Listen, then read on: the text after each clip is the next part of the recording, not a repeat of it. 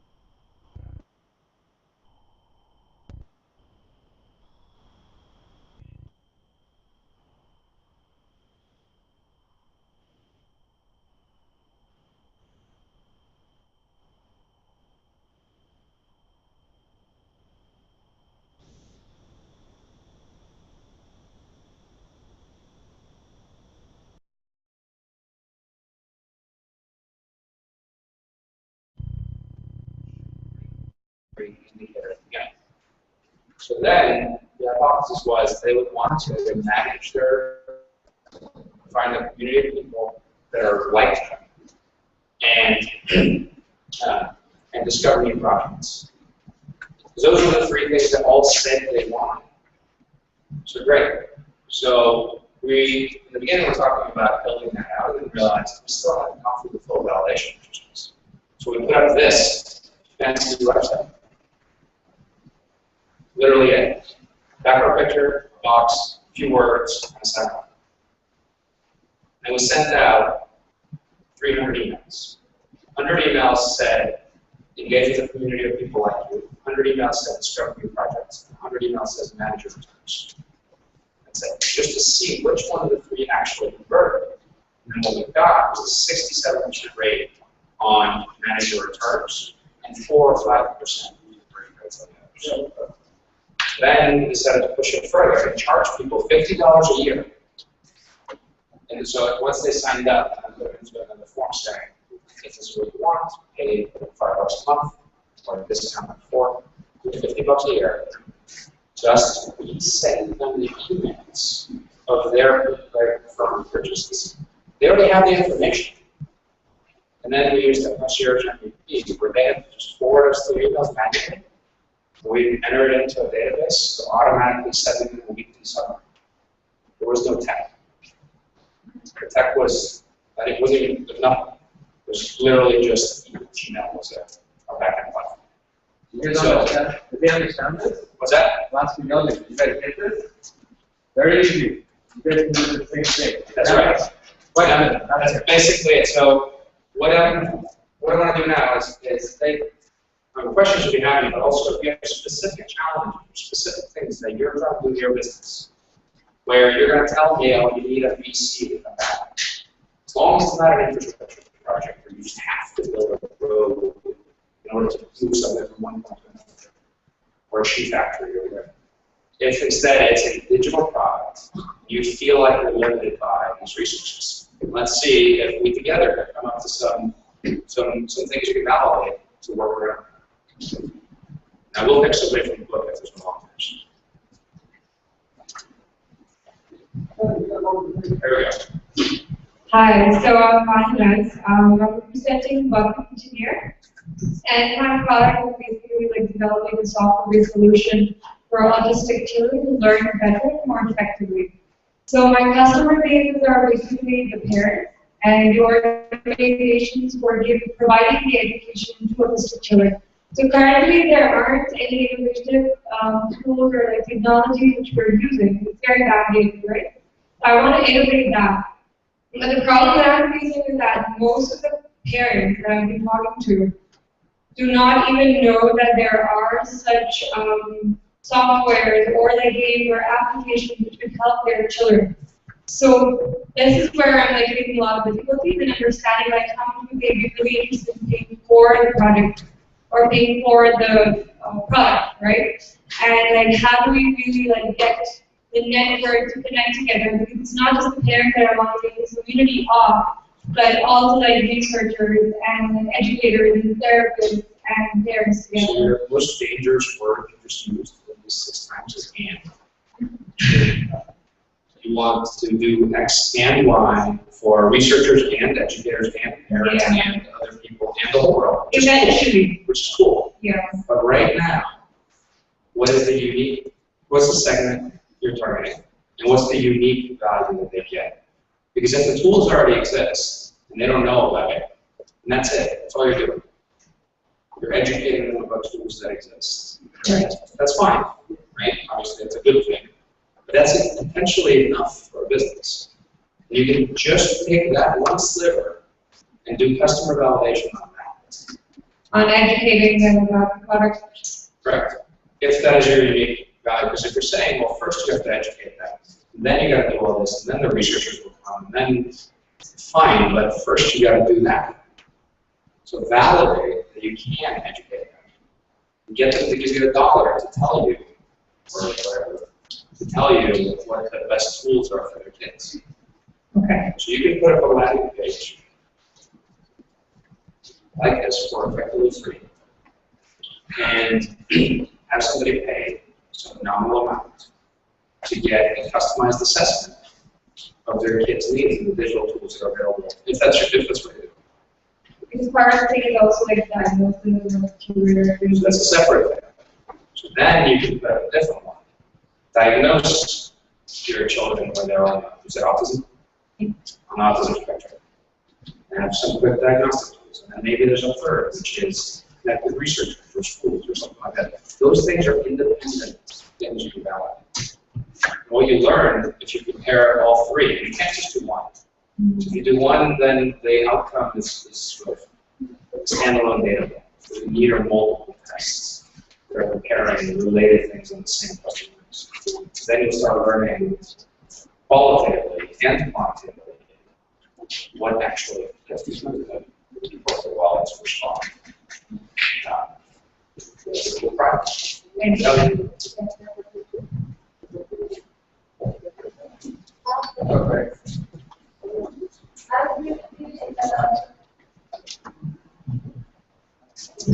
Yeah.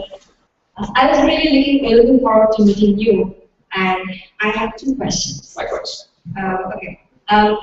First of all, let me tell you about my organization. I'm from one country where it's actually a game engine. We're working on a game engine where there will be some developed game developed with us, and we are targeting the audience, the people who will develop their own game or their own apps based on their device needs. But the problem is that since it's a global, we're targeting the global consumers or global customers. So the problem that we face is that sometimes we are confused about the customers' behaviors in international market.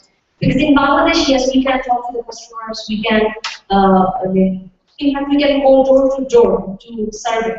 But what about the international customers? So, for example, what about the customer behavior in UK? What about the customer's behavior in Sri Lanka, or in Asia, or in Europe? So sometimes we think that it's sometimes difficult or challenging to know about the customer's behavior in global markets. That's one question. And number two question is about Bangladeshi customers. In Bangladesh, even though gaming and using application is very popular, but paying for games or buying applications is not that much popular. People still now it's not ready to buy games or pay for applications. So what would be your suggestion regarding that? So two questions. First question is, if the customer is not near you, how do you reach them? And how do you go through this customer development process? How do you interview them, how do you et cetera. We did not meet one customer in the last for this product. And we're all in the world. And it didn't matter, because we know who they are. We know who they are to look up who's invested in projects. We can see their usernames. We take their usernames and literally pay people, and then Google their usernames to see if we can come up with their real names based on that in their profiles. Then we took that and had them come up with what their actual email address was, which is tough, but whatever. We got hundreds of email addresses out of that process. Because a lot of these people are very avid fans of games, and they'll say, oh, well, let's talk about here's my email address. In some forum somewhere, and then we can dig it out. And then when we reach out to them, they want to talk to us. Because this is something that they want. We discovered that from going through the process. And then we just talk on the phone, on Skype, or we hang out on whatever. So it doesn't matter if the customers are not here for digital products. Like even anywhere in the world, you may have to stay up here at time zones, whatever. And then, does that answer your question? I know, the first one. Okay. So the second question is, how do you get user insight in games in particular, when that's not something people are often pay for? And there the answer really is, sadly, is that it depends. But at Zynga, when we were launching games, so everybody familiar with Zynga, Farmville, Material, big games on Facebook. So what we would do, before launching a game, before choosing a name, a logo, even validating the idea that people actually want a Wild West themed Farmville game. It's not because we sat around the table and said, this is what people want. We're going to get 100 million people to play this game. We're going to make $4 million a day because this is innovation disrupting. Now, we spent a few $1,000s on ads, on Facebook ads, and pretended to market a game, or rather marketed a pretend game. And we see how many people clicked on the ad copy for Play Farmville in the Wild West, Play Farmville Under Siege, Play Farmville whatever.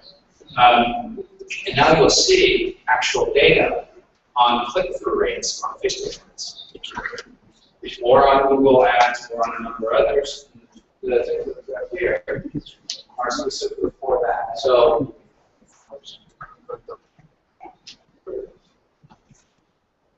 but anyway, so search engine marketing, Facebook marketing, Twitter, any number of things where the key thing is if you know your users, if you segment properly, you'll find a way to get it. It's almost by definition. And if you don't, if you can't get to them, you probably shouldn't be selling to them. So, find out how they will find the game normal. Throw up something on, and it's going to be a little difficult on the app stores. But you can still market and still do test campaigns. Throw up something online to see what responses you get. But same point as on the autism stuff. If you just test one thing, you don't have to do it. That's 3 or 4 alternatives. Compare them, and if they're all the same, it's also good. Just keep doing the test, keep refining them until you get them. But all right. What I'm finding, in fact, I'd love to be around the next couple of days. If you guys want to talk about something, yeah, you better help. Whatever.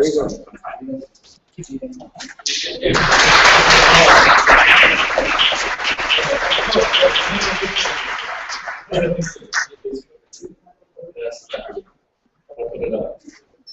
There you go. Thank you. How do we go this up? All right. So, how are you guys doing? Ellen? Learning? I hope you're gonna learn things, because that's what this is about. You know, like, and you've got to ask questions specific. Thank you for asking specific questions, because that's what it's all about. You've got to do that, because that's going to help you. So anyways, next up we had in plan overview for networking, but I guess I don't know where it is. But so Jim is going to come up for a session. We didn't plan this, but I guess this is what's going to happen. But sometimes you just plan this. Anyways, Jim, take it away. So where is that guy with? So let me tell you about him and why you should listen to him when he talks about networking. I told you at the beginning of my presentation that I was here because of my relationship with him. Well, this is how it started. I went to speak for ISIC, a student organization dedicated to building leaders in university, at university level. And there were 80 countries and maybe 350 students that I spoke to. And after I spoke, people lined up and I talked to them for maybe an hour, but I saw a guy out of the corner of my eye standing there waiting.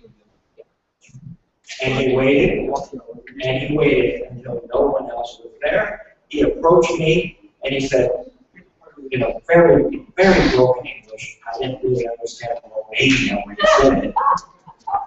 He said, I want you to come to my country. And I said, what country are you from? Romania. Okay, well, it sounds like I better come. Gratitude.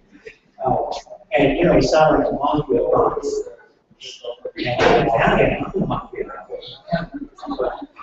So, because he waited, within 6 months, I was in Romania. What did we do in Romania? We started a business, still going after 14 years. And we started a foundation called Leaders Romania to teach leadership skills to young people. That's just one person who he got to impact his life and he impacted my life. Just because we said hi. Just because we said hi. So I want to introduce you to, and you'll see many pictures of people who he's networked And one of them, probably the best looking, will be mine. So I want to introduce you to, he's like a son, a buddy, a best friend, all in one, and the best networker that I know.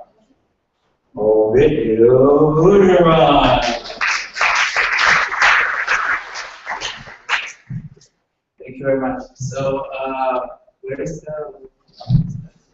So, it's great to be here. I'm very happy to be joining you. If we can have someone to do the presentation. So, the next slide you will see, it shows every person you meet impacts your life. So this is what we wanted to exemplify with Jim. So many times I went to different events and conferences, and as you go around the room, you meet people, and you never know where that relationship will take you. This example with Jim is just one of the many where actually you go to an event and you find people that can actually impact your life. You can help that process because at the time when I met Jim, I had in mind that at some point I'll build an organization that will help young leaders and entrepreneurs from Romania. And I saw him presenting, and I immediately saw that he can be the teacher and I'll be the mobilizer in this initiative. But as we started to build that foundation, we realized that there are many other ways in which we can work together. And like this, you will see with other people that you'll be meeting. So specifically, I chose people that look worse than Jim, so that you can think better. It's not that. We have Prince Charles and it's the founder of the internet. So I wanted to boost his confidence. So different people, different stories. Another one is the founder of Priceline. Basically, he was the first person that I and our team recruited to be the advisory board for the GIST initiative. We did not have anyone at that time in the advisory board. GIST was at the very beginning. I think we had just one event. So when I met him, it was very interesting because I had to chase him. Not literally, but quite. One thing that he asked me that I think is valid for all of you as entrepreneurs, he asked me, how many are you? About the GIST initiative, how big is the effort, and everything. And I said, Jeff, relax, it's not just me, but there are not too many of us.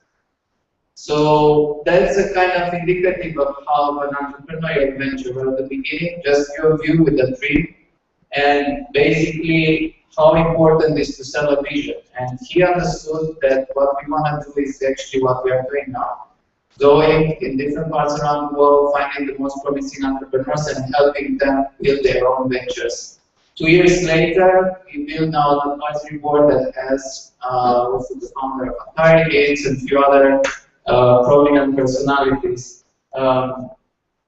And the relationship, and for him, was also very important because it was at the life stage when he was looking to give back. So we were lucky that we met him at the right time too.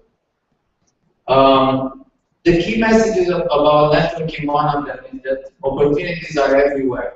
So what I want to share with you is that to keep an open mind and actually, as you go to different events, you attend different conferences, you can actually be mindful about the people you are meeting and the types of opportunities around, and show up. Basically, a lot of times, and myself too, you've been wondering, should I go there, should I not go to this meeting? A lot of times I have examples where I did go there and I met a person that made a big difference in the things that I was doing. About this session, what will help you basically? Identify people that you should talk to, establish contact with them and speak with them at the event. Follow up with them promptly after the conversation. Learn and expand the use of LinkedIn or Twitter.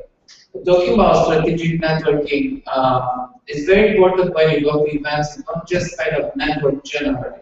Everyone networks in general, but you need to inform your network building through your goals. What are the key, why are the reasons why you are networking? What are the type of things that you need? What sort of things are you after? So let's take few examples. Why should you network? Why is it important for you to network?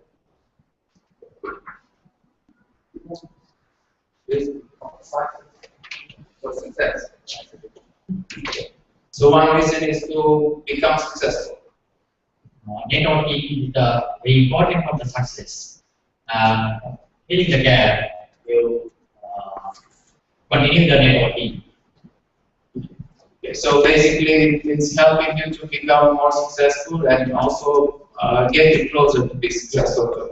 Okay, great. What are the other reasons why you should network? Yes. But in the back.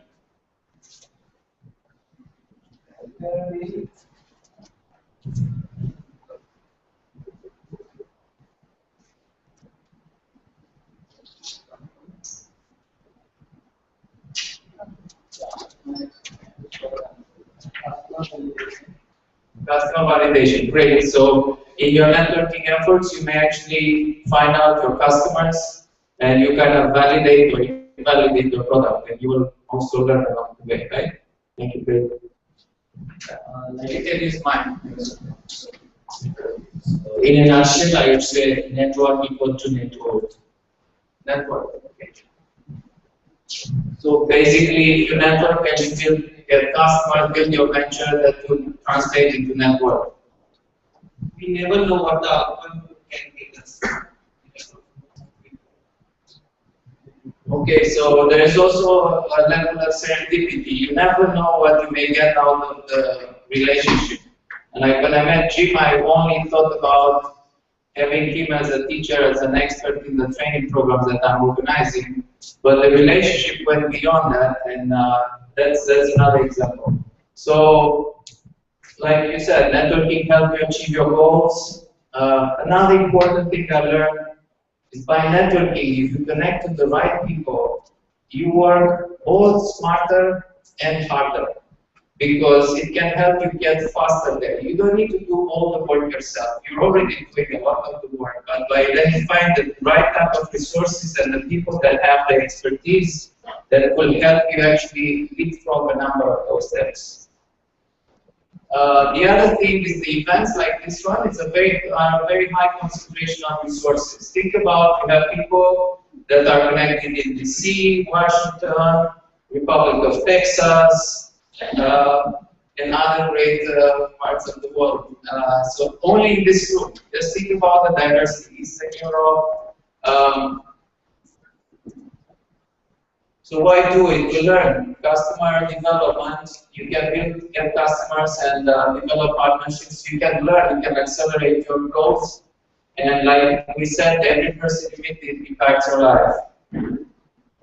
When is the best time to network? When? All the time. Okay. So all the time. Key thing usually I'm hearing from people is that they start, or I see people doing, they start networking only when they need money, like to raise money as an entrepreneur, or when they need a job.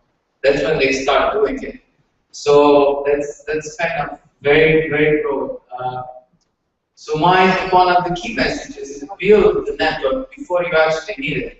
As you go along, as you meet a lot of people, build good relationships with them, both in the same organization but beyond as well. Actually, before you need it, if you already have a relationship with an investor, before you actually need money, they will feel more comfortable when you approach them with a big venture where you actually will need money. Be proactive, be the person that actually initiates the process. Don't wait for the other people to come to you. You can drive the process. You can actually, you know what you're looking for, you know the types of people you want to meet, that you can initiate the conversation. Focus on quality contacts as you go along. You'll be able to distinguish who can help you the most in your efforts. But be mindful that you never know when someone will be helpful to you. Where there are tons of opportunities, events, conferences, so on and so forth. How do I start? You know, we established that networking is important for every one of us, but how? I don't know too many people. That's one of the questions sometimes. So one of the things I want you to think about is, what are my goals? What are your goals? Why do I want to network? What am I after? Second, resume. Whatever you have done up until now, in a lot of things you have been doing, you met people. So actually you can, so what I did is I looked at the data list of participants from the many events that I attended, and I looked for them on LinkedIn. And I reach out, I had usually their email addresses, and I reach out to them, I reconnected with them. Or your classmates from different schools you attended, or different events like this one. What you can do is select 20 priority people from all the things that you've been doing so far, and how you define the priority is directly related to your goals. Right? If at this stage in time you plan to do a certain project, you look in your network and you find the people that are most relevant for that specific goal. And the other key point is like super connectors. For example, here at this event, Fayaz is a super connector. He knows everyone in the room, both like visitors from abroad and also from Bangladesh. So having him as a friend and building a good relationship with them would actually help you reach whoever you need from this group and beyond this one. And like him, there are other super connectors. You will see, because they know a lot of people. Conference organizers, presidents of chambers of commerce. Just think about the people that are at the intersection of a lot of other people. How to make friends, right? So we established as very good to network, when to network, what are some of the key things, how to make friends when you interact with them. So I will ask you to guess some of things. What's this? Okay. But you need to dose your smile. It's a little bit too much, you know, you may get the wrong results. So smiling is kind of always opening up can open a conversation. Second, this is easy. So remember the name. Remember the name. It's very important for a person to kind of hear their name. You know. So one small trick that I use: if you happen to meet a lot of people and you meet someone and you forgot their name, you will go and ask, you know, what's your name? And what's your name? No, I meant your last name. I already know your last name. So then in this way you get actually the full name without actually being embarrassed that you don't know that person. That's a very small trick. So what's this? Cool. Yeah, right? Amanda, you didn't do one. So helping, yeah. So a lot of the times people are just about themselves. Switch that in your mind and be about the person you are meeting. Think about in the conversations, how can I be helpful to this person? It could be another entrepreneur, it could be an investor, it could be anyone else. So think about how can you be helpful in the conversation and identify one thing that you can help them. And this one, raised body. It's about passion, right? Whatever you do, be very passionate about your venture. If you're not passionate about your venture, it's very hard to kind of transmit that feeling to the other people. If you're not passionate, don't expect them to get very enthusiastic about it. So now, who does the networking? So basically, what I'm saying is that it's you yourself, but also one of the key ideas I want to introduce you is the wingman or wingwoman.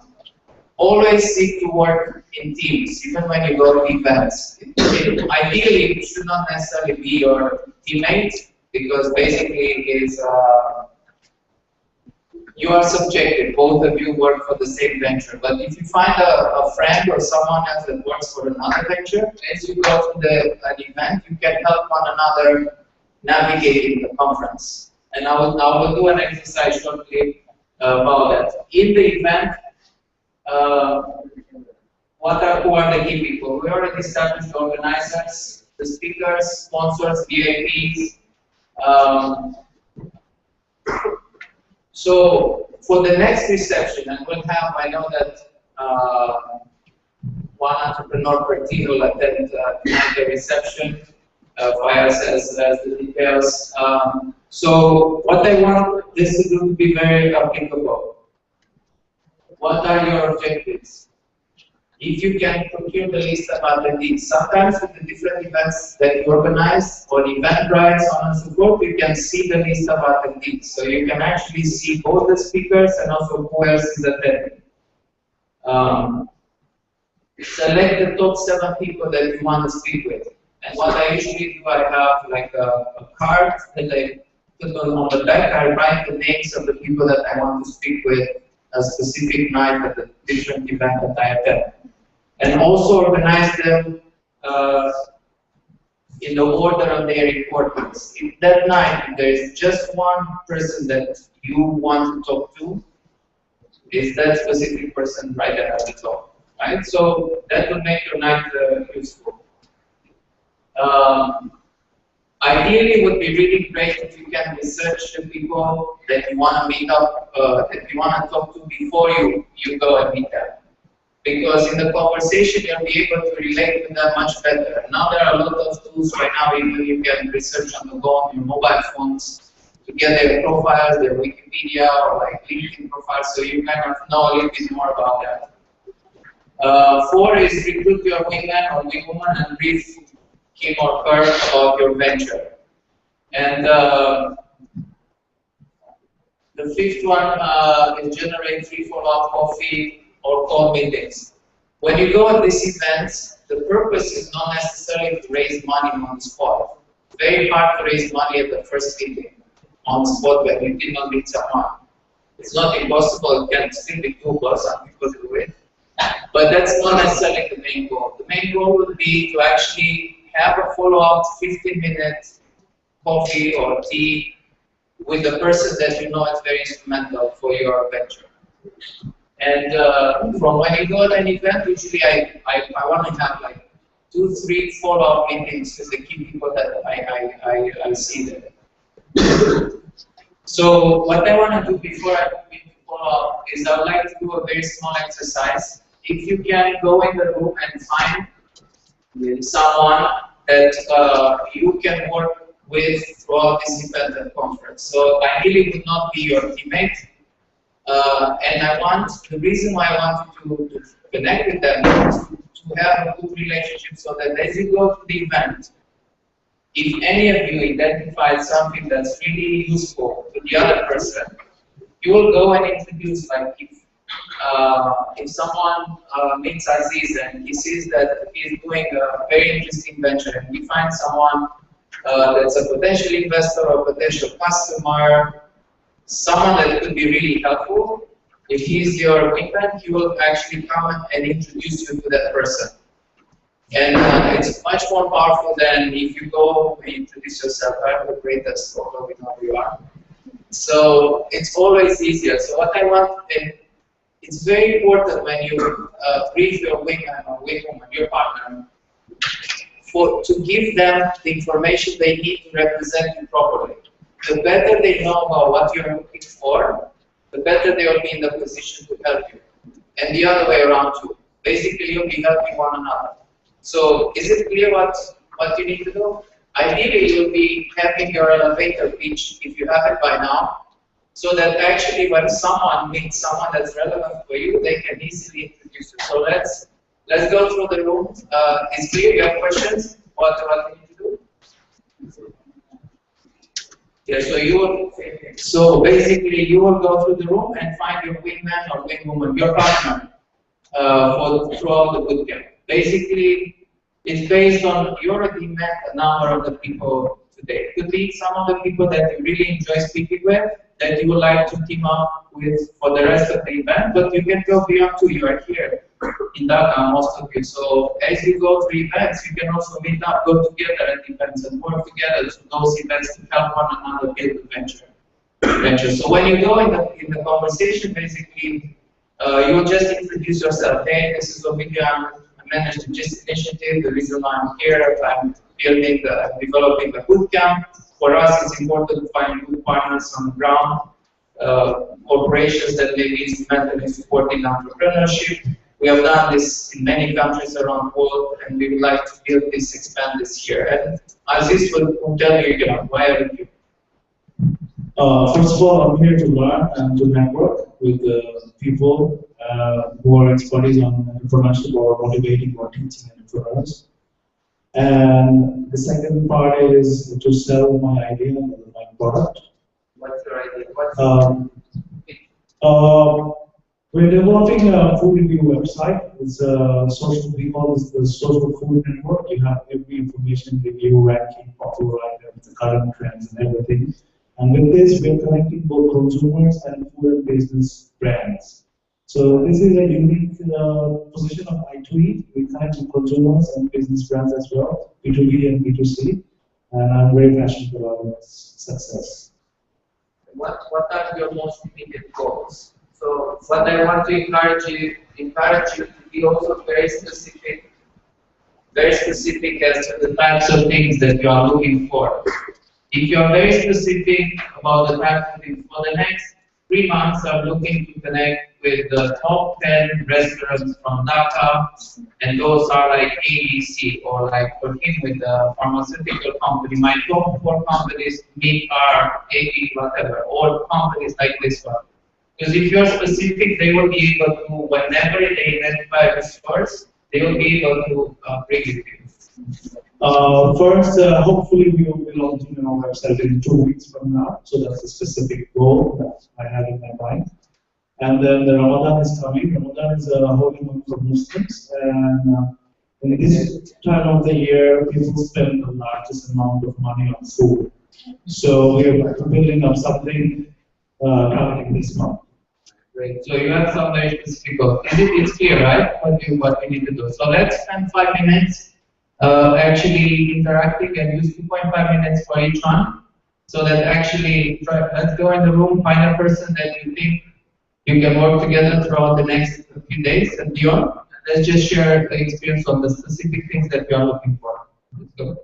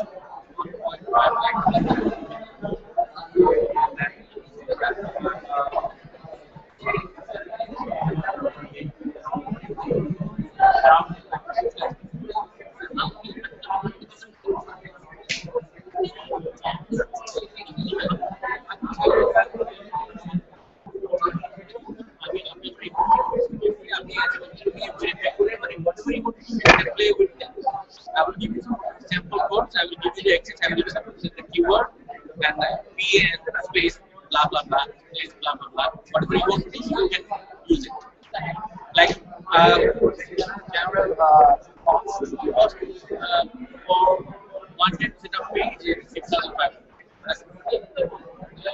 There is no year of fee or something like this. Because if we haven't thought of anything, any kind of thing like this so far here, June we don't have anything.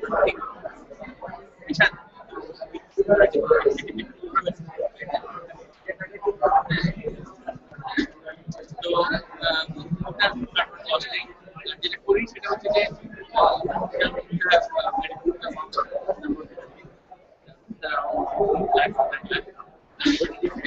basically, those are basically not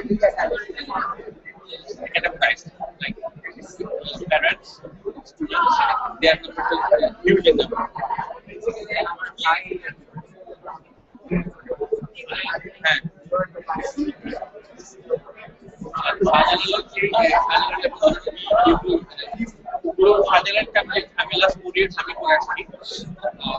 Admission results, C++,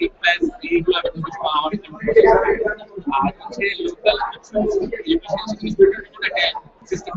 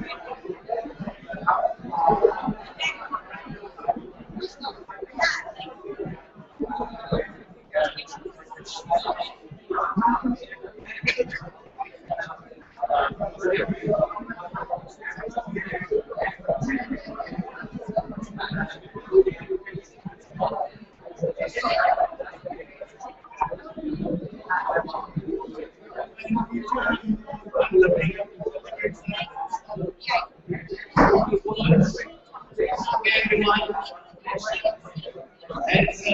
Let's come back to the seats. Let's come back to the seats, and we will be going into lunch very shortly, and we will be able to continue the conversations.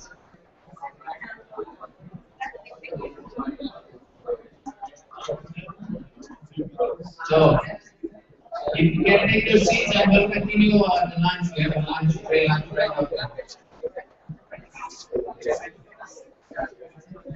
So, thank you. If you don't sit, I'll start singing, and I don't want to be singing, okay? I have a powerful but not a beautiful voice. Okay, so let's just take one reaction. Just take one story. How was the interaction? All eyes on me, back to me. So how was the interaction? Anyone has a good story to share? Please. It was really nice. I was looking for him, and he was also looking for me.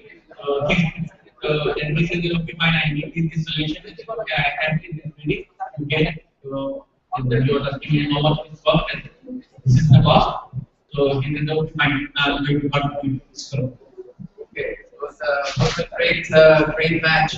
So always encourage you to be proactive. Sorry, I guess I'm speaking like a Israeli. So, I encourage you to continue to do this with the lunch. This is just the beginning, okay? So what I want to really encourage you is to build this as a habit. Whenever you go to an event, even if you know someone, you don't know someone, just try to make a friend really quick and work together to the event. It's really helpful for everyone. The video friend? The video friend? Yes, you're my friend. Very non-powerful, you have two super connectors. So, basically, this event is an example of a partnership, right? Of a relationship building of what Jim was talking. How important it is to have a good relationship between the people and bringing the different resources together to create value for all of you here. So that's an example of the partnership we built between CRDF and Startup. After you meet the people very quickly, how do you follow up? You should send thank you notes the same evening of the meeting. And basically the email or letter, if you write thank you notes, the next generation of entrepreneurs coming. You work with them. Yeah. Release the pressure. So, for the email letter of the thank you note, so what should the email letter be? How should it be? Very brief. People don't, the attention span is smaller and smaller. Be very brief. 3 key ideas. First, thank them for the time. Usually you'll have a very brief 3-4 minutes conversation at the event. Thank them for their time. One idea from the conversation. One could be what you identify that you can be helpful to them, or if you identify one way in which they said they can be helpful to you. And third, make the ask. Request a follow-up coffee with them. I'm assuming you chose the right people, okay? So you want to meet with them. So make the ask and for a coffee meeting. For our VIPs, usually they are very important persons. I usually send a handwritten thank you notes. I went to the hall and I put really nice thank you notes on the collie paper that's different. I always like to buy thank you cards, really nice, so that after I meet someone, I write a thank you note. That will remind them about me as well. For here attendees, if you have a good conversation, there are a lot of tools that will allow you actually to connect on the spot with the LinkedIn, mobile, Facebook. So very quickly about LinkedIn. After you meet someone, it's very good to go. If you like them, visit you online on LinkedIn and you connect, because you never know where each one of you will end up. So sometimes you may need someone right now, sometimes you may need them in the future. So it's always good to be connected, and also if you have a good relationship, like let's say me and Fayaz, if I connect with him on LinkedIn, basically he has his own network. And if you have a good relationship, then each one can introduce one another to their network. Build your profile, always get recommendations from the people you work with. It's always better because it's more credible if other people recommend you. And also use LinkedIn on the mobile on the go as well. If you go to an event and you want to search a person, you can find their profile so that when you approach them, you already know a couple of things about them as well, and you can leverage that in the conversation.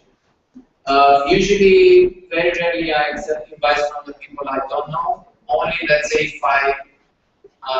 you know 4 or 5 people in common that I really respect on LinkedIn. And after an initial process of actually building the size of your network, it's good to focus much more intensely on the quality of your network as well. So these are like few applications. For example, you can exchange contacts on the spot. If you meet someone, there's an application for iPhone, it automatically exchanges contacts with them. So is a plugin for Outlook that allows you to connect to the social networks as well and pulls up their profiles of the people in your Outlook layer. Plugin is a very practical tool that also plugin for Outlook The moment you get an email with a signature of someone with their contact information, what this application does, takes the contact information and populates a contact into your database. So it does this automatically. It's not $10, $15, but you can build your database on it. Learn that name is a nice application that basically pulls 50 connections from your LinkedIn. It shows the pictures and it asks you who is this person and where do they work, to actually allow you to remember the network that you have. So in case you go to an event and you meet someone, it will automatically help you recognize them. We did the exercise already.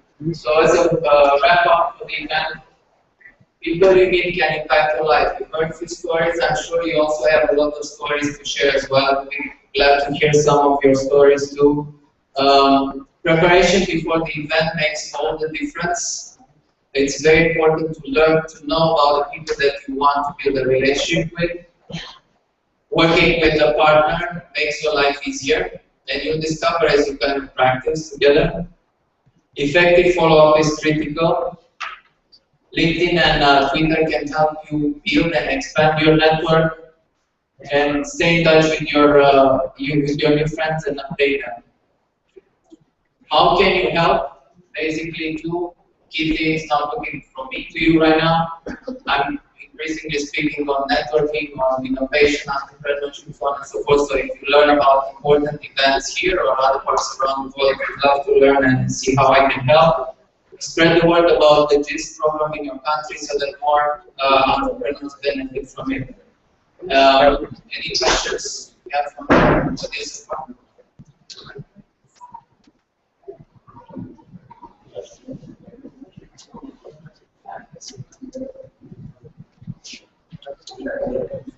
Thank you. Do you have any tips for building quality? Build a quality network? So when you talk about quality, is like, I will tell you about my case. So I look at the quality of the interaction I have with the people when I meet. I would always ask in my mind, if I make a specific ask for that specific person to introduce me to someone else, would they act on it? First of all, if I make an ask, would they act on it? Second, do I believe that I have a good network as well that I kind of I could leverage for my own projects? And so those would be some of and also the third would be the sector or the kind of areas that are important for you, because they could be in a totally different area, so their ability to help you may be minimal. You know, ideally, if you have people, if you target also the specific sectors that are helpful for you, so that you increase the chance that there are no people that will be very relevant for you. And the good part is that once you started to use these habits and have some sort of quality control on the networking building too, you will see that if you find someone that you know is very high quality as in Jim, he will also have friends that are high quality as well, because they will kind of replicate the same type of. So building the right type, this is a very good question. Building the right type of quality control will help you maintain the quality of the network overall. Because there's a huge problem also to kind of get a lot of noise in the network by just accepting everyone. If you accept everyone, ask yourself, will they act on it? I don't think so. If you have these people with like 6,000 connections, they are not actually. Just to know people, to have that person before you invite them on LinkedIn, because some people just send a lot of requests randomly. It's always good to actually meet. If you met with someone, that's why how to make friends. If you have a really good interaction with someone, the likelihood that they will actually introduce you is much higher. And the stranger will not necessarily act on your request. You don't have anything in common. But let's say us here, we had an event in common, we went through the same type of experiences, and it's like you do when you go to different events. You have some sort of bonding. It could be a school you all attended, different events, so on and so forth. So, any other question? You said that Sylvia sent a thank you mail after the eve of the meeting. So what should be the subject? I saw the subject is very Subject is really key as well. I usually sometimes use a follow-up event X so they kind of can contextualize it. I would thank you note and follow-up event X. So they can relate to the specific. Sometimes if you let too much time go, they will forget because like you, they will go from one event to the other. It's harder to kind of memorize all of this because they have other priorities. So you want to make it very clear to the point. Also, if for example, if someone else introduces me or I write the email, let's say Fayaz wants to introduce me, just doesn't have time, I say intro from Fayaz regarding just BootCamp.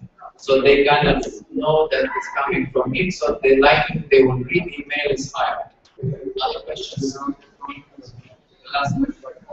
I'm Vijay from Lancaster. My question was, you mentioned that we should have 20 hierarchy contacts. 20 hierarchy contacts. So first question is, why is 20 and what should the optimum mix? Like mix of mentors, peers, or get owners? So yeah, great question. So what I said about 20 is actually as a starting point right now. If you don't have or you have a network or you want to activate it for your own specific goals right now, I'll make a list with all your goals, and then I will scan all your network, and I will say, out of my network for this specific goals, these are the people, and then out of those people, you will prioritize them by importance. And what's important is some of these 20 people that are connected to the goals, they will know other people that would be really key for you as well. So just use the 20 as a starting point to identify priority contacts that will help you achieve your goals. It's just a starting point, and the list can also be dynamic. In 6 months, you may have other goals. Review into the goals, and then you scan other contacts. The powerful thing is when you match the network you have with the right goals you have with the quality people. Thank you very much. Thank you. So can I get a round of applause?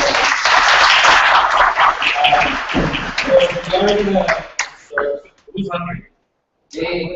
I was ready for some spicy chicken. So yeah, we've got some burger and chicken, fried chicken as well. Some cookies, and water, juice, everything is out there. For the afternoon, we're going to have some brownies, restaurant brownies. So we want you to keep energized.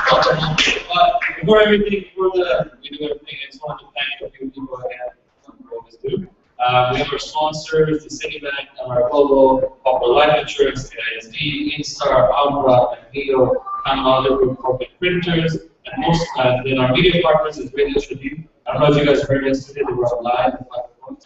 Independent, not contributed in the part. And then we have our outreach partners, Basis, Brand Forum, ESA, JCI, GBG, GDG, Volunteer Providers, Nerland, Elance, World Bank Wave. And the event is also being helped by Root Marketing Services and Nerland over here, RF, who's helping with the live streaming and everything. But at the end of the day, State Departments, CRDF Global, Startup Raka, we know there's a lot of people behind me. I am not the person. There's a lot of people. That's what we are one of the crazy ones that wants to take photographs of you guys. But we've got a lot of people over here. So thanks everyone. And most importantly, we always say is thank you for attending here, because otherwise we might be talking to myself. Anyways, enjoy lunch. We're going to start here at 1:30 again. So at 1:45. We are going to be working on your pitches today in the afternoon session. Your pitches, your slides, to kind of help you with your business canvas model. So in the morning, it's a general session about how you guys think, and then we'll start applying those things in the afternoon. So it's going to be great. So have some lunch. It's all outside, everything you need, and then come back here at exactly 1:25. If anyone needs to go outside, please talk to me first before you go. Okay, but we want you to stay in this premises in this area. If you need coffee chips are good. All right, thank you guys. Thank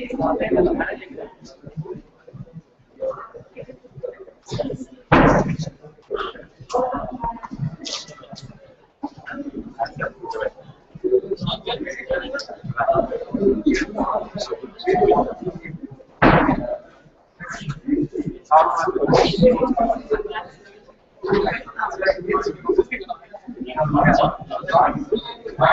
Just came from first time, first one.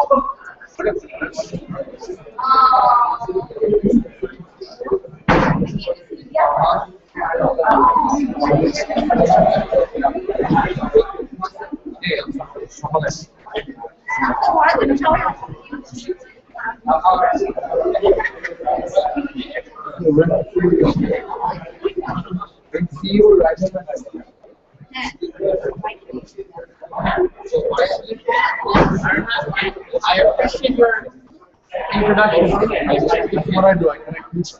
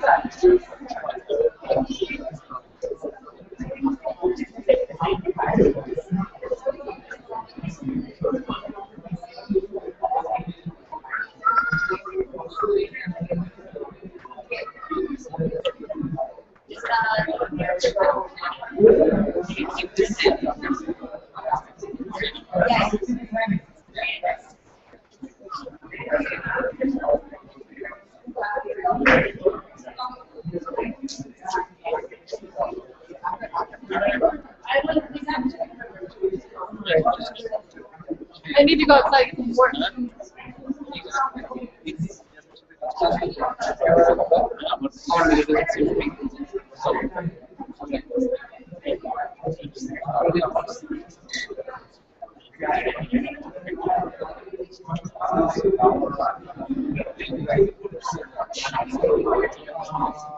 It's right here. I need to go out for a while. And you're not?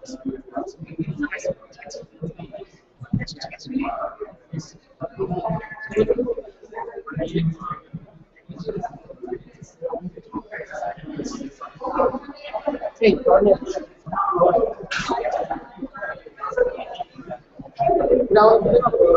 GoPro action তো আপনার কাছে আমার পকেটে দেন আচ্ছা চলো আমি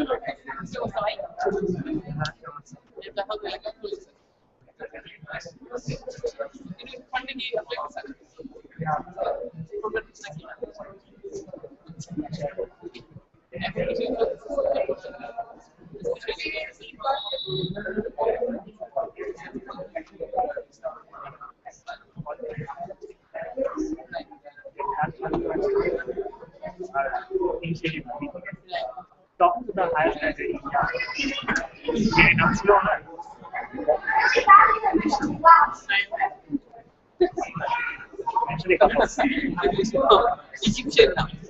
Like Egyptian. I'm conscious.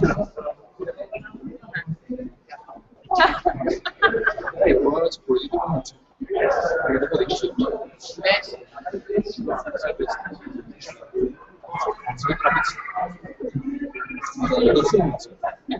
Hello?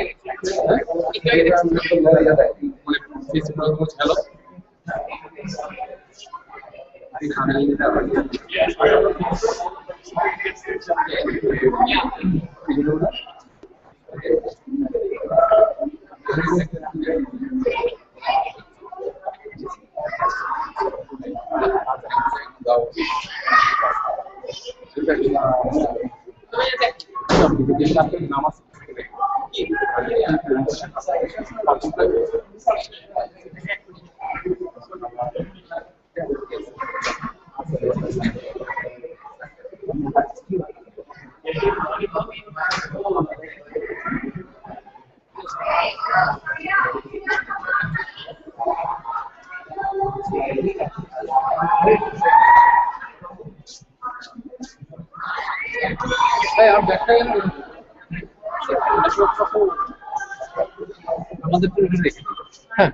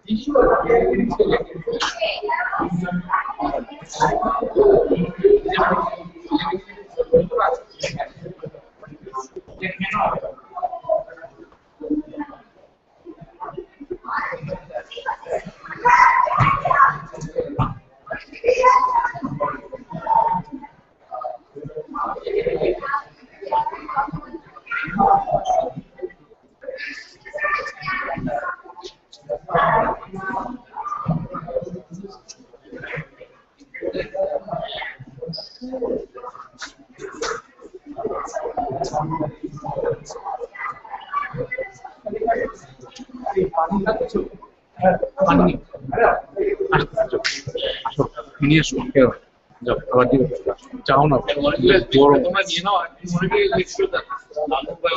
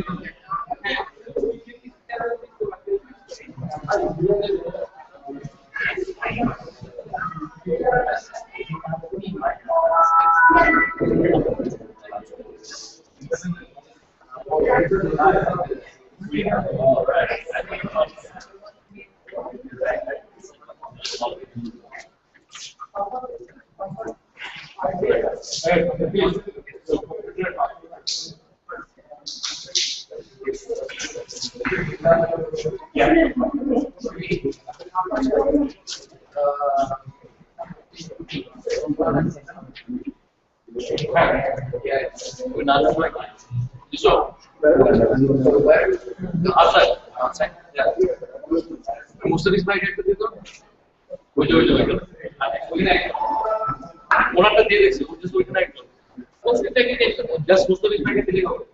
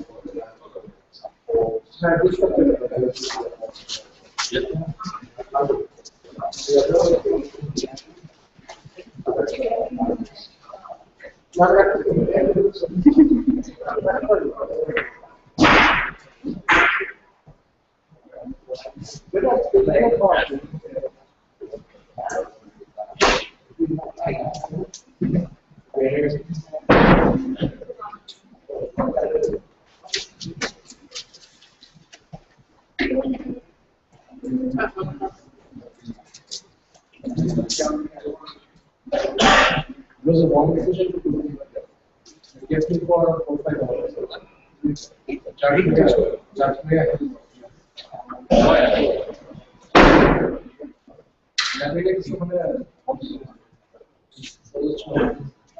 what happened? What's the page of that?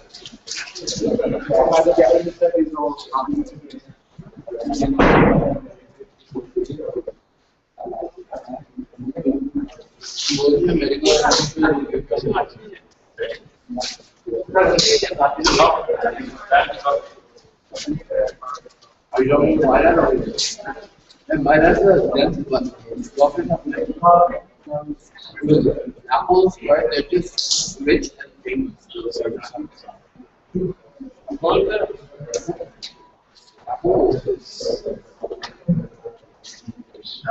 This is going on. They have a state.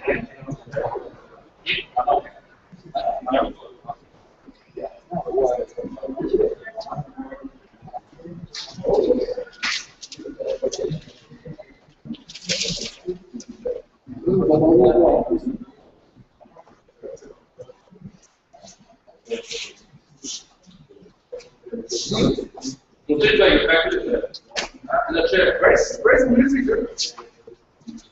I saw.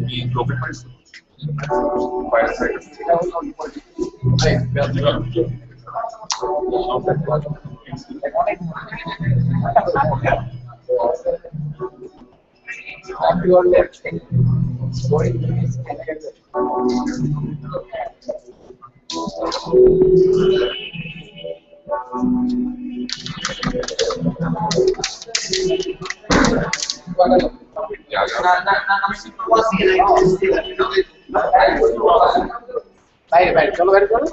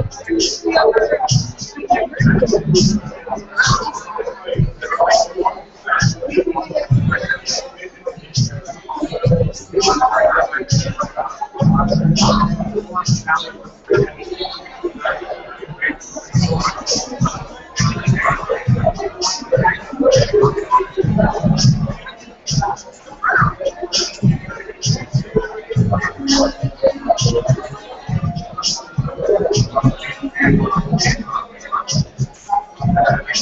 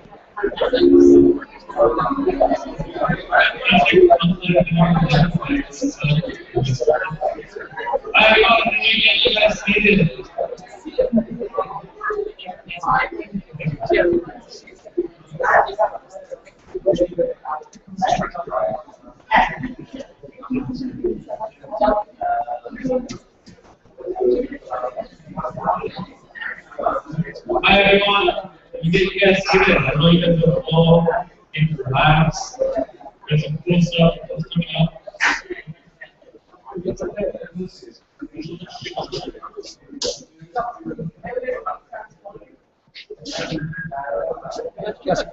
হ্যাঁ, তোমার সাথে একটু বসতে হবে। মোটামুটি 5 minutes তোমার সাথে এখন বসতে হবে। ওই জিনিসটা তোমার সাথে কাজ করবো। So mainly challenge to video streaming টা আমাদের ডেমো করতে হবে। শনিবার রবিবার থেকে আমাদের মানে একটু করতে হবে গুগল ক্যামেরা দিয়ে। কারণ অনেক বড় জিনিস তো মানে ঝামেলা করে ঠিক মতো না। আমাদের যারা ভিডিওটা করবে একসাথে বসে তার আগে আমরা চাইতে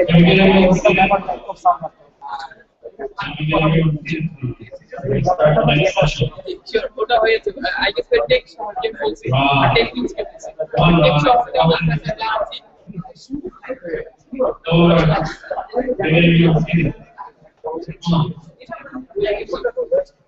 Alright. Is anyone outside? Everyone's here. Good. You guys have a good relaxing lunch? Fried chicken was good? This is like customer validation. Was the fried chicken good today? Yes? Good. Yeah. So I guess this afternoon session is going to be fun. We've got some great things planned. Some interactive sessions. We're going to be working on our pitches. We're going to work on your slides. So who's ready to pitch today? At the end of the day.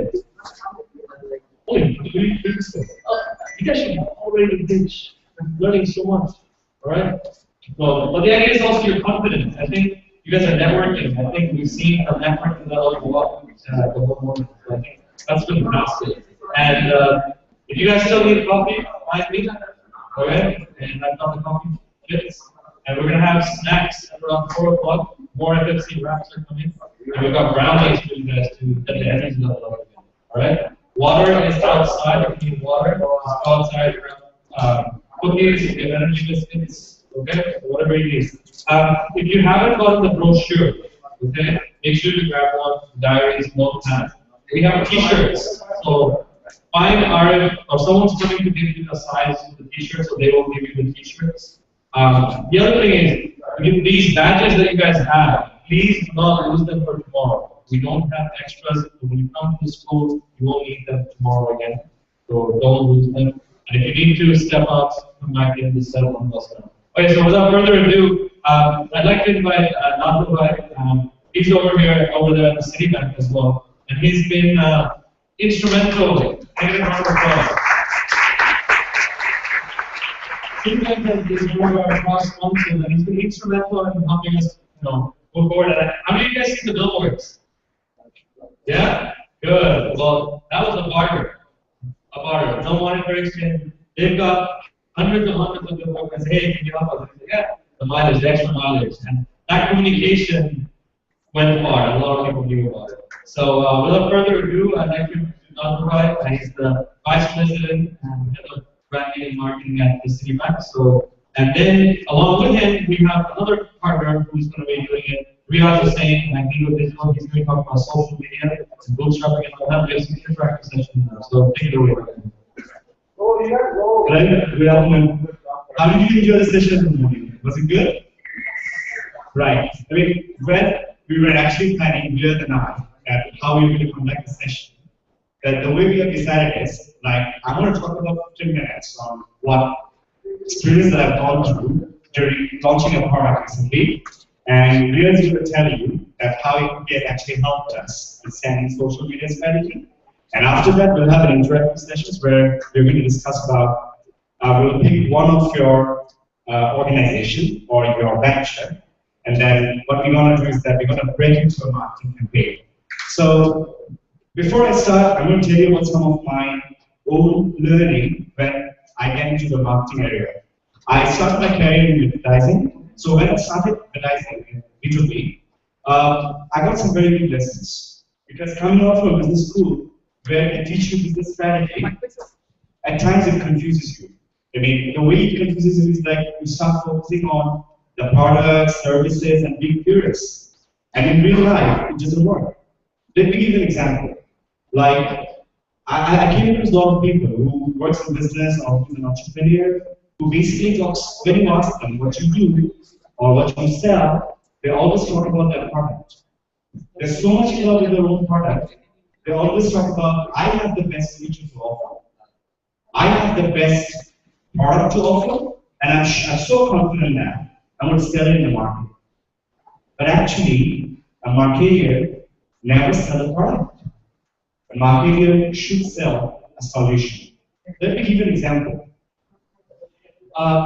When I started in advertising, I was working with the managing director, and he was running the marketing campaigns as well for Partridge, and they were in the mosquito repellent business. And during that time, they started selling mosquito coil, and they had an amazing market throughout the city. And what he did is, I was very happy when everyone was like, most of the shops, they're selling the mosquito coil like a hot cake because their coil was doing fantastic in the market. So we thought that if we improve the quality of the coil, then people are actually going to buy me year after year. So one fine morning he said, Rajmo, what about someone started offering aerosol, and which also kills mosquito? What about one fine morning we find that somebody will start selling air conditioning that will start saying, like LG, that will say it kills mosquitoes. Or maybe one fine morning we find somebody has started selling vaporizer that also kills mosquitoes. Who's going to buy your product? No one. So at the end of the day, if I keep on changing the product features or improving the product features, Godrej wouldn't have been anywhere.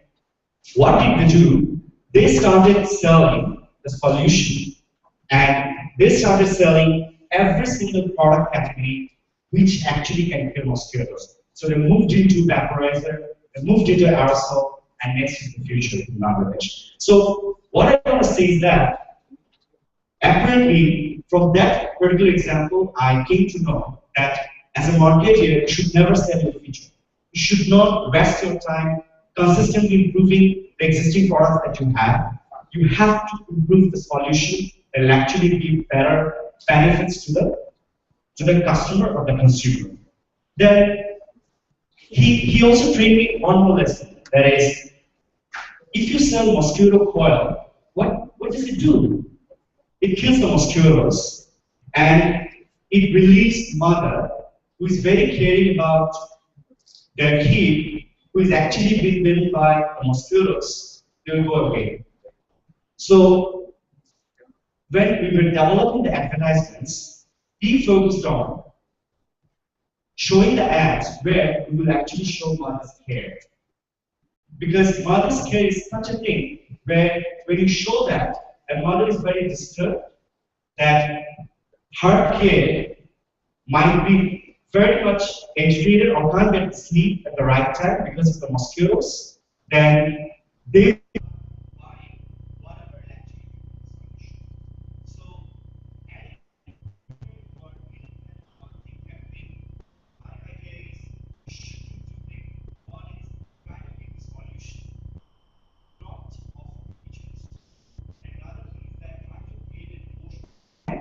so that people will not buy you for the product features that you offer, rather than buy you the way you actually emotionally connect with your customer. Let me show you one example. 5 months back, actually in last September, or 5 months back, suddenly I came across some business ideas in the business meeting where my IT team is saying, we're just going to launch our internet banking platform.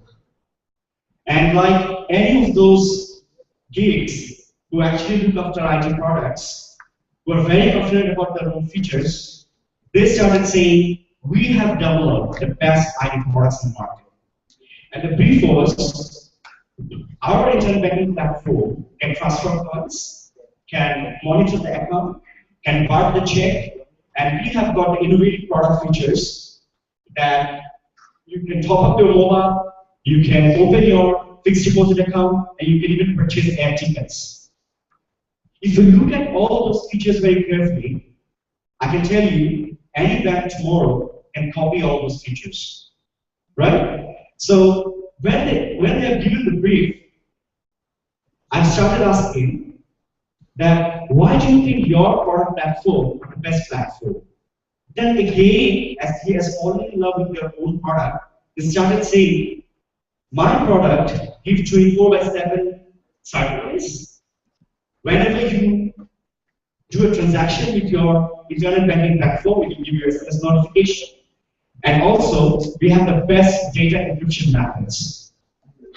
If as a marketer, I start communicating all these features, nobody's going to buy me. So we went back to the boardroom and we started doing our SWOT analysis, which is very important if you're in the marketing arena. In the SWOT analysis, we came to see that we have got 3.5 lakhs account holder, and out of 3.5 lakh account holder, we have got active accounts, which is 2.8 lakhs. And we have fixed a target that out of 2.8 lakh active account holder, we have to convert 50% at the end of the quarter who will actually start using my service. So that's another piece of advice. Whenever you start working on a marketing campaign, do fix a target. If you don't fix a target, then you can never reach anywhere close to your targets. You may not be reaching, or you may not fulfill the entire target, but if you have a target, you can go very close to it. So, and when we were actually doing our SWOT analysis, we came to see that we have a very strong retail base, and a lot of people has opened an account with us. They will actually come to us, and they will start using our internet banking platform. At the same time, if we offer the internet banking platform, what people will go on to is, people will not come to the branch or will not visit ATM. By being at home, they can do the transaction. The weakness was anyone can copy that, right? Whatever features you offer in the market, tomorrow there is Prime Bank, there is Standard Chartered, there are Southeast Bank, anyone can actually buy this internet banking platform and hire some IT guy and can download that. An employee who are actually working for our organization they don't trust our platform. And even the people think that if they start using internet banking platform, they will actually face frauds and they will start losing their money. So we saw what is the opportunity and what are the threats. The opportunity was they can only use us if we can offer our platform in a smartphone device which will make the transaction very convenient. So we wait till GP and other companies bringing their 3G to the market, and once they have bring their 3G products, we have made sure that our platform can actually offer its services in smartphone. And the threat was still, we observed that the platform might look very complex, and a lot of people who are actually going to use the platform, they might think this platform is very difficult. Now, another question.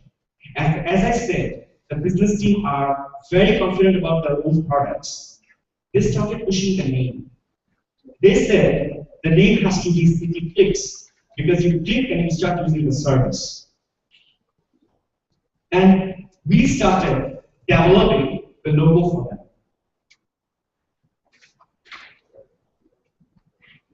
Then one fine evening, I started thinking that what does click means? Click means giving away. Whenever you click something, it goes away. It opens a new window. But does it have any emotional connect with you? It doesn't have any emotional connect with you. Then we started working on a name, as I said, the emotional connect, which can actually give people a meaning that apart from using the product platform, you start thinking it has a bigger meaning in life. So you've changed the name into City Touch, which means it touches your life. And if you look at how people using internet banking platforms nowadays, they actually use a smartphone, and that smartphone, and in a smartphone, you never pick.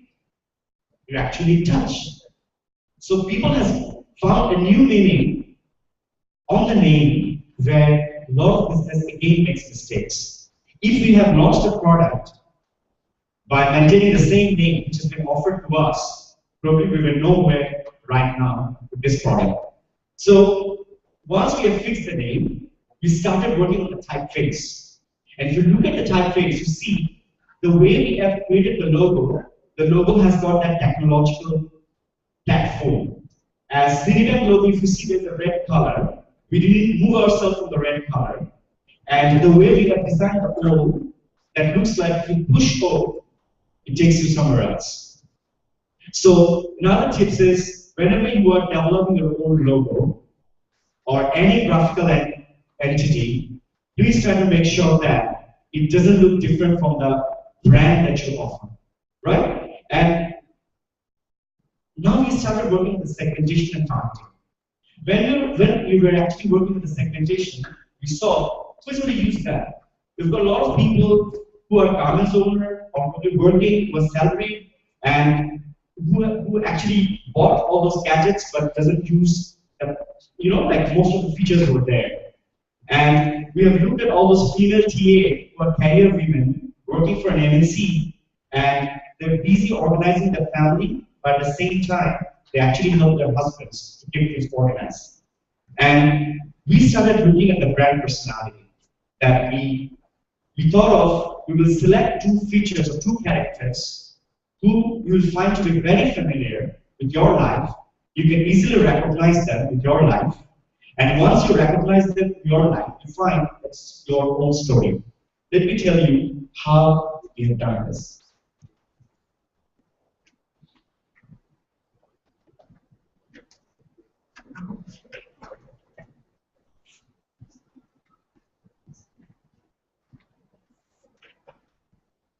এসিটা বন্ধ করো,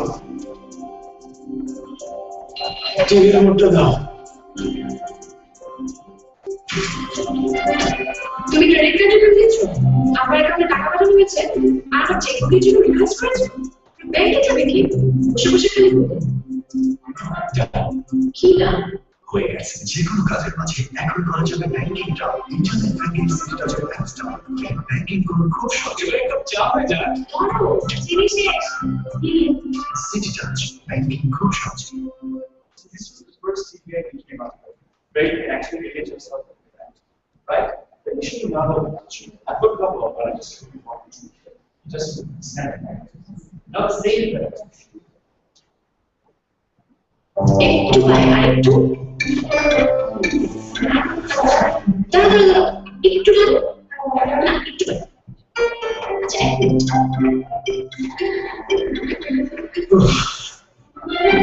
কি হলো বসো কেন আবার এখানে টাকা ট্রান্সফার করতে হবে যে কোনো কাজের মাঝে এখন করা যাবে ফান্ড ট্রান্সফারটা internet banking City Touch banking হবে খুব সহজে হয়েছে চলো এবার বের করে সিটি টাচ ব্যাংকিং খুব সহজে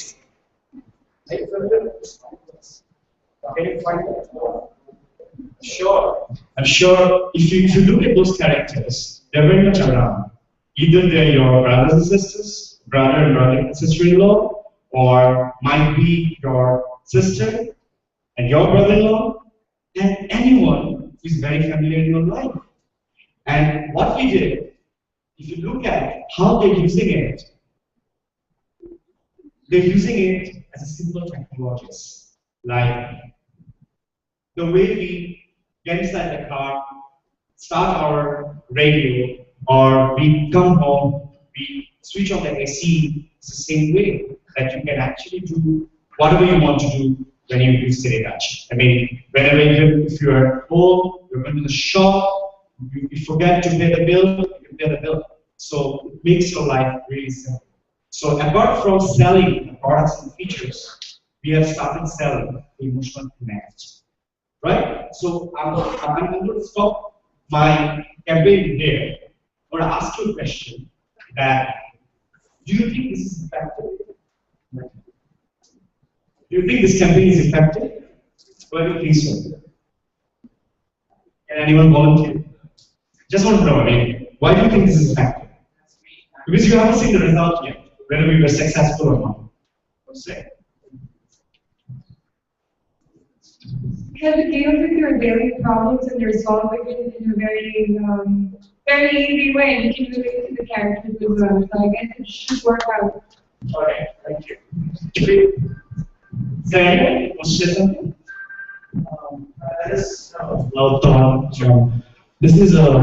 This seems like more like the ultimate solution, making your life easy. But for Bangladesh market, a lot of users are still not using apps and email. So one idea is, or one love thought is, what if I capture some pictures from bank queues, waiting, pain, frustration, and then another scene all gone in one touch. See, what we try to avoid here is that whenever you think of banking products or technological products, you know that it creates stress in your life. So we just try to make things very simple. What we did is we ran a lot of activation campaigns inside the bank and different markets where we have shown how easily you can actually use these particular technologies. So lot of entrepreneurs, what we have observed, or even when we work with the business team, we observe that they always focus on the features and always try to say they have the finest features and the best product. But it doesn't work in that way. Your job as a marketer to actually make it very simple. As I said, it has to be part of your life. So even if you are selling any of your product, which like, for example, chalda.com, that delivers the convenient goods or shopping goods at your doorsteps, you are not really selling chalda.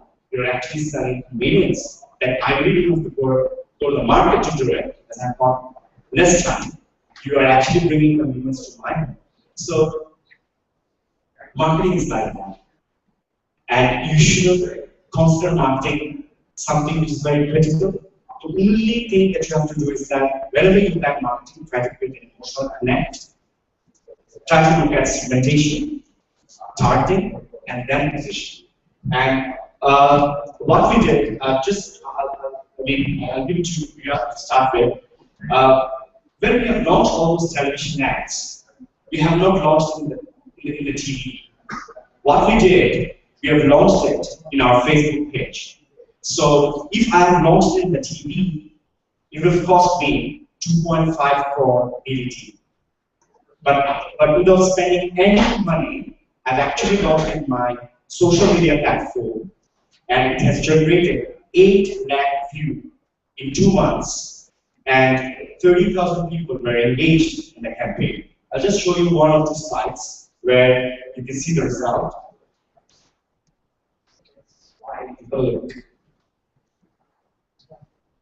It has reached in 1 month 5,9,000 people. And total unique views in 3 months down the line was 8,760. And the organic views was 20,000.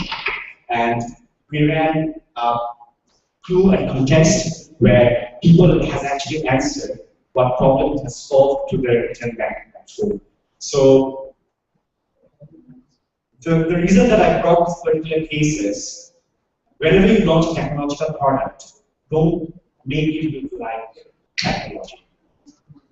Please make it look like human being, and it works. Thank you.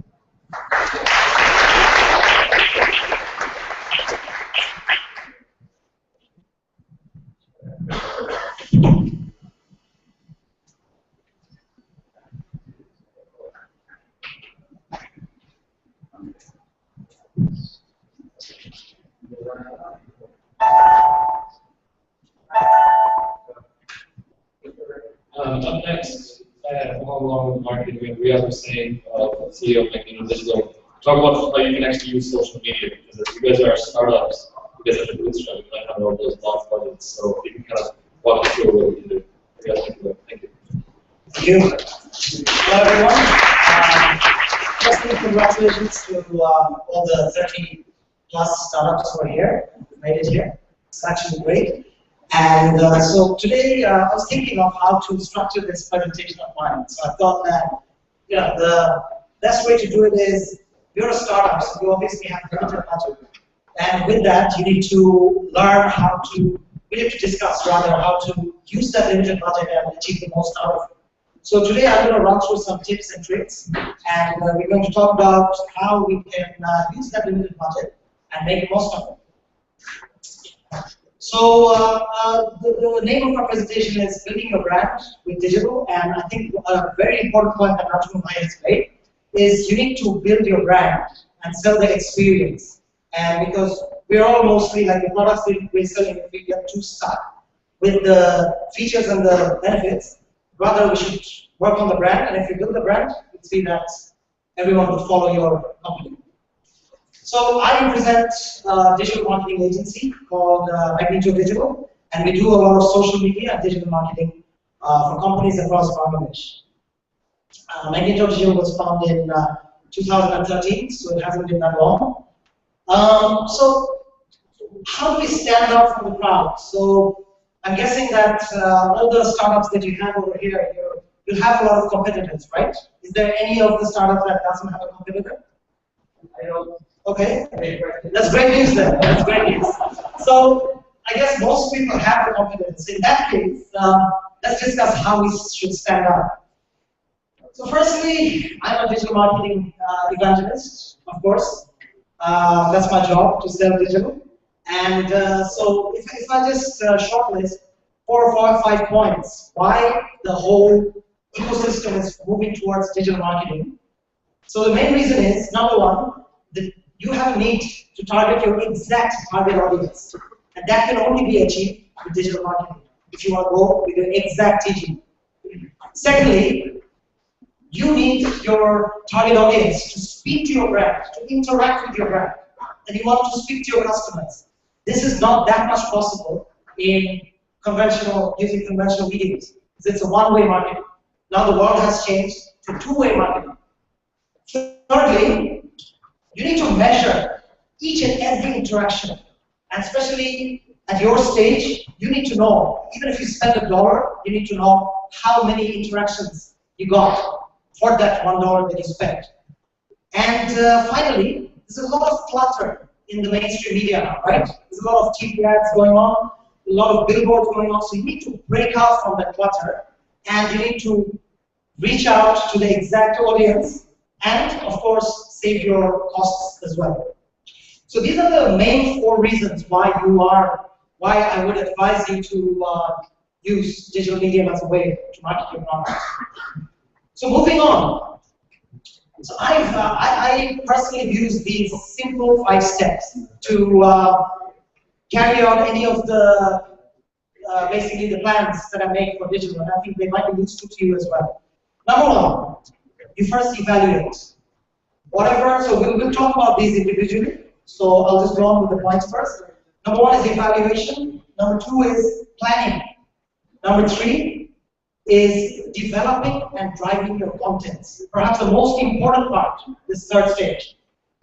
4th is reaching. So you develop the contents and then you have to reach out to your target audience. Otherwise, it's meaningless. And finally, you need to listen to your customers and you need to respond as applicable. However, they are interacting with your brand, you need to respond to them. So now we're going to talk about, so after you finish number 5, you again go back to number 1 and you evaluate again and the cycle continues. So let's talk about evaluation. Firstly, so now you have a product. So let's choose a product. I can see Shaheen right here. And he's got a very interesting product because I was going through the brochures, and because of the recent problems of using formalin in the fruits and vegetables that we get in Bangladesh. And Shaheen, I think you're trying to, you already have a company called Shopji Bazaar, which is basically a web portal from where you can order your fruits and vegetables. So let's use that startup as an example, and then you can apply it to your startups. Then it'll be easier and you can relate to it. So industry analysis, the first thing you must do when you're thinking of any marketing. So by that you mean you need to know who your customers are, you need to know who your competitors are, you need to know about your own company, what you stand for. So these are the 3 C's. You need to make sure that we know enough of these. And then we have the SWOT analysis, which I'm not going to go through, which that's what I already covered. So you need to do a SWOT for your company. Sorry. 3rd is target audience. You need to know who your exact target audience is. So for Shopji Bazaar, for example, we can discuss who can the target be. For example, anyone, please. Yeah, health freaks, he said. Well, it can be anyone, so probably not really students under 18 years old, right? So it will be someone who actually does shopping, someone who actually buys fruits and vegetables for the household. So there you go, you know your TG. And then you have your USP, very important.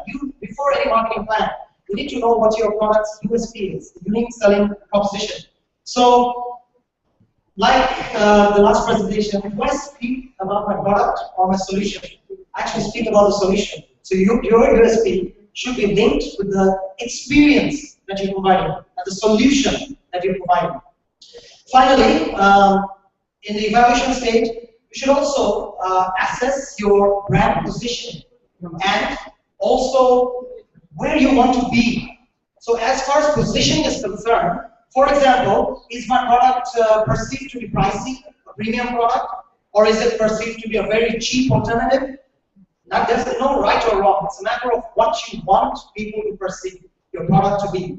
But make sure that you have a definitive targeting, positioning proposition. So now, in the middle, while I show you this, I'll show you some tips and tricks as well that you can use. So for example, this is Google Trends. And so if Google Trends is actually a free tool that you can use right now. Go back home, use it for your start. And it's actually quite helpful. You go to google.com/trends/explore. And you can see, so yesterday, as I was thinking of Shopji Bazaar, I did some trend analysis and I searched for the word formalin in the first screenshot, as you can see. And you will see that the spikes over there are in May 2013 and again in May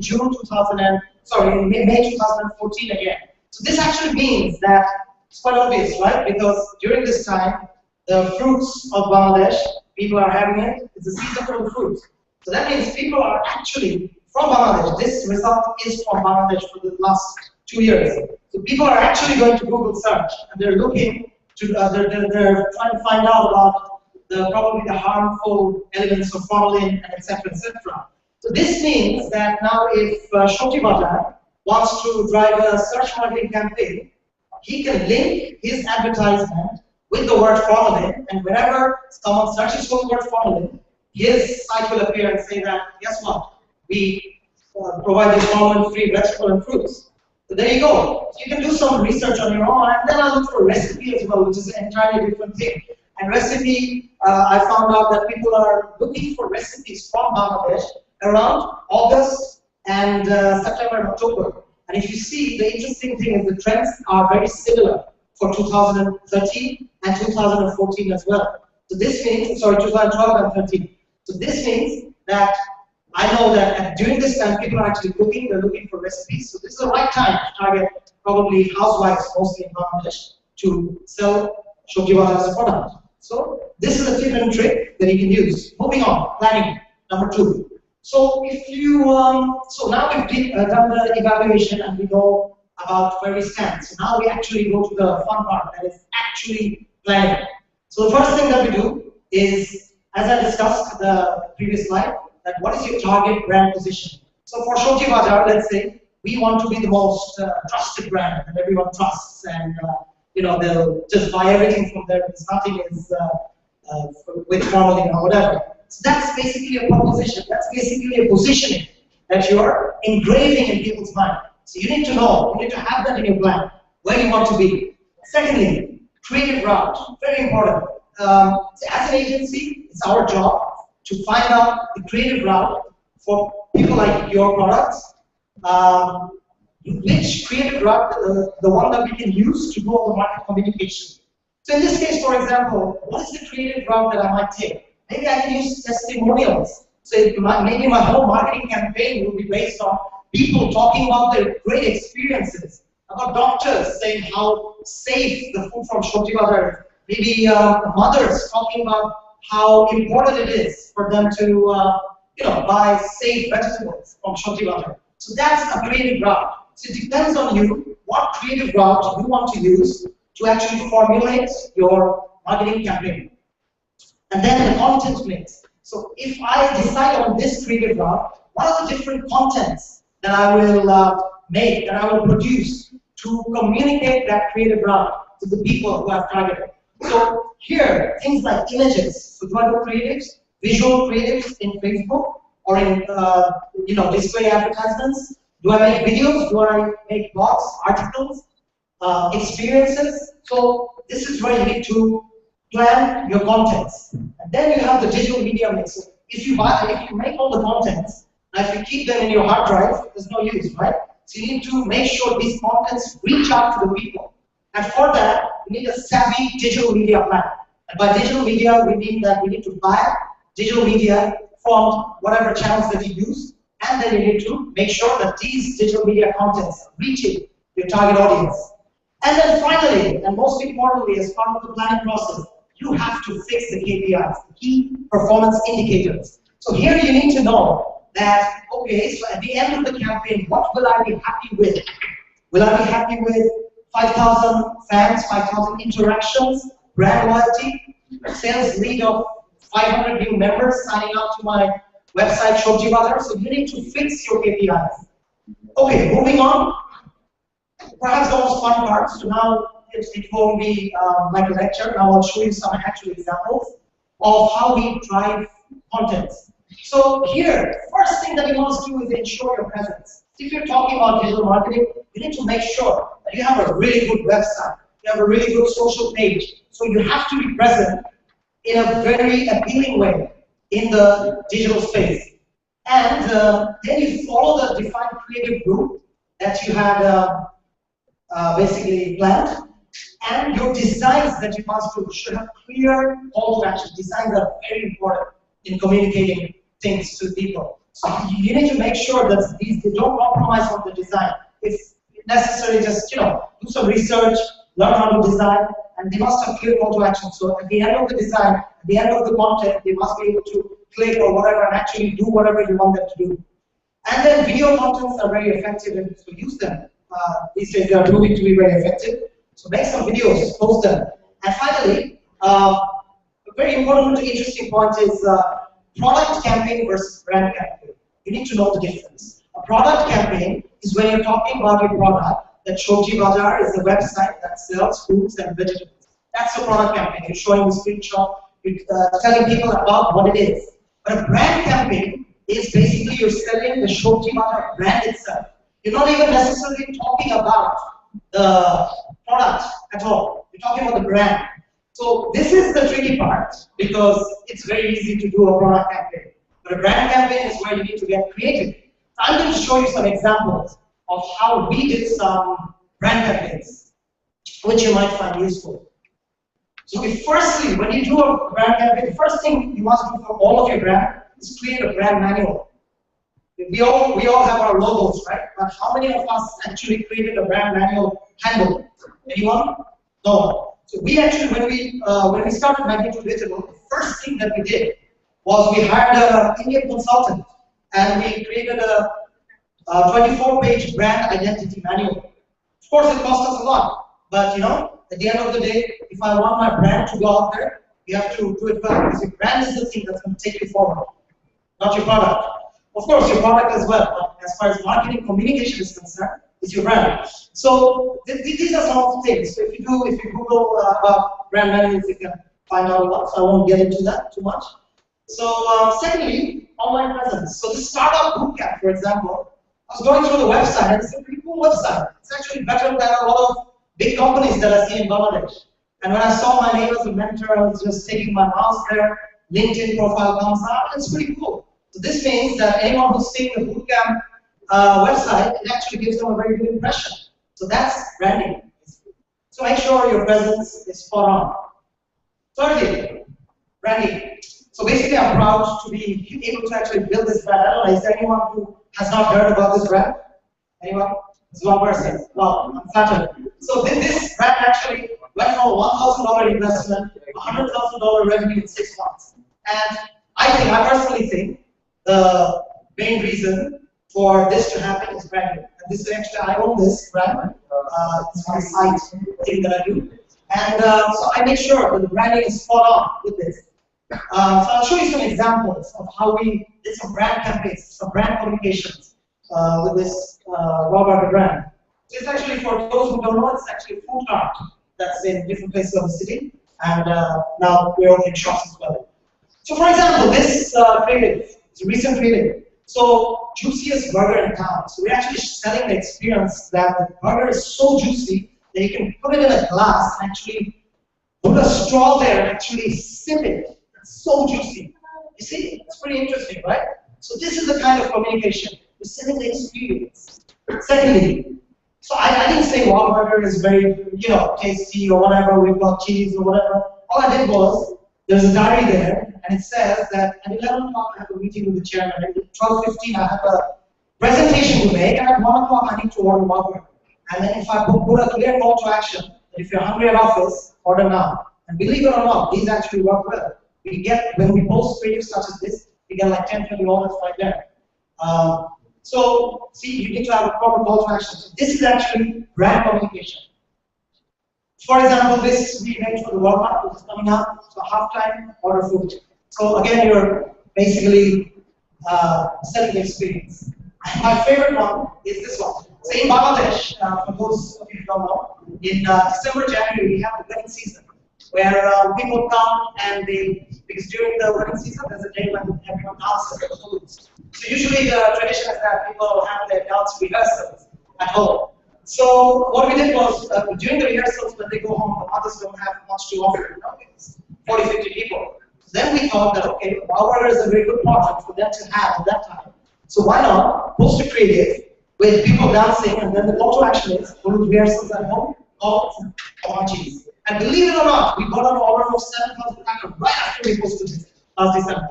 So again, this is brand communication. Recently we did this for Mother's Day and we raised some funds. So we weren't selling our products, but we partnered with some restaurants, Magneto with this, and we raised some funds for orphans during Mother's Day. Video contents, as I was saying, don't be shy with videos. Make videos, post them. Magneto recently did a video for Mother's Day, a campaign for Mother's Day that received 5,000 views in 2 days.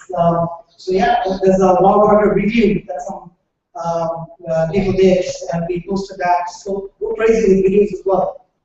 And then be a thought leader. I think This is the blog of Light Castle, who's also one of the participants today. And they've got a really good blog going, which I often read as well. So why not, talk about the industry?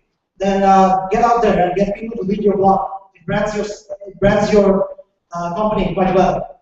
And then don't forget that all of you startups here, you are your brand's biggest ambassador. Never forget that. So make sure the way you carry yourself and the way you come in front of people and the way you should manage your PR is very important because you are your ambassador. And finally, reach. So you must have a digital media buying plan. You must know who you want to target, and you obviously know all that about digital media buying. And these are some of the channels that you can use: Google, YouTube, Facebook, and so on. And finally, running a few food restaurant Facebook pages and blogs, we've realized that it's very important to listen to what people are saying in the fan pages, in other pages and blogs, and actually always respond to them, and never ever be negative or defensive. Like I often get so many complaints in our pages that we manage, and we never get defensive and no, this was like this. We always, always say that okay, we're sorry, and always be understanding about it. Only then you will see that people are actually talking. So I'll give you a very small example. Once someone actually said that they got a very bad service in our burger. And what we did was we just apologized, we got his address and we sent him 10 burgers then. And then he actually went to that post and said that, wow, I'm very impressed with the thing. So you see how we can change a negative perception to a positive perception. That's what you should do with your new companies. So again, a small trick that you can use is Google Alerts. So if you go to google.com and go to alerts, you can actually, 15 minutes, 20 minutes. Okay, do you want me to stop? Okay, so give me 5 minutes. Okay, fine. So I'll try to make it in 2 minutes. So if you go to alerts, and then if you set up an alert, and you choose some keywords, whenever these keywords appear in the online space, it sends you an email and says that your name has been mentioned, or your company's name has been mentioned. It's very useful. I always use it, and I tag all the keywords with alerts. So of course, analytics is very important. Make sure you use Google Analytics. There's still some people who run a website-based business and they don't incorporate analytics there. It gives you each and every idea. So I won't go through these because not that much time. And so when you post any URL, any links, make sure you use a URL shortener. I always talk about Google, but you can use like Bitly as well. So if you use these shorteners, you can actually track those URLs and see how many people clicked on those, from where, whether it was on an iPhone or an Android. So you can actually track those. It's very helpful. And then finally, evaluate again, because you've done everything. Now go back and see how much you've actually achieved and how much you haven't. And then you go back to evaluation, planning, again, your next campaign, developing more contents, reaching out more, and then listening and responding, and again evaluating, and again going back, and the cycle carries on. So, of course, you will win these things if you do all this, hopefully. If you don't, you can get in touch with Magneto Video, and we'll help you out. And that's pretty much it from my side. But we don't have, of course, much time. We've got 30 seconds left. But today I actually had this thing that I wanted to do here.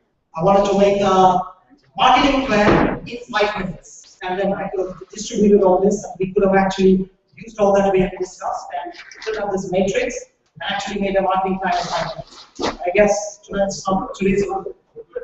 We'll do it later. We'll do it later. And I'll be here for some time so you can come speak to me. And thank you very much for listening to me patiently. Thank you very much.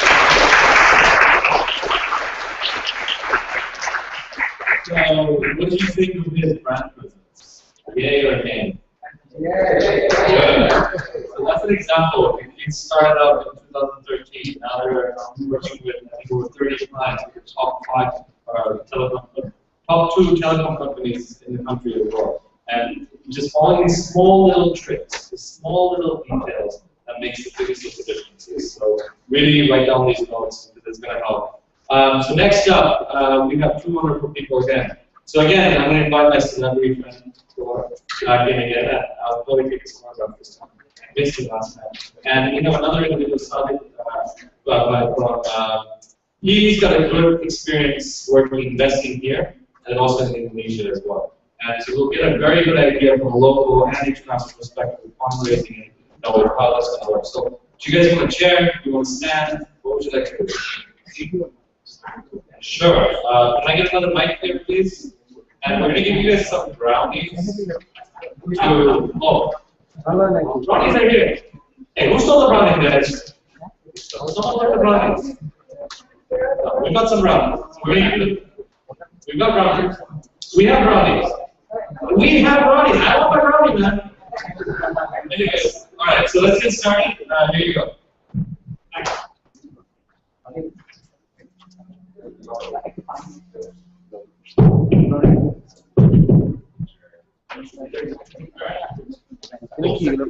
So what we're going to talk about are 2 things briefly, and then we'll mostly be a Q&A session about fundraising in general, as well as what it takes to build an ecosystem. Because even though the title of this is fundraising, how to talk to investors, etc., that's why we're here, it's vastly different if you're in a place that has an established environment that happen to help you with fundraising. This is the start of it in this group, actually, 6 months ago. And even in established ones, it still goes through waves. Silicon Valley obviously doing the oldest. New York and in the US is coming as well. But even by comparison, it's not quite there yet. Because it's only on its 3rd or 4th generation of startups, where Silicon Valley is something like 15. And then here, we're in the infant state of the first one, probably, when it comes to entrepreneurship. But it's and this is very apparent to me, everybody's culture and everybody's personal dynamic here in Bangladesh is very much focused on the same things that it takes to be successful in entrepreneurship in general, which is hustling, which is taking an extra 45 seconds of pitching your marketing study or marketing exercise. And doing whatever you have to do to get through. So, I don't know if you want to say anything about that, or I'll talk just about that. Right.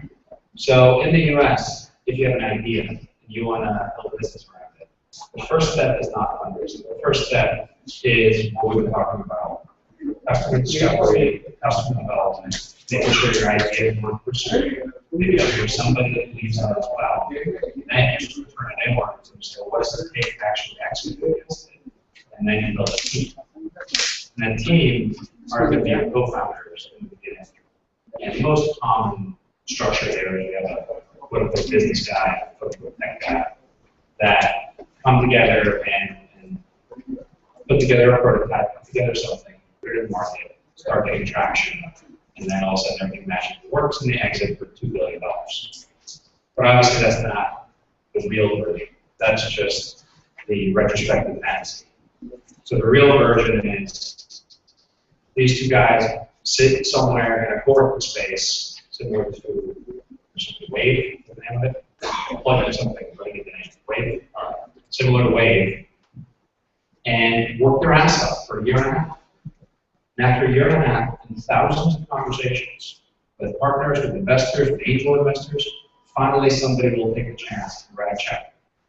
Partly because of their perseverance, partly because of the idea, but mostly because of that, the team, the individuals, and the belief that no matter what, even if their concept isn't fully baked or isn't the business or how crazy it is, if they believe in them, that's what they're gambling. And it is very much that. The angel investment is never an investment. It's called that, but it's not. It's a gamble. And you should basically expect that money to be lost. So it's like a philanthropic gamble. So you're saying that the investment that we've done is a gamble? Absolutely. Real, man. You gotta watch out, buddy. At least that's what it should be. Because if it's not, it's too late. You should have invested earlier. So, but there's multiple phases. Angel investment stage is really just to get something going, get something built, get a team, get an office, get out of the corporate space, into your place, start building a culture and an identity. And then it goes into a very different phase. It's a gradient from raising a couple $1 million to raising hundreds of millions of dollars. And it goes from this validated learning into execution, into growth. And when you're in growth mode, that's where you get a lot of press. That's what most people idolize in terms of what startups are. We're probably at the top right now, to many others. And the lessons that you learn from there, from when it was published, are almost never read. So it's in your best interest just to not read TechCrunch or anything else for that matter. Just ignore it. And focus on very tactical lessons and just work. And as you do that, you'll come across people that are passionate about what you're trying to do. Some of those people might have money. And your job is to get them to believe in you. To write a check for 25 grand, 50 grand, 100 grand, whatever it is, so that you can execute against your aspiration, vision, your idea, whatever it is. And in the US, the entire ecosystem is built around introducing investors and entrepreneurs. There's demo days every single week. There's accelerators, there's incubators, probably hundreds of them. Not probably, there are hundreds of them. Just in the US. Every community has their own, has multiple. Every vertical has their own, and has multiple. And all of that is to get the ideas out there so that investors can come and take a look at 30 or 40. Because they don't want to, if every single company talks to every single potential investor, there's nothing else they can do. There's so many people to talk to. It's a way for the ecosystem and the community to bridge the gap and build something around it. That's a little bit of what's going on here. But it's more the cultural acceptance and the understanding of, here is my money, my hard-earned cash, that I'm wasting by giving it to you. But I believe in you and I want you to do something good with it. Here you go. And basically be hands-off. Be supportive, but hands-off. And not try to micromanage a struggling, purely startup business in the same way that you would however you made your money. So I assume there's going to be a lot of cultural differences. People look at angel investment here. But with that cue, I think from my experience, what I've seen in investments, not so much on the on the maturity, like Second Valley, more of a startup environment, initial aspect, it's going to be something funny. Some of the basics are going to stay. So what I always say is, and I have seen it from my experience, you can have a brilliant idea, but at the end of the day, as an investor, I always look at the improvement. Because a lot of new ideas can get very good traction if they have good execution. One of the examples is online food delivery. I don't know whether you've heard the name of a company called Just Eat. It's a Danish company which has been running by the beginning of the year, the billion plus valuation. And we have quite a few like that in different spaces. In Singapore, in Malaysia, and there's a couple of in Bangladesh. So, it's not a new idea, but we have the right traction and we have the right execution. That makes a difference. And as an investor, what we look at is, or what I always look at is the entrepreneur who has done that, who has been there before. Which brings the interest of ordinary solution is, what's the difference? Because when you go for investment in Bangladesh, you really don't have that number of sales. You really don't have the track record. So the question is, when it's gambling, when usually the rule of thumb for every investing is 1 to 10. So you assume 9 go, that would work, and 1 will probably make a big fail. So in that case, how do you take a risk on an individual who really don't have the track record? You don't really have the passion. Really very good at execution, really have a brilliant head. So I think that's the first challenge the investor face in marketplace.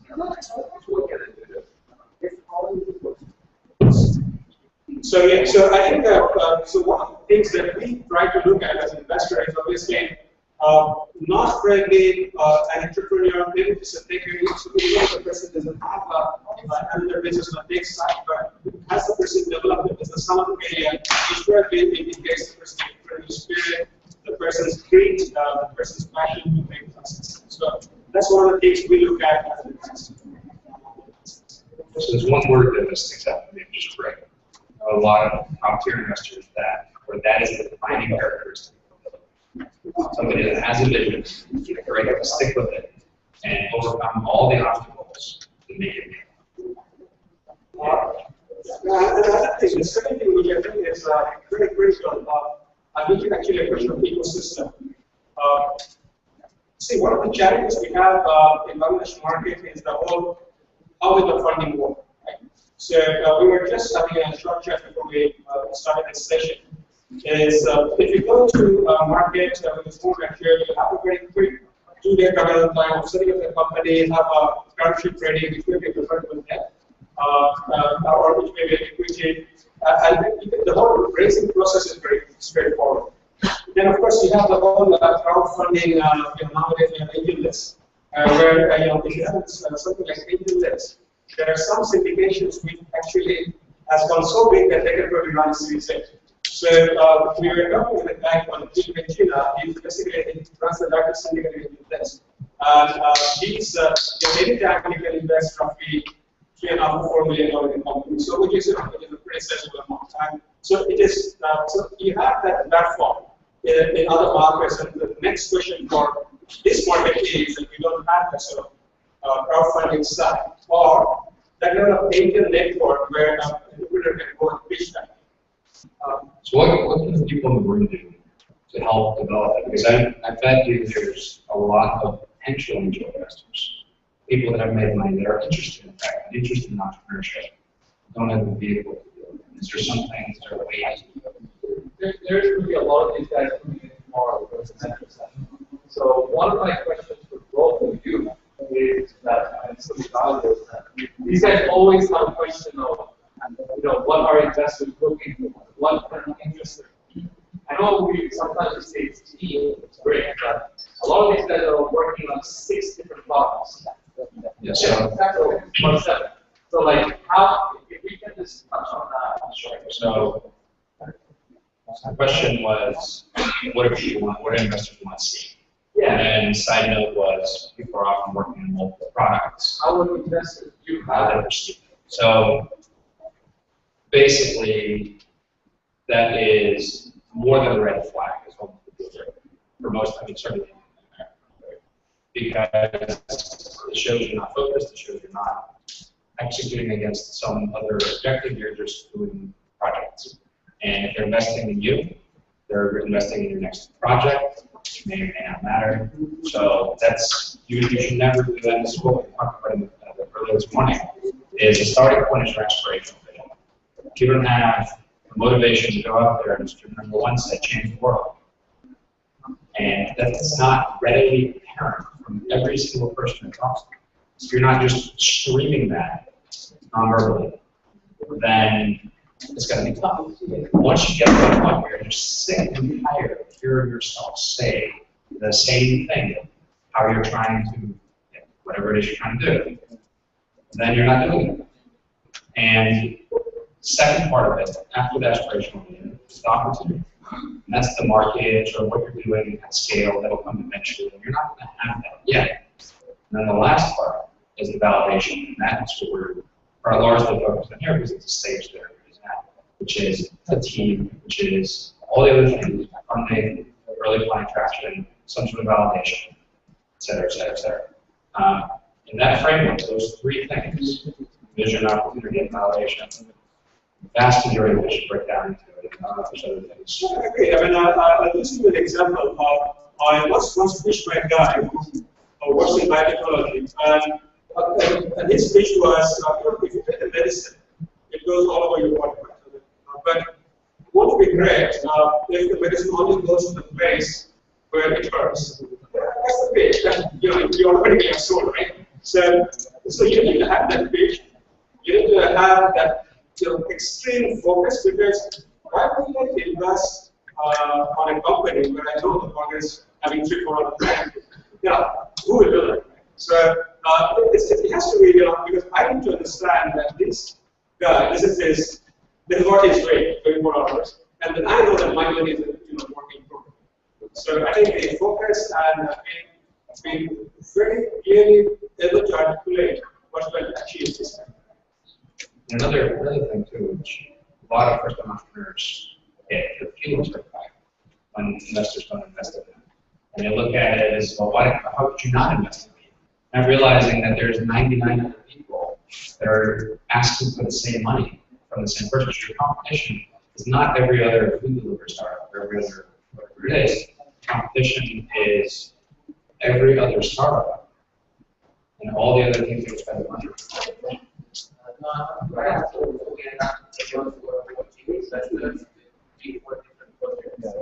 So, for your project investor, you have to see which project is most suitable for that investor. There's other projects, 3-4 projects, even if you have 2-3 different projects, each investor will be for one specific type of project where you have the best alignment between that project and the investor. Whenever you approach 2-3 different projects, like you said, the investor will need to not concentrate enough on good, so I don't think you'll get any far. It's a very good point. It's important that you do this homework before you go to the investor. Because usually investors have a priority. Some will probably work in management technology, some will work in technology. They all have the priority. Some will probably focus on a specific segments. So if you work with an investor who is probably, let's say, interested in management technology, and you're pitching online food delivery, the first thing that you're going to think that he or she should do is you need to do that. Another question. Anybody else have a question? The reason why I'd like to get with that discussion is so how do you approach the investment? I think if you think about it, in America, it's going to go on this.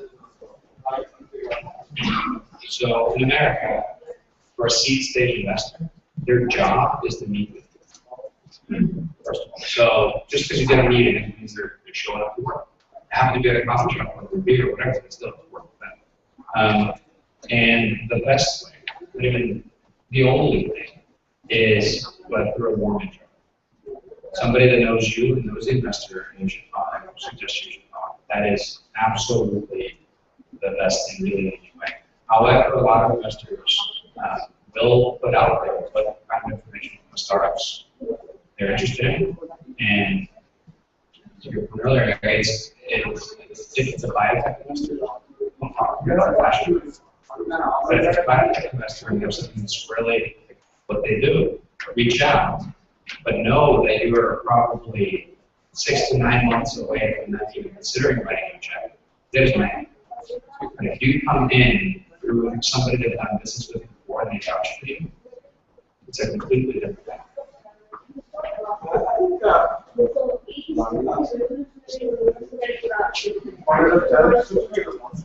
After the season. Just make sure. It's somebody. It's some group of people, not just startup people. They have different focus, plans for focus projects. So I would like to ask you, the potential investor, as a potential investor, how do you think about that group of startup to be evaluated? So if for you say that the group of startups,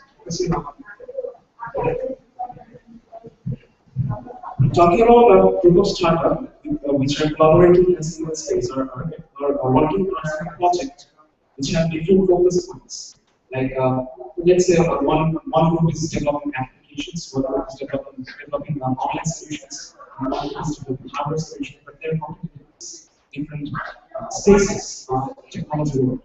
So, but they are focused in the manner that they are developing collaborative projects. So how do they collaborate? Are they not focused on one place?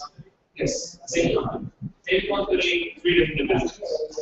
The ultimate product is there's the hardware, there's the software, and there's another studio.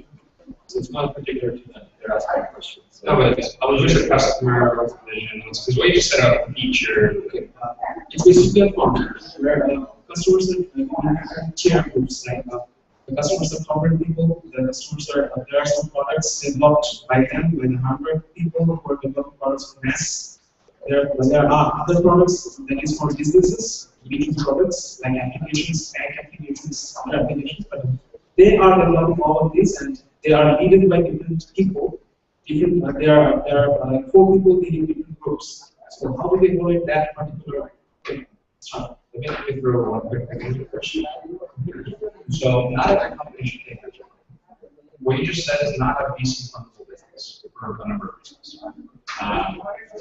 A venture funded company needs to be able to pay 50 to 100 times the return. If I give you $1 million, you need to be able to give me $50 million back. And if you're doing service work, especially if you're doing multiple kinds of service work, that may be great for a small business. There's nothing great for it.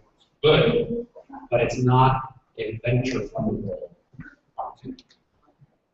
And I don't know if it's the case, but it's, so in general, that's a good thing to know. Not every company should see venture capital. You wouldn't have a corner store to a VC because they have a great team, a great venture. It's not what they do. They're not in that business. But again, I think it's pretty much the same. I mean, you basically say offer a VC, if you want to raise not at a Series A level, then you're talking about you basically might see unless the business has a very clear exit. So the funding is there. So if you see that.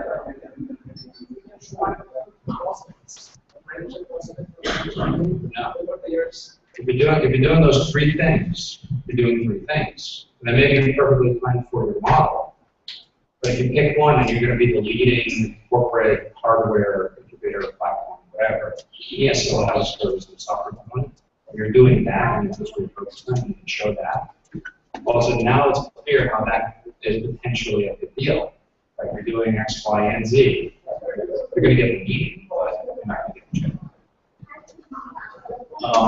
Just touching on the basics from the cloud perspective, there are some terms: Series C, Series B, Series A, exit, angel investors, venture capital investors. A little bit of definition of markets would be nice for me. But a little bit of definition of Series B, C, A, or venture, difference between venture and angel. That would be nice. Basically, so let's say you start a company. So first you get some money from your friends. Then when you get the prototype ready, you have some concept ready, some systems and business. Then you start getting some angel investors to get some traction in the business. So that's where the angel investors come in, because they are investing in the very early stage of the company. The risk is very high, the modeling is very high. So the risk is very high, but the amount is very high. Then, of course, as you mentioned, the business, you get some traction, you get good, you are seeing the number of consumers coming in, you're getting the KPIs and stuff, and you really need to grow, then you go for Series A. So which is basically where you see a lot of VCs coming in. One of the angels, one of the VCs will lead the particular funding, and then they will collect. And then the Series VC is basically the different rounds of funding and the system.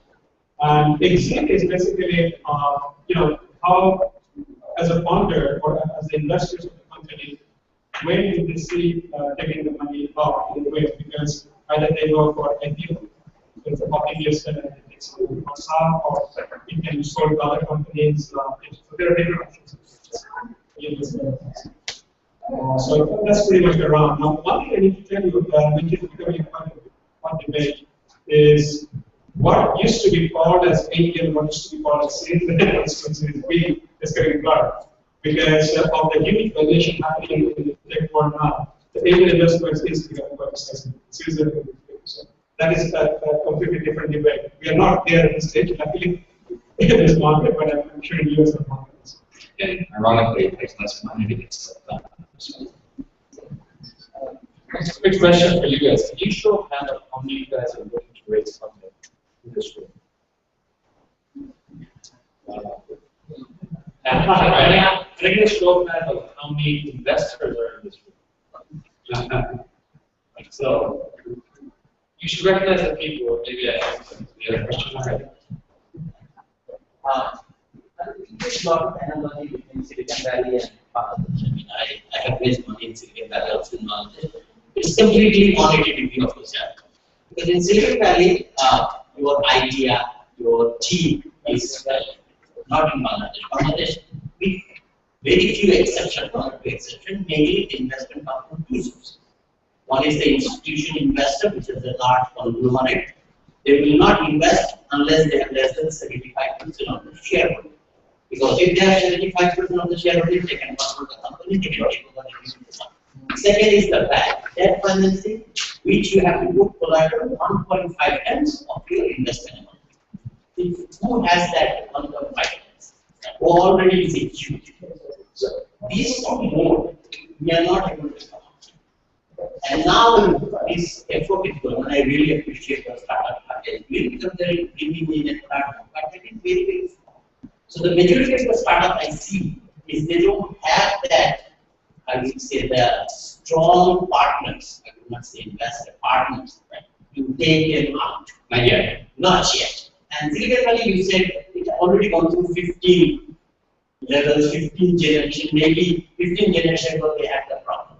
But we don't have the time to go through 15 generations. How can we shortcut this process? What do you think? I know that it's not a straightforward answer, but how can we get up? How can these startups? They have all common problems. They cannot go to the bank, they cannot go to the large corporation. What can they do to shorten this 15 or 4 generations after places to? I mean, the simple answer is but there are some things you can do. Right? So you will not be able to compete with Silicon Valley in terms of raising $10 billion. There's no other place in the world can do that for a tech company. No matter where you are, that's where you have to go, and that's the stage you're at. But that's not what you're trying to do here. What you're trying to do is get some people in a garage or a co-working space or whatever, $50,000, so they don't have to do their 6 things that might generate revenue, maybe not. They can take the money, use that as a 3-month runway to do whatever they need to do, to really focus. And then, so there's 2 sides of it. One is the entrepreneurs. It's a learning curve. And there's lots of things you can do, but the biggest thing is what you're doing right now. Well, so that's one side of it, right? It's think of it as a supply chain. So one side of it is the entrepreneurs and startups. Because if there is a truly investable opportunity, money will come. But the flip side of it is, you can also, as an investor, as somebody that has enough control or power here, they can say, well, here's a $2 million fund. A $2 million fund exclusively for these kind of companies. And we understand that's not how it is, because we're going to cut through red tape, and we're going to enable this. There are ways to do it, but it's tough. Or you can wait, and wait. You may go through the waves, go through the learning, go through the maturation. So it's going to take a bit of a shock on either side. And if an entrepreneurial economy emerges just from the startup side of it, then I would be amazed, because they have to get the word out. And that's really difficult. So I think the real answer is going to be somebody that has been here, has had an answer, understands, has money, and understands the value of an entrepreneurial economy and an ecosystem, coming in and just saying, here you go, to 100 companies, and supporting them, and getting them off the ground, really then getting the word out, getting support from somewhere else. And that's a completely different concept of how to build an ecosystem of a national scale. Yeah, definitely, Silicon Valley has gone to many generations. The banks don't invest in the startups in the US. So it has to be a network of individuals behind this Indian network, which I know there have been some discussions going on in Bangladesh and some formation happening in that. We do not have a VC yet, which can take a series of sort of investment statement. My personal feeling after looking at the ecosystem, it's going to happen. If it's a question of the right ideas, right traction, once the ideal investments is happening, and you see the right traction, then VC money is possible.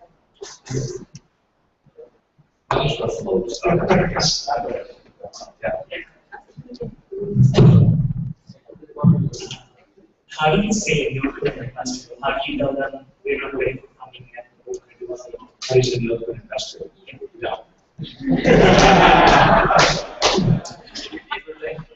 Yeah, exactly. I mean, why would you say no if they want to give it? You can negotiate terms. And if you don't see eye on terms and you don't want them as a partner to work for, then fine for this. As a startup owner, do I feel that as a CEO of a startup, It's going to take a long time. say for example, is there a chance that they will do the decisions they will do with the startup? One of the things about startup investment is it's not that difficult investments. So it's usually it's not like you're investing in a company stock and you're sitting back and you do that. Usually the investors, the startups are pretty much hands-on. I recall just last week, we were in a meeting with one of the companies I was invested. We spent almost the whole night preparing the company for Series A.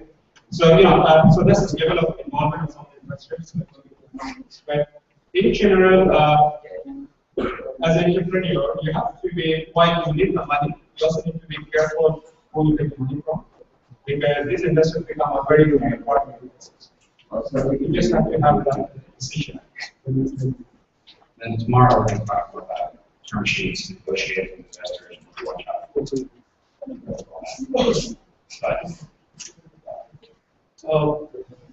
One of the debatable topics when the negotiation goes on is valuation. So can you shed some light on how is it the process gets done? Because this is going to be an area that's going to be completely different. Because no investor, virtually no investor, especially in the earliest days, worry about money. Virtually no investor is going to invest or not based on valuation.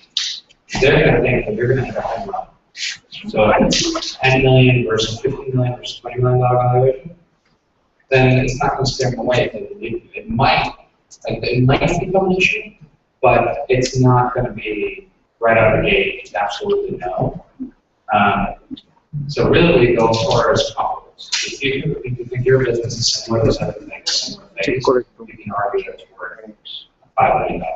There are no other international ventures, even fairly well developed ones, that evaluations people are not comfortable with 3 people with no real product to show for it being worth $5 million. So I don't know how it's here, but I mentioned. Yeah, but my experience with that is they usually have simple discontinuation, they usually come rules, for instance, Singapore usually have roughly the minimum amount of for this sort of $6. They're it's much lower. I know in US, so essentially, unless you are an entrepreneur who has Uber, then you can learn from that. Then you can obviously have different sort of regulations. But mostly, it's quite amazing. Is there any differences between here and out there on exit strategy? Exit strategy. I saw a lot of news from Silicon Valley that a company was bought by Apple or they went to IPO and all those things, but I don't hear those news about the news, so I was wondering what they done. It's true, and that's I think one of the discussions is that so once we do the investment, where the next fund comes from, we don't have that system yet. If you look at that, are not any SFK companies that even I'll tell you from my experience, even in market in Singapore, I know of companies who don't want to list in Singapore. They want to list in the UK or Australia, and they don't need the valuation to in Singapore. So that can be what is there. As far as valuation is concerned, we have to see the active and this.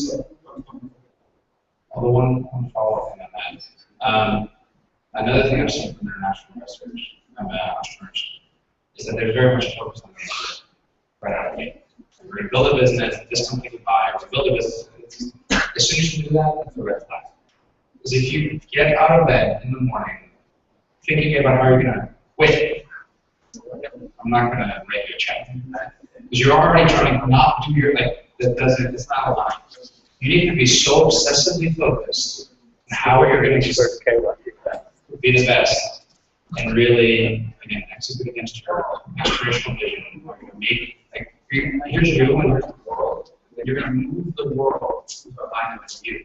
And that's where you're prepared for. If you're saying, oh, well, Apple's going to buy my company, this is not it. So, but I've seen that a lot. And again, maybe investors are not here. A lot of them do ask for it. I know European investors are more based on when you put 2 million in, and you get 6 million out. But this is not how it works. But I can quote someone who said that build a business that you're not going to sell. Yeah. So otherwise, if your parent is a sell, then good job.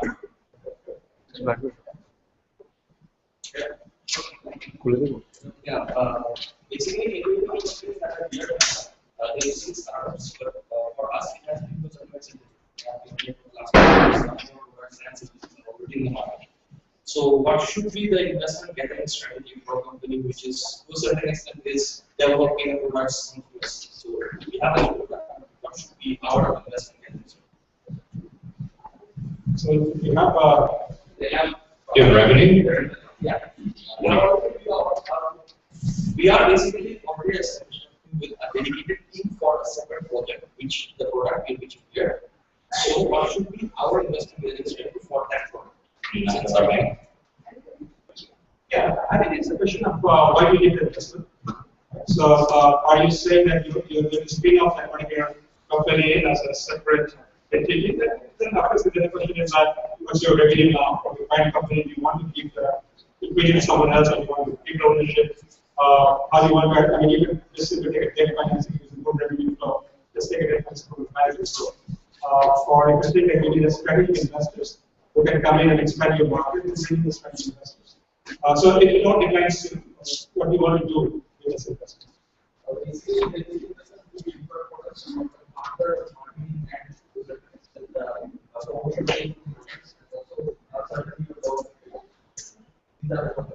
So maybe this. We go to a bank, get a staff, revenue, all these things, pay back, and the company still 100% grows. If you go to an investor, you're not getting the money for free. You're selling your company. The question is, do you want to sell your company for the product? Or do you just get the money to do it and pay it? And a good question there, which he's talking about, is cost, which is what I want to do.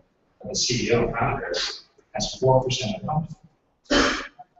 Other people own 95%, including one investor that owns 25% of a multi-billion-dollar company. Founders 4%. So are you willing to sell 96% of your company? And again, this is an extreme case. And that's the trade-off, because if you go through traditional funding, then you're not really selling your company. But if you go through venture funding, you're selling. And these people become your partners. I mean, I can see only one reason if you have a very good cash flow rate. It's only one reason if you have a very strategic investor, which when it doesn't grow to this market or give you even there, you don't want to do a joint venture. Yeah. One last question.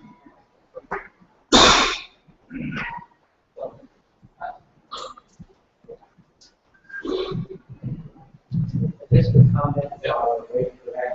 I don't know if they watched this, I'm sure they can. The profit of Shark Tank. Yeah. They will see people purchasing parts of the company. Yeah. And choosing which investor they would like to try to get on their team. I love it. It's fascinating stuff. You take a Shark Tank, Shark Tank, anyone? What do you want? You must Google this. See the show. And also the profit. Profit for Shark Tank, Dragon's Den. Last question. We talked a lot about investor funding. Can we talk a bit about crowdfunding? How we implement it here? Is there a there?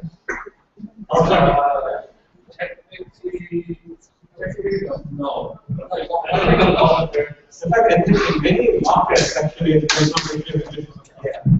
no. it's about even in US, there's a job stack which came out recently, which had a lot of that last year.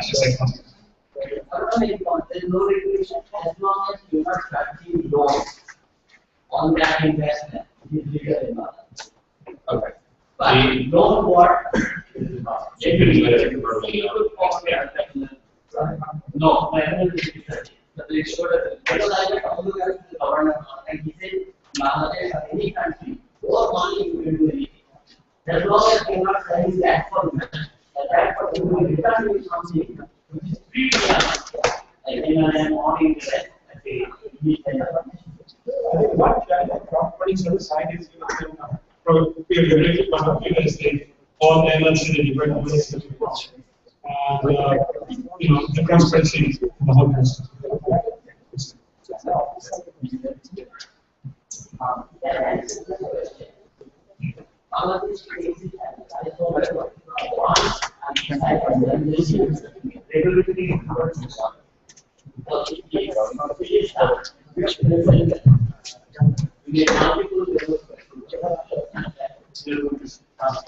আমার যে বুকের মধ্যে ঠান্ডা বসে যাবে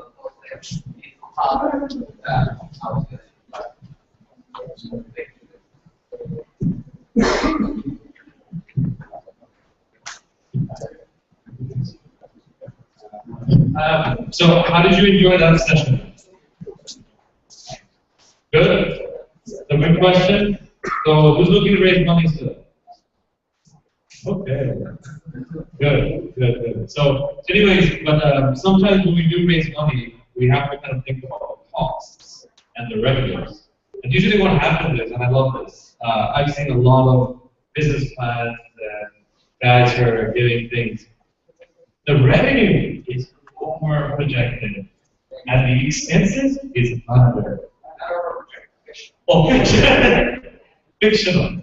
And it's fascinating. It's like you're living in a dream world. It's like, we're going to get this revenue, and our expense is going to be this. And so, I think, on the revenue side, you can always, it's great. If you can achieve that, buddy, you're one of the best entrepreneurs in this world. But in the expenses side, if you can mitigate as much as you can, that's great. But you want to control it as much as you can, but don't underestimate it. So, I'd like to invite Jim Chung to talk about a little bit of the revenues and the costs, but we had a speaker, but he had a meeting to go to, he couldn't make it, but I will facilitate, our Mustafiz will facilitate with Jim Chung on this one, the local perspective. Yeah, Mustafiz, can you please facilitate from a local perspective? Alright? So can I get a round of applause?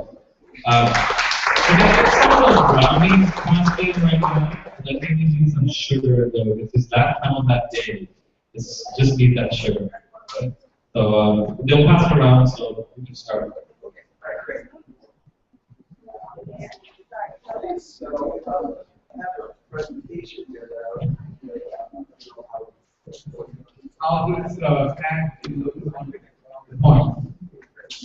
So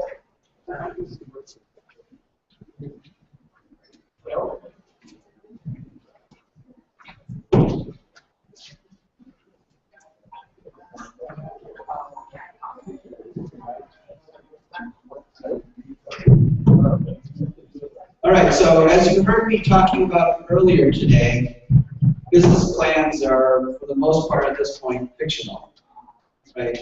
It's really difficult to figure out what your revenue streams are and your cost structure is going to be at this point, so we don't have the data.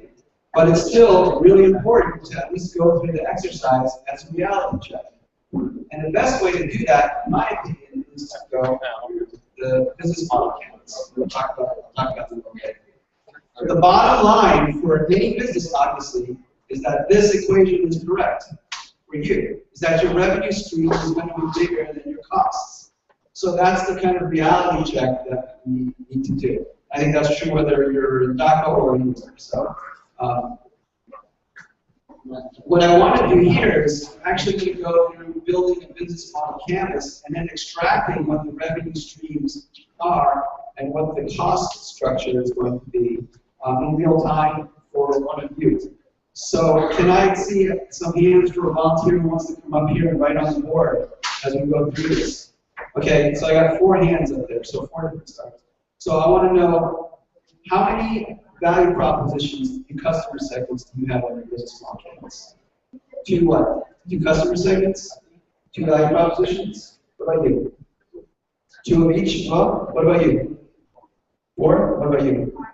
5. Okay, you guys have 2 men. I'm going to go back over to you guys.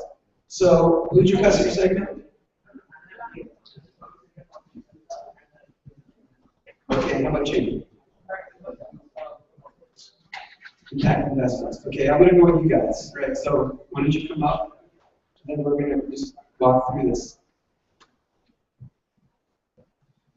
Okay, so first thing we want to talk about are customer segments. Okay, so there's a pen right there. Who are your customer segments? But before you write it down, let's tell the audience what it is.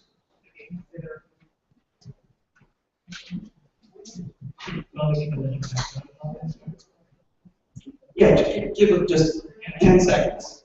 So, we work with pharmaceutical companies to let consumers verify themselves because their buying is real. We do that, we have golden medicine that can send to us. We can give a Okay, so customer segments. Who are your customer segments? We have 2 customer segments. That's one the users of the medicine. When we check the users of the medicine, we have to get the pharmaceutical. So we have the medicine users, consumers of the medicine, and then we have the pharmaceutical who we're selling.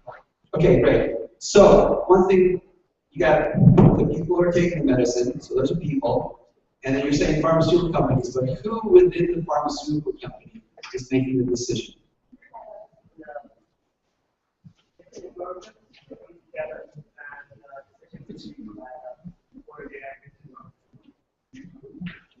So is it really the board of directors that's going to be making decisions on this? Okay. So who's going to bring it to the board of directors then? Financial department, marketing department, we speak to product development department, and they also want Okay. So you guys, so this is a problem. This is a problem. If you've got that many people that you've got to talk to in your organization, your customer, you haven't really honed in on who the key people are that you need to talk to. But let's start there for now. So customer segment are going to be the drug users. Yeah.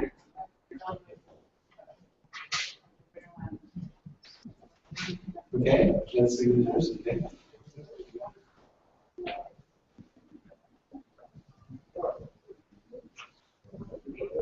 Okay, so we're going to be focusing now then on the customer segment. Now, if you've got 2 different customer segments, we're going to have to create a different business model canvas for each of these customer segments.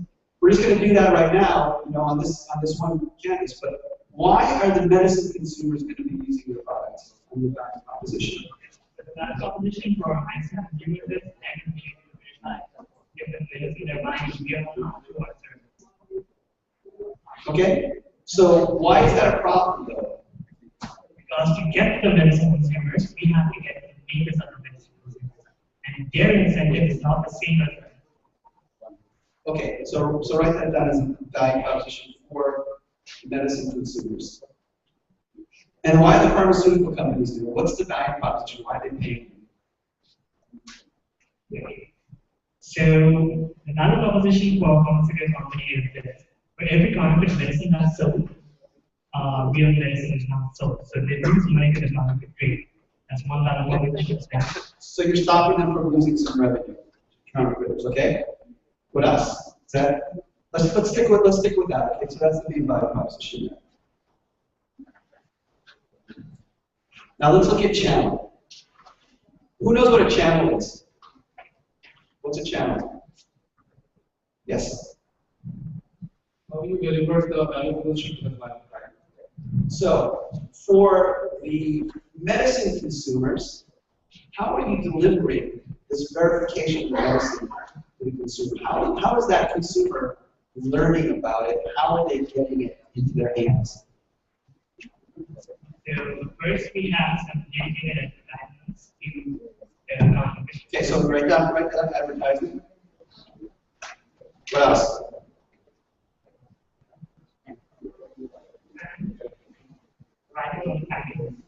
Okay, the packages themselves or the packaging. Okay. Now, what about for the pharmaceutical companies? How do you bring it to them? Okay, so you need to have a sales force, right? All right, so let's write that down.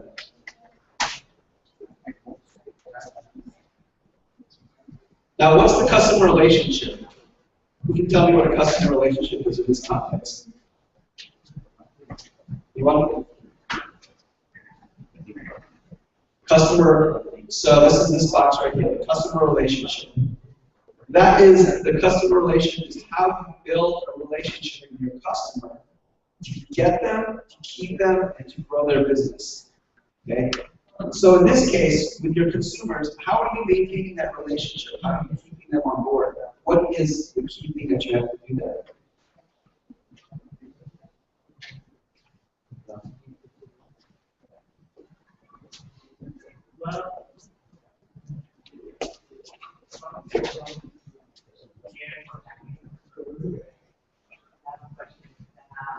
Well, you've got a sales force, right? So the pharmaceutical companies are going to have a fundamentally different relationship than you are having with your consumers. Because it's a B2B business on that side, and you've got a B2C business on the user side.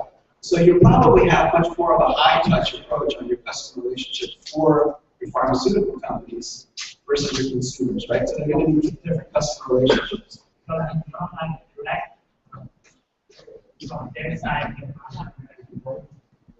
Right. Okay, so let's say on your pharmaceutical companies, you might have some account managers that are maintaining the relationship.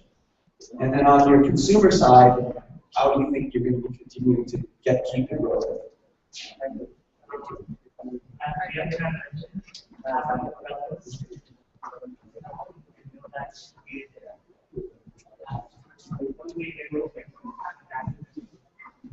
Okay, all right. So let's write those things on the. All right, while I was writing that, so all these things that we just filled up on the right side of the business model canvas, these are all things that feed into the revenue stream side. So that's the box here on the bottom. These are about the right side of the business model canvas is about how we raise money, how we're earning. That's all going to feed into our income statement that we're going to work on later. So the revenue stream. So what is your model for making money based on what we've talked about here? Are the users paying you money? Okay. And how are they paying you for your service?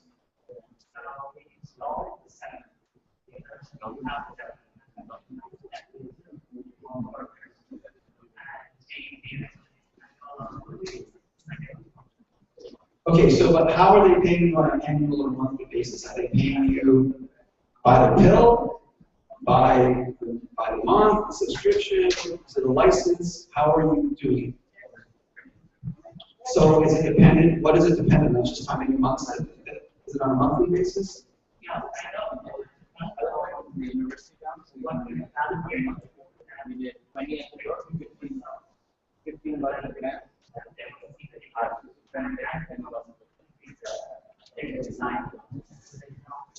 So is it for, doesn't matter if they're doing one pill or they're doing a million pills?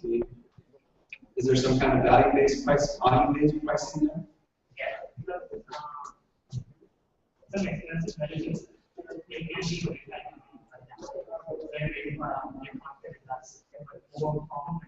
Okay, so that's dependent. All right, so let's write down some right subscription on for now. Okay, so that's its revenue model.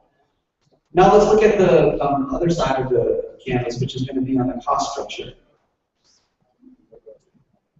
So this square here on this model canvas, actually, so what I should have done is actually handed these out. We hand these out on that side here. Take one each.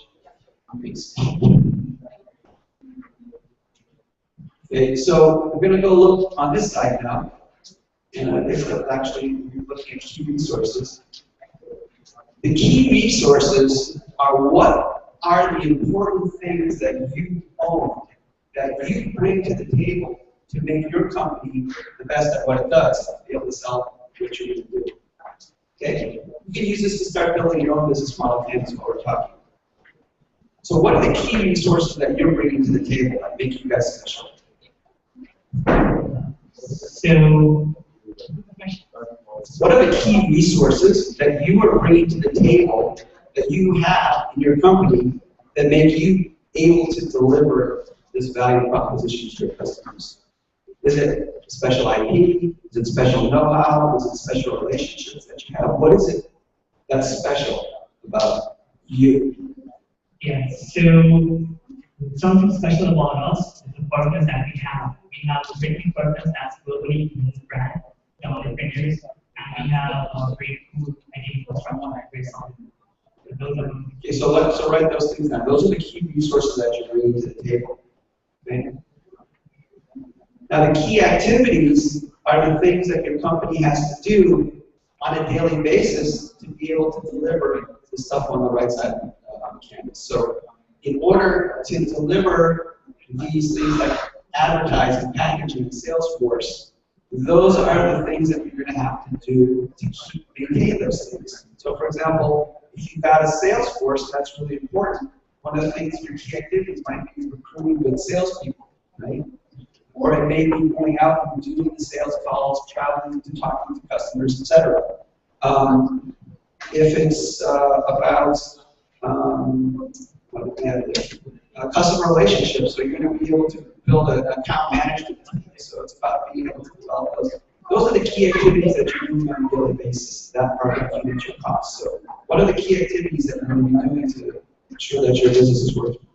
As customers realize the value proposition we're providing to them and have a pharmaceutical realize that we're providing. Okay, so what are those actual activities? What do you actually do? To advertisements, we're making them realize that the proposition they're going to get. So we are working towards making them in standard. That's one of the key activities. We have, within that, we have all the 7 activities. We have working, we have the balance, and we have the regular workforce. Okay. Operation day. So when I'm talking about key activities, I'm talking about the major things, not the generic things like renting office space or things like that. What are the really the key things that you have to do to make sure that this is working? So part of that is going to be maybe placing ads, doing the online social networking kind of campaigns that we heard about earlier. Those kinds of things might be the key activities.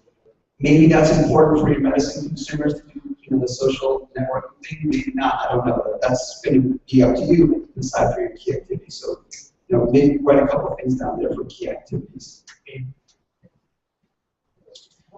And I'm going to move on to the next thing. So your key partners, that's the furthest left box there, is about who are the partners that you need to have in order to deliver your product. Okay?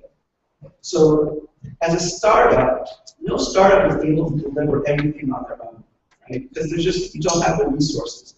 So you're going to need to have partners to be able to deliver your product or service most likely. So who are these partners that you need to work with? The one thing about having a partner is that they got to get a cut of the action, right? Or else why would they partner with you? So they become a cost leader. So who are the key partners that you have to work with in order to make this happen? Okay, so when we're working in the company, we have to print those on the medicines. So there we have one printing partner. So it's in a lot of printers. Then we have the mining structure partners, which are the printers and infrastructure for the data connection. And then we have a database management. Perfect. So we have 3 key partners. Okay, let's write those up there. So all of these things now on the left side of the canvas are going to feed into the cost structure. And you really want to focus in on what are the key things that are most important. So we're not really going to focus on the rent and insurance and things like that. That is stuff that's kind of generic, and you can just go and figure that out pretty easily. Okay? What you want to do is focus on the important costs to you, and what are the most expensive things as well. So what are the things that are going to cost you the most? Okay, so that's going to feed into your cost structure. So what do you think those are? Yeah, it's launching service in the market. Bringing the service to the market, showing the companies that they will implement the pilot test. Those are the key costs at the moment. Okay, great. So let's put that on there. Okay, great. So now I'm gonna. So after you can sit down. Thank you very much for that. We're gonna go over this in a little bit as well. Do some more. You can sit down now. So we talked a little bit earlier about what his revenue model is. So how is he generating cash for his customer segments? And also we want to think about how the customers want to buy from you. Okay? So you said that you want to do a subscription-based model. Why do you want to do a subscription-based model?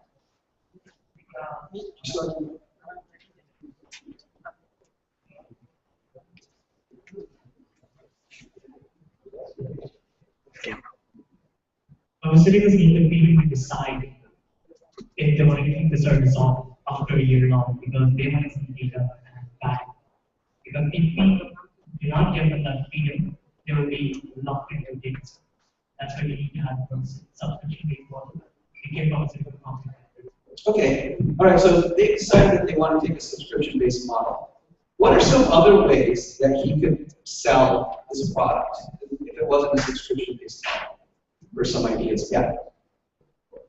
Straight sales. Okay, all right, so for every pill that's used, they get a cut of the action, you're saying. Okay, what are some other models that could possibly be used? Any other ideas? I got some of them up there. Let's look at that. So straight sales, we got subscription, time and materials, right? What does that mean? Well, they could go in as consultants and help these large pharmaceuticals figure out how to install their own systems, right? So that might be another approach. You could do the consumables doesn't really fit there. You could lease or rent. So maybe you've got develop some equipment that you could install on their assembly system that uses the counterfeit, and then you are just renting it to them. That's a very unlikely model, of course, because they have plenty of money. The startup doesn't, so that's not really a model by approach. Do service contracts. Very likely one here could possibly be licenses. Do you guys know what a license is? Okay. So a license is allowing somebody to use your technology, your idea. They're implementing it, and they're paying you for the right to use it. So that might be for the model. So, did you come up with a subscription-based model based on talking to the pharmaceutical companies? And this is what they say they want because they like the certainty of it and the predictability. Okay, all right, great.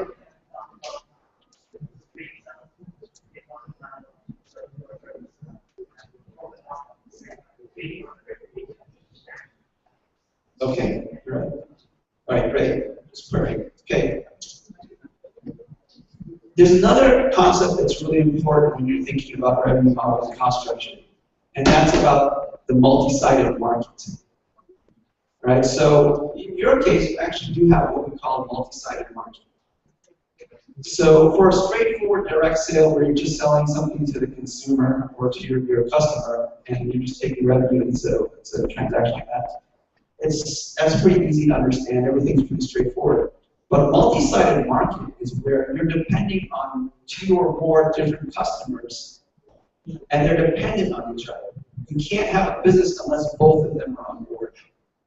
And one of them may not even be the decision maker or the payer. So that's the case here, right?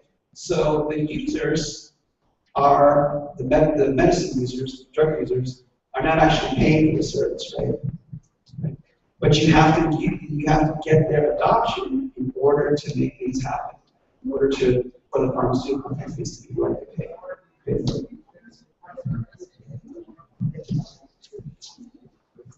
Right. So this is a multi-sided market, and we have to be able to address both of these users and customers in order for these to work. Couple other examples of what a multi-sided market is would be advertising. How many people here are doing advertising models? Anybody? No? Oh, you are, okay. So in an advertising case, who are your customer segments? Actually, my venture is the B2B marketplace. So companies trying to launch a business here in Bangladesh or targeting SMEs or any other business, they might be interested in advertising on our website. Okay, all right.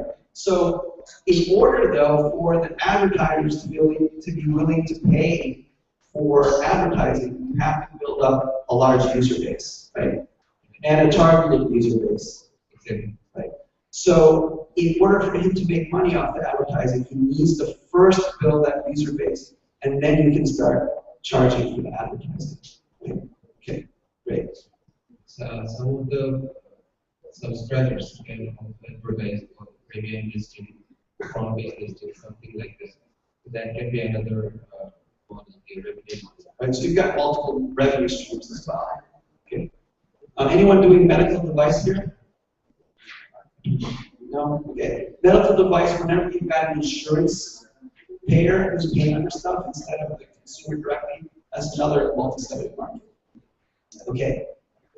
Next thing that's really important for understanding cost and revenue is pricing and quantity. So, have you guys thought about what you want to do for your pricing? How are you going to figure out your pricing? It happens that not all the processing companies at the same side, and all the mixes, but it depends on the unit of product they're going to use. So basically, it's the slab pricing. So, for example, if you verify or print a code on up to 1,000 medicines per month or per day on price, and there's another slab pricing. Okay. To make things easier for pharmaceuticals to understand as well. Okay. So why do you have that kind of slot pricing? Is that because there's some kind of economies of scale that you guys are tapping into? Cost of printing is not dependent on each medicine you print, it's rather a range. Right. Okay. So there are certain economies of scale, well, depending on your printers. Okay, great. Right. So that's why you're thinking about that. So how are you thinking about the price that you're actually charging? What you just described is an effect on your cost. So, but you're transferring that change in the cost structure to your pricing. So are you doing a cost plus idea for your pricing? Yes. We not exactly. It's basically we definitely take into account the amount of cost we're having, but more than that, the amount of service, the amount of brand valuation or brand upmoving we are providing from the companies that brings in the effect to us. That influences the cost of the price more than the cost of printing. Okay, so you're trying to do some value pricing. Yes. Okay. So what we're talking about here is that the simplest way to figure out the pricing model for what you can deliver is simply a percentage above the cost to you. So you just want to say, I want a 50% margin, so I'm just going to charge double what it costs me. That's the simplest model.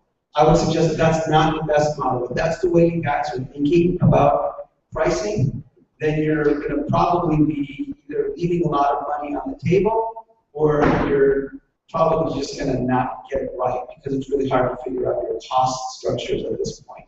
And so you want to think about what the value is to your customers in order to determine what your pricing is. Some ways you can do that, value-based pricing is, for example, competitive pricing. So if you are selling into an existing market where there's customers that have similar products, you can compare what your pricing is to theirs, and then try to decide whether you want to come in below or above or at the same price. That's one way of doing it. And we just talked about volume pricing as well. So that's one way of thinking about how you're going to do your pricing in quantities. Here is pricing strategy for an actual company that is in the medical device space. And you can see here that they've done 4 different types of pricing strategies in revenue models in terms of how they wanted to sell something. So in this case, it's an expensive piece of equipment that does mammograms, so breast cancer detection. Right? These are the 4 different types of models that they thought about selling. One is simply an equipment sale. Okay? So the product, they would sell the product for $50,000, and then they will have a service contract on top of that. Okay? So very simple model. The second one is a lease model, where rather than selling the product to the customer, they would take the cost themselves and then lease it out on an annual basis to the users. So this was the price model they came up with there. The third one is a per-use model. So for every mammogram that the doctors were conducting using the equipment, they would do a per-use charge. So the device itself was only $5,000, and they would charge $50 per use fee. And then finally, there was the idea of doing a consumable. So this product used some consumable material, and they would charge for the use of those. Okay. So have you guys done this kind of analysis for the different kinds of pricing models that you thought about? A bit? So what were the 2 views? The subscription-based model was, what was the other one that was the main components shaping all of medicines. So if I say that this, there's a fee for medicine, it's immediately they become a bit shy. The number rise is very fast. So it's better to have a slab model. So they have the freedom to verify this amount of medicine at this cost and go about it. Okay, great. In this particular case, the company went out and they talked to customers and they talked to investors, and it turned out that this per-use model made the most sense to both the investors and the customers. So this is the model they created, which was a per-use model, which isn't necessarily the most immediately apparent model, right? I mean, the simplest model is simply just selling equipment, which is what they originally thought. But this per-use model worked out a lot better. Another thing you want to do is chart out your payment flow diagram. So this is how money is exchanged and where you fit into the ecosystem of payments within the ecosystem of the pharmaceutical companies in your case. Here we've got an ethanol supplier. So this is a diagram of all the different, actually this is not an ethanol, these guys are surfactant formulators. So these guys produce a chemical that goes into detergents. Right? But they needed to understand where they fit into the payment flow diagram so they know how much they can charge.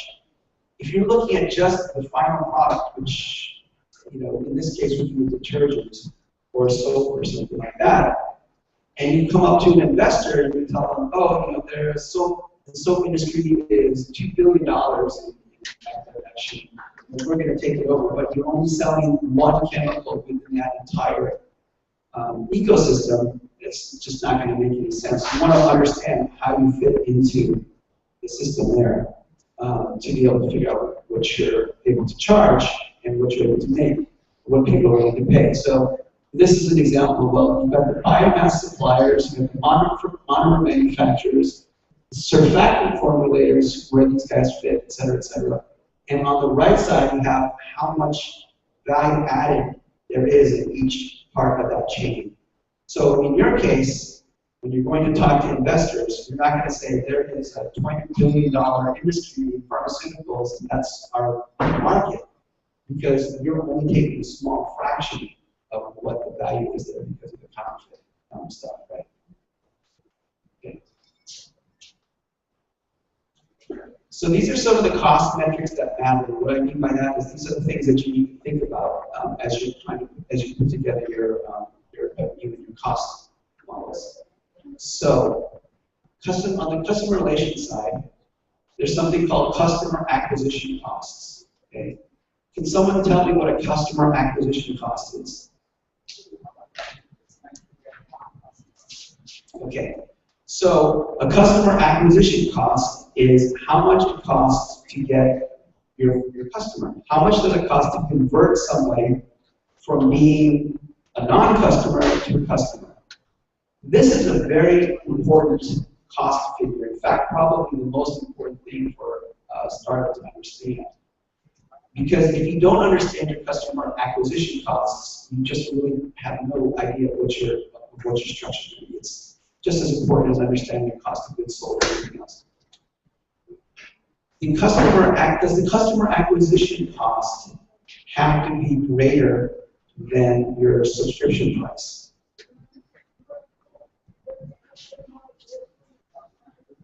Customer acquisition cost does have to be smaller than your. For the initial stage, it has to be, but for the growth stage, it doesn't have to be. Because, for example, if one grocery company wishes to partner with us, the others have to follow basically, because unless they can't compete in the market. Okay, so that's right. But what I wanted to get to here is that your customer acquisition cost has to be less than, not necessarily less than your subscription price, but less than the overall lifetime value of the customer that you bring in, less any kind of sort of desertion, the turnover rate that you're getting with your customers.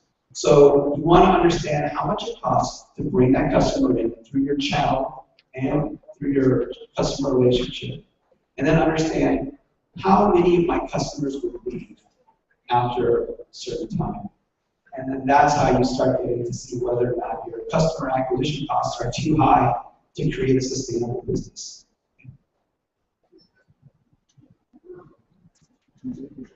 Talk a little bit about how when you have a partner or a channel, it's going to cost money. So you want to be able to figure out what those kinds of things are. We already talked about key activities, key resources, and all of these are going to feed into your income statement or your integrated financial statement. Now, as I said before, it's tough to be able to figure these things out right now. I mean, most of you guys are already in business. You guys are probably keeping your financial statements here. How many people have accounting software with integrated financial statement right now? How many of you are keeping an integrated financial statement, meaning you've got your income statement, your cash flow, your balance sheets, you've got them all integrated? Okay, so about half of you guys. The really key thing that a lot of entrepreneurs don't understand when they're first starting out is that your income statement is really not the most important thing. It's going to be your cash flow. It's going to be whether or not you can afford to pay your customer, your employees, whether you're going to be able to keep the lights on. So you want to be able to understand the difference between your income statement and your cash flow. And what I'm going to do now is move into doing, let's see, how do we get to the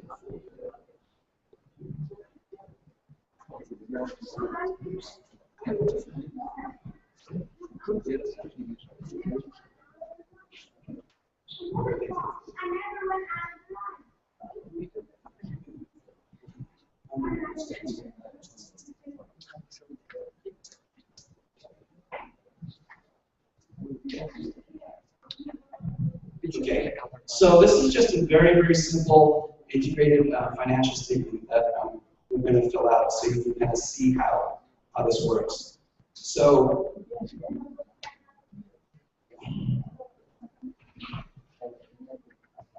I've already put down the formulas, so it's just not beautiful, but what's the pricing that you were thinking about? Let's just say the average pricing, just throw out some numbers for a subscription. So we'll make it really simple, because this is going to be able to do this in 15 minutes. So let's say, your average pricing for a company, let's say for a year, a pharmaceutical company for a year might be $1 million, $100,000, $40,000. Okay, so we'll fill that in. $40,000. Okay. And I've already pre-built in here annual kind of inflation pricing increases there. All right, so your first year, how many units do you think you're going to be able to sell? How many subscription rates will you be able to sell? You'll be able to sell one. All right, great. What's your plan for year 2? 3. Okay. What's your plan for year 3? 5. Okay. And then year 4. All right. Good answer, actually. You can't really see beyond 3 years, right? Very good. All right. So that's going to actually feed now into our income statement. So we're starting to get an idea of what our sales revenue looks like. Now, in terms of providing your product, just the cost of goods sold, how much do you think it's going to cost to service each of these? I'm sorry?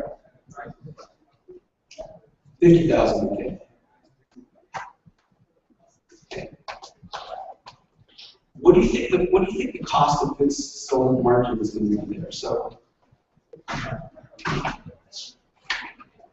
I'm sorry? 15 to 30? So let's just put 20,000. Okay, so well, let's say 25. So actually, so in this formula, I think let's change it to 25. Okay.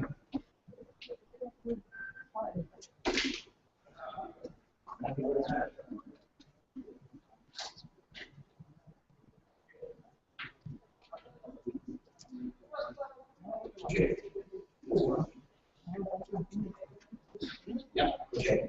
So now we're getting to an idea of what our gross profit is. So in year 1, your gross margin, you're going to get $25,000. It's kind of obvious how it see what your rate is. Right? Now let's look at your selling expenses. Right? Now remember, let's go back to the business model canvas that you guys built. Right? So what are your selling costs going to be? It's going to be advertising, your packaging, your sales force. Okay? So, in terms of your selling expenses, what are the main things that you do? So how much is advertising going to cost you the first year?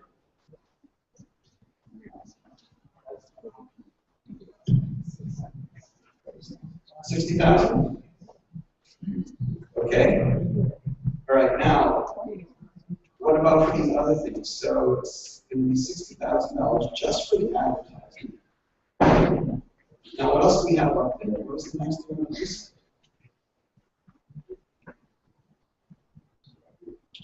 We have packaging. Okay, so you're considering that part of your cost. Okay. What about the sales force then? How many sales people do you have?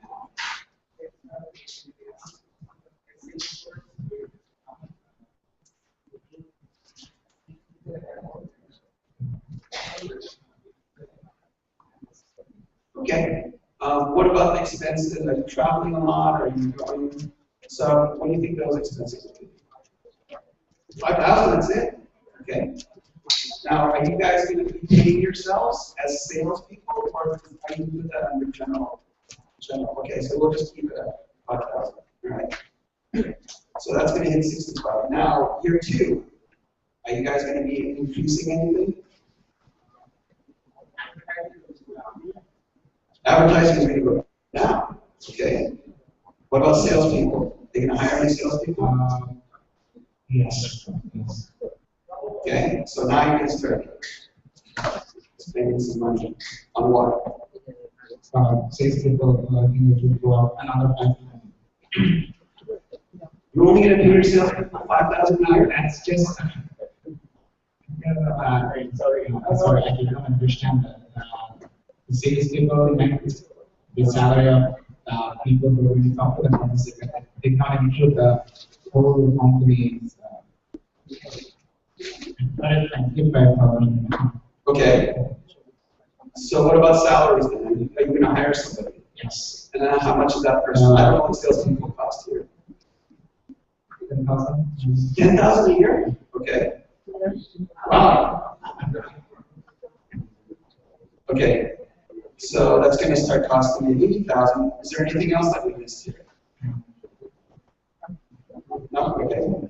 Now what about, how about third year? Are you gonna hire more people or you guys? No.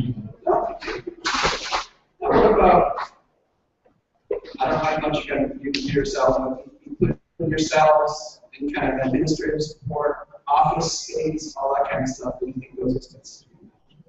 Another 5,000. 5,000 for your salaries? For the office. Just lump it together so you don't have to know what your salary is.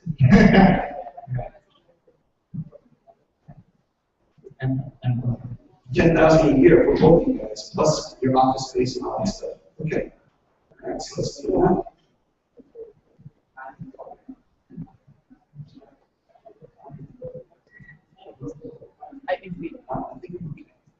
All right, depreciation expense, that's not important. Are you guys doing any R&D expenses? Not right now. No, okay. And you don't need those expenses going forward either? After R&D will be not within the 3 years of calculation. Okay. Right, so that's not on here, that's one of your key activities or key resources. What about, I was missing anything else on here? For example, partners, this is deliver, that's not really key activity. You gotta figure out what those things are. We're missing some of the key costs here. That's how you figure out whether or not you're missing anything, is by going back to your business model canvas. Okay, taxes are built in here, but that's a good point. What else? Are these guys missing anything? What else do they need to figure out in terms of their cost structures or revenue stream? Any ideas? What about the IT infrastructure? Okay, how much is that going to cost? What does that mean? Is that, are you buying a bunch of servers? Are you using Amazon Web Services? How much is that going to cost?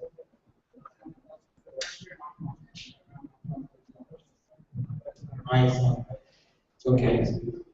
So probably in year 2 it's going to be 2,000. In year 2 it'll be 2,000. Okay.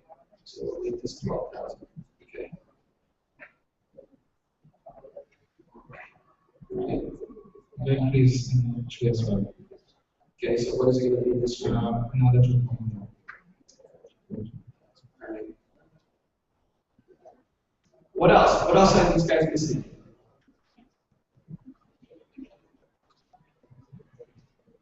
Is that it?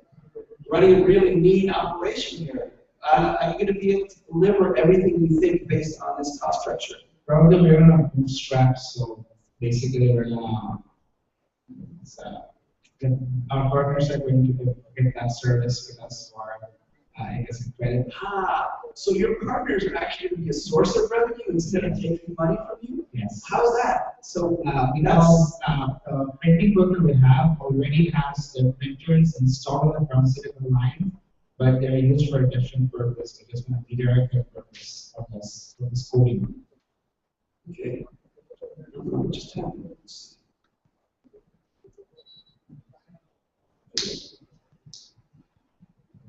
okay, so you think you talk to your partners and they say they're going to do this? Okay, all right, great.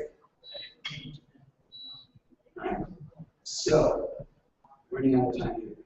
But I think that you guys are probably getting the idea of how we're building, how you want to build out your model to make sure that you have a model that makes sense. So let's just look at these numbers that these guys have put up. So, in the first year, their net income is going to be negative $50,000. Right?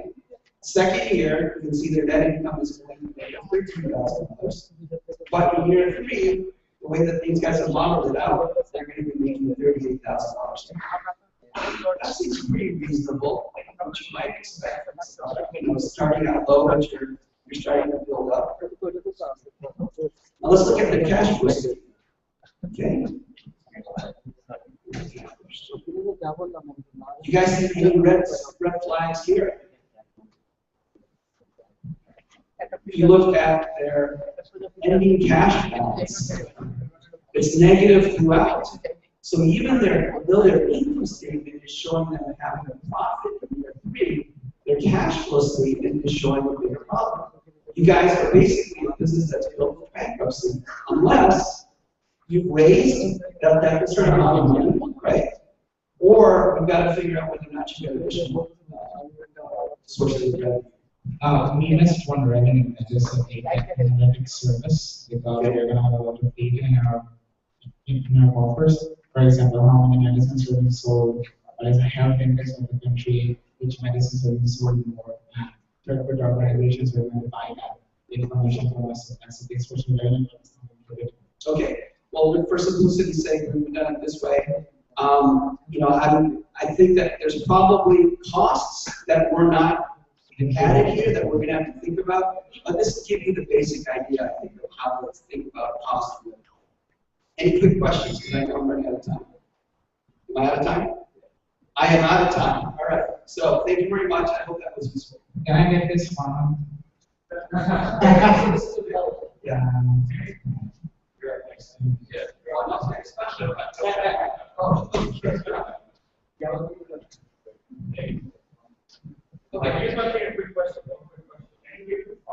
Yes, absolutely. So I will. I guess you're going to distribute it.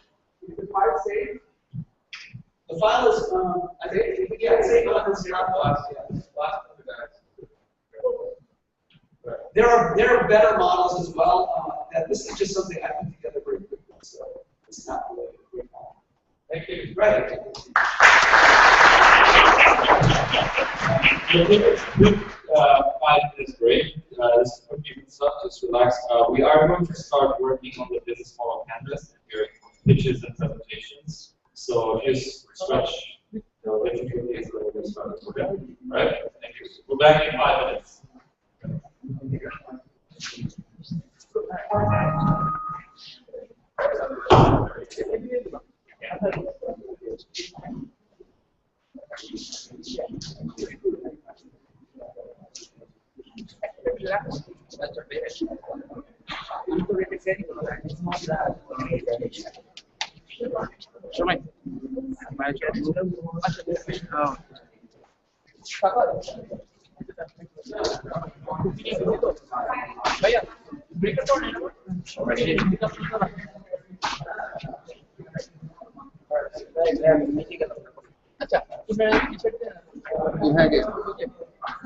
কাকে কালো black না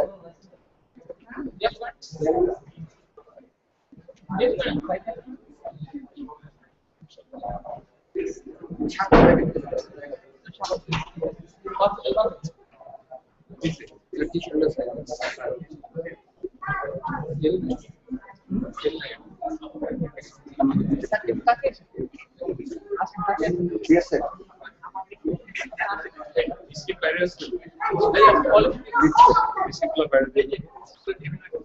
biscuit বাইরে গুলো দিয়ে গেছে বাইরে জেনে দিব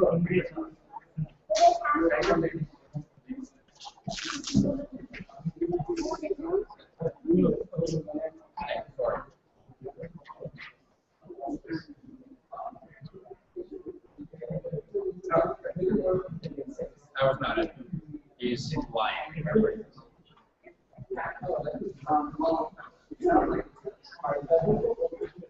We work with large companies building startups.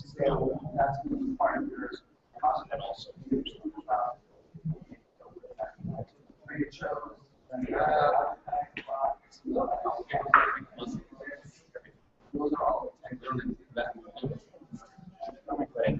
let's say primarily, but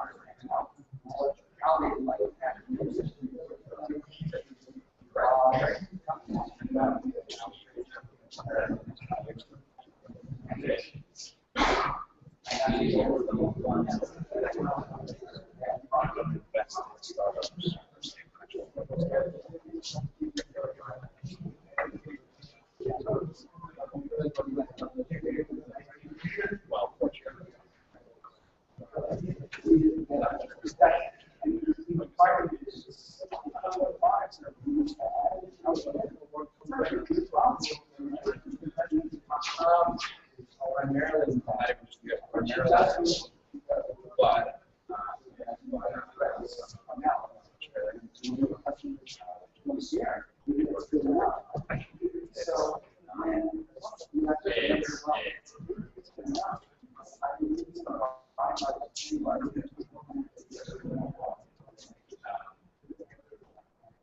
so that's why you have to do this.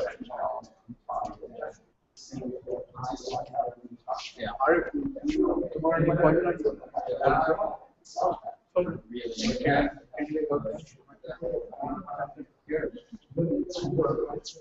Yeah, so primarily.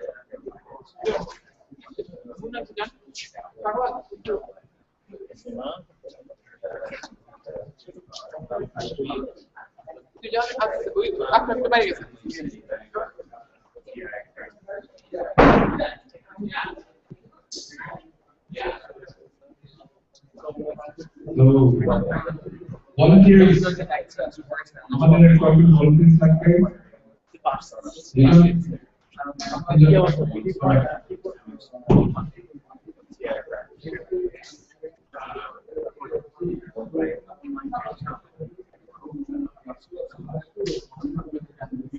Oh, okay. Yeah, so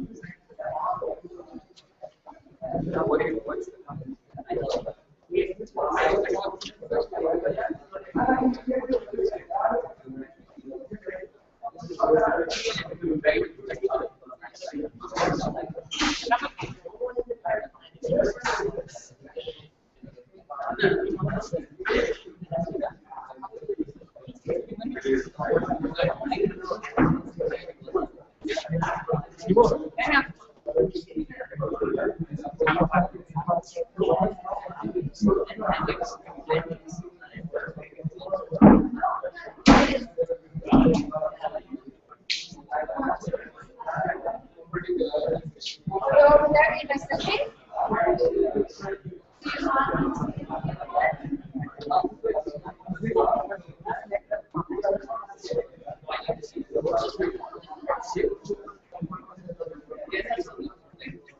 I think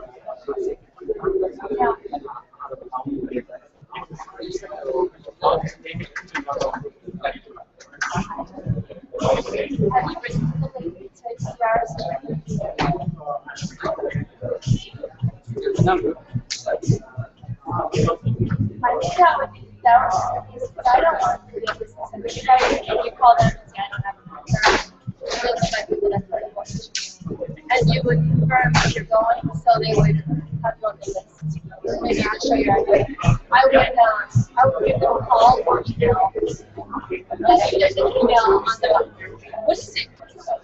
I'm pretty cool though. Everybody has password. Thank you.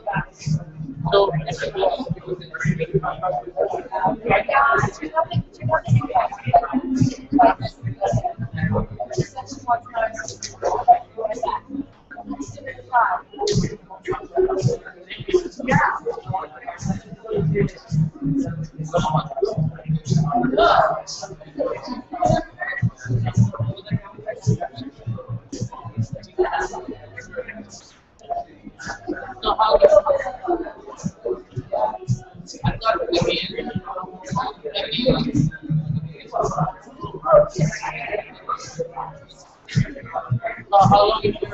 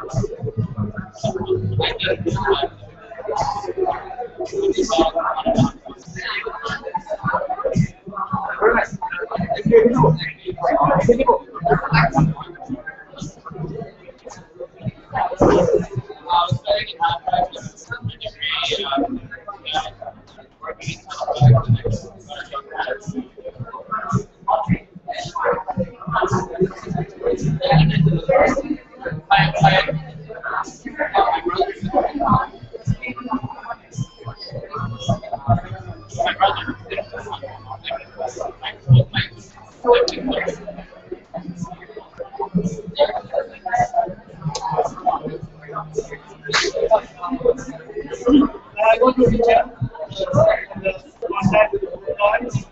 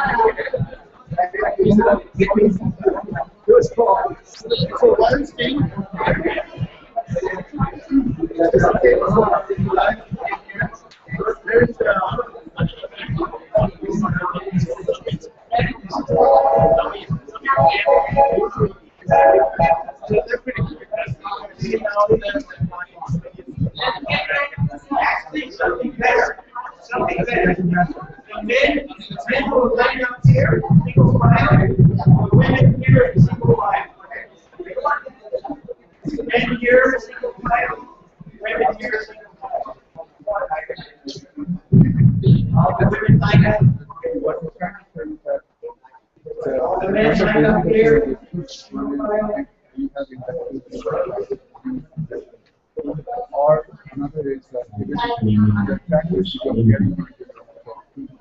So I think we are more communication skills as entrepreneurs is getting on All the women, how will we affect my you can imagine if I teach my company, my startup, how do you think about this my startup?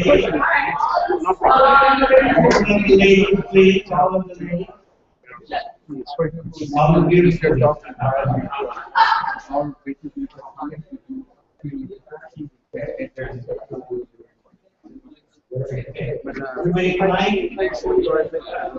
okay, now. What is that company is not capable to do now? 4 years. What is the future of the present is the future is the big part of collaboration. That's we cannot get this type of collaboration this type of support. What we do, every type of what we do, we get the support from all the. Now laughter. Okay, now I want you to do this. Say that I have different divisions. You have to Make a get single within provide a single solution. in groups. But if you say that I have several businesses, like a certain specialization, yeah, then the company is okay. So you have one ID group they have one. They are And then you must get in the order of their birthday. Not the year, the month, and the day. You should be in order. You have 2 minutes to do it. Ready? Go.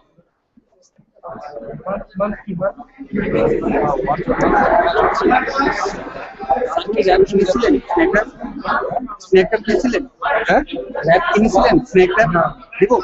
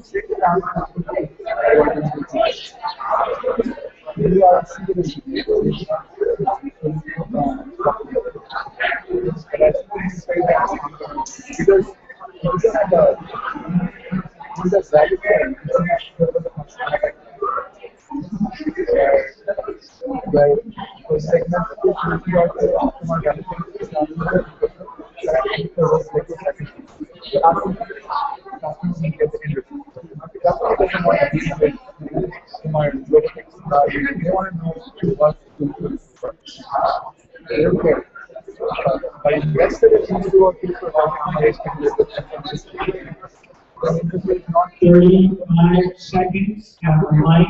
Line up in group.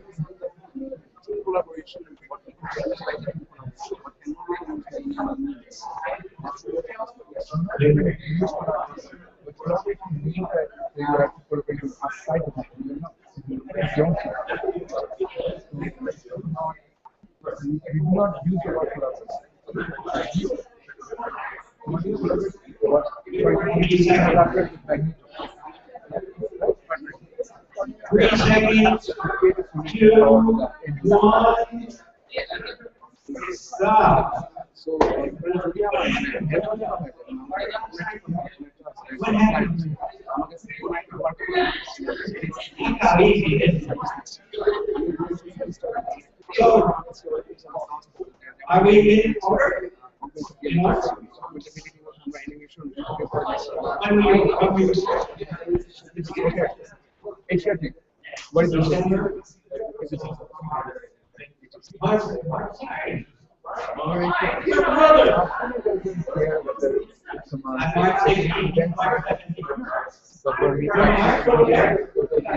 Okay, so where's the separation between what color is your eyes?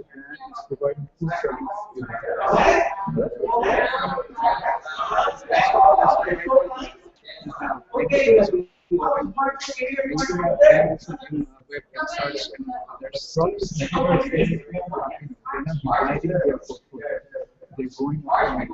who's getting one?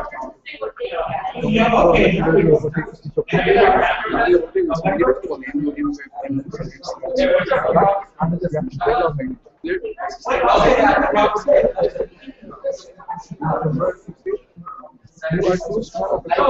me ask you a question. How many people took the lead to organize everything? Raise your hand if you took the lead. You did too. I saw you. Did you guys take the lead? You see how many people can lead at one time? Right? There's never just one leader.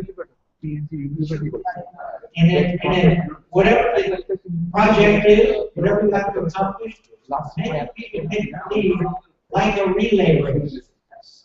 Somebody organizes it, and then you pass the last, and somebody else organizes it, and then you pass the last. So tomorrow we're going to talk about what is leading, how do you do it? You just did it. Many people did it. And it's authentic leadership is called shared leadership. Many people do it. So it's a silly exercise, but it lets people take the lead and stand for their place. So, Where we go? we provide services on that front. You provide services on this. Just to what do you mean? So, if someone asks you, what is your time? It's like a snaky line. From your perspective. Okay, great. Good job, everybody. And so we'll do more exercise on March 16th. Okay, thank you. Thank you. All right, guys. So the stuff I can see now we're getting some fun stuff. Can I have Dave here commenting and Thor as well? Can I get the other mics? All right. All right. So, can I get all the teams, one person from each team, raise their hand? One person from each team. You guys come on this side. One person from each team. One person from this team. Sit on this side. I am No. We're gonna put you guys on the spot, man. We're gonna, yeah. So one person over here from each team over here. The rest of the team members sit over there. So just sit here. Just sit here. Yeah, just sit here. Just sit here. Yeah, and then I'm gonna call it one by one. So, how many teams you have? Can I just raise the hand so I know? Okay. So you guys are all unique teams over here right now, right?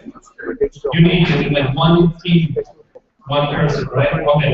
One team, one person on this side. All right. So what we're gonna do is, where's my buddy Jim? The other Jim. You're here. Team number 2, and can I get 4? Oh, Jim's here too. All right. So you guys can do a 30-second pitch. And what we're gonna do is we're gonna start off with a 30-second pitch. Then we're gonna go back to work, helping you work on the pitch and the slides. And then we're gonna end with a 30-second pitch again. So see if you guys are improved with our help. And the idea is so we can help you guys prepare for tomorrow's pitch that you guys have. You're only gonna get 2 minutes to do the pitch tomorrow. That means 3 slides to 5 slides, and they will cover. Hopefully these guys will help cover some of the main points that you should cover in a 2 minute pitch. So can I have the first, so you guys listen in the 30-second pitch, or do you want to, and then we can get them some tips for what to consider, and then we'll go back to the point. Right? How many teams are here right now? Can I get it? Raise your hand. You need teams. One per team. 1, 2, 3, 4, 5, 6, 7, 8, 9, 10, 11, 12, 13, 14, 15, 16, 17, 18, 19, 20, 30 seconds. Alright, so we can do one by one, but do you want to get the feedback here, or do we get the feedback general?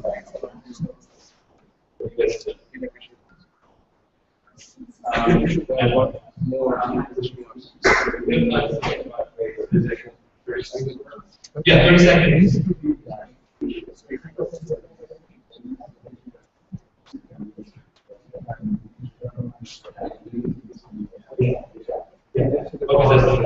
Okay. And then we can do one. We can do that as well. You want to do that? There. Yeah.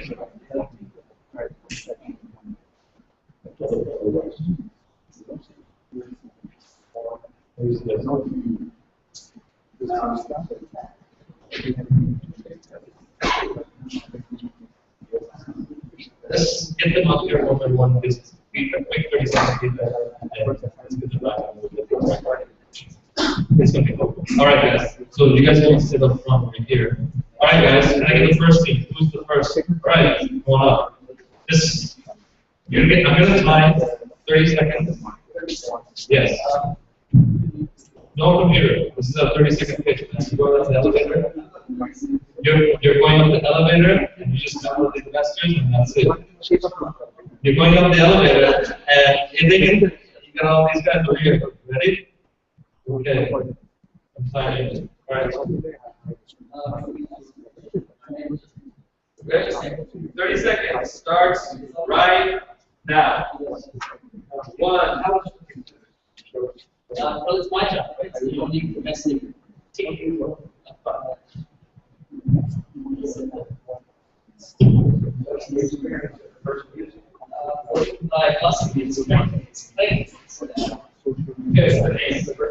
my job means my journey. And your time is up. Negative. Yes, yeah. Okay. Come back. You get some real quick feedback. First, you want to tell your story. What's the problem that you have? What's the problem you want to make it interesting so that the person who comes to you says, yeah, here's the car, it's really good. That's with this guy, I think we should back up a second and let them pair off and practice before they This is we're doing another pitch later. Right? Yeah, we're doing another pitch to be raw. This is raw. Yeah, we're going to see the difference after we end the whole document. So this is raw. This is see where they are. This is just practice. Yes, just practice. Can I get the next one? Right.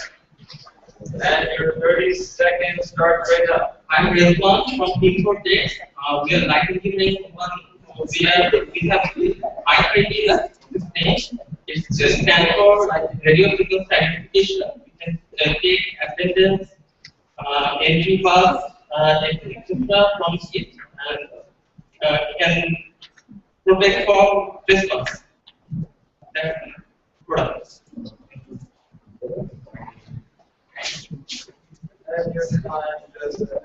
So you flip it. You start with what you value deliver. No, I'm saying you flip it. You said you protect the property from being trespassed. We need a card for access. No. If you start it with this is what we do to protect the property from being trespassed. Start with a value. And then you talk about the key measures. Yeah, all right, thanks. And I think when you speak, it's a combination of humility and confidence together. So we have to look straight at us, be comfortable, but humble and confident at the same time. This is just an exercise to get this. So, get extra. And your time starts right now. The government of Bangladesh is required to inspect all factories that are under its purview. Each sector has different sections of inspection. Currently, all inspection is done manually, which means it's done by paper. It's all collected by paper. It's lengthy. It's often inefficient because the transcription is often incorrect, and it's time consuming. What my company is suggesting is that we digitize the system by using tablets. All right, so set up for the problem took too long, right? Obviously, and you want to be able to set it up more quickly. That basically happens.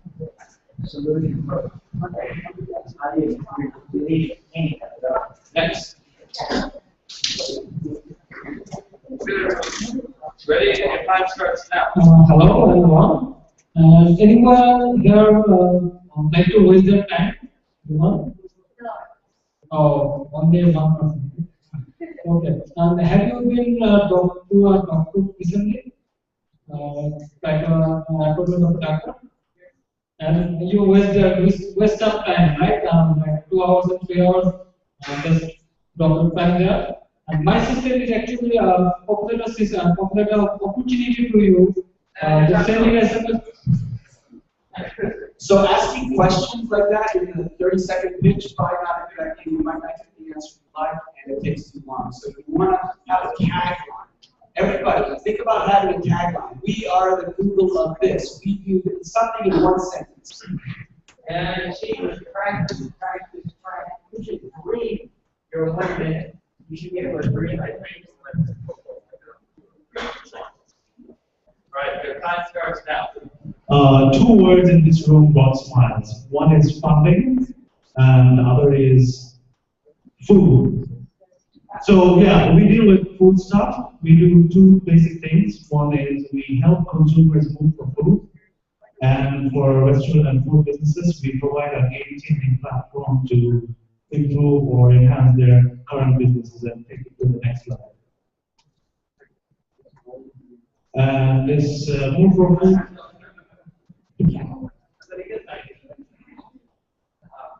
That's getting better. We were able to provide an interesting median to 20% up. All right, next.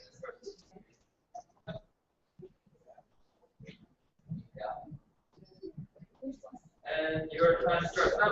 A pleasant evening to everybody. This is Shine from Shobjibajar.com Limited. We produce organic vegetables, and our targeted market is not only local market but also international market. And as you know, Bangladesh is a fertile land and low labor cost, and Bangladesh government is giving 20% incentive in this sector, and this is the opportunity. And I do believe that on the next upcoming time, agro industry will be one of the biggest industry in this country. Thank you very much.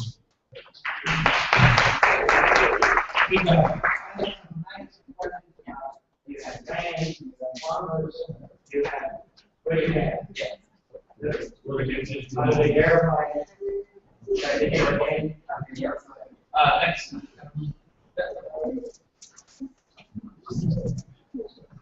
We're doing this quick so we can get some additional and we'll get working. Ready? Go. Hi, this is Hassan. 142 play. You said an engine for you. If you like to play games, then this is the right place, right platform to use. And if you want to create apps for games with 0% coding of sense, then this is the right place to make your application. It's actually 0% coding and 100% fun, and your product is great. Thank you so much. That was good, but I wouldn't target it as if you, because your person that you're talking to may not be your customer. So you want to say the customer. Next. Oh. So also, if any of you have customers, I think it's really powerful when you pitch to indicate that you have paying customers is even more, and returning customers is even more important for someone to draw their attention, and also mention what type of customer there is. Well, and the next person also stay in line. Ready? Time starts now. Currently, 80% of our country's export revenue comes from only ready-made garments, but our country has more than 250 plus exportable quality items, which do not get enough exposure to the foreign market. Our goal is to create a cumulative online marketplace for our exportable items for the small and medium enterprises, through which the SMEs will be able to display their online market products to the global market and connect with the foreign buyers. That's it. So one thing, everything except the last one. This one is very much focused on what you're doing. Not your customers, not taking out of the value you're generating. We are building, we're doing, we're blah, blah, blah. Nobody cares. That is not the important part. No, that's the problem. The customer. You should. Okay. Next. Good job. Next. Big chat is Yeah, you guys all stand in line. Whoever has you want. We'll get a quick exercise. I want to run this quick. Time starts now. I'm Dr. Nawaz from Bioscience Secretary for this. You know, the healthy and sustainable food production is the great chance to overcome the hunger malnutrition or drastically improve the world population. Here we ensure the organic farming input by utilizing the local natural resource and community power to ensure the sustainability and make the value chain for the customer. And we work for production to consumer goods. Thanks. Yes, please, 1 minute. Speaking in 30 seconds. Way too fast. No, I'm saying you talk too fast. Next.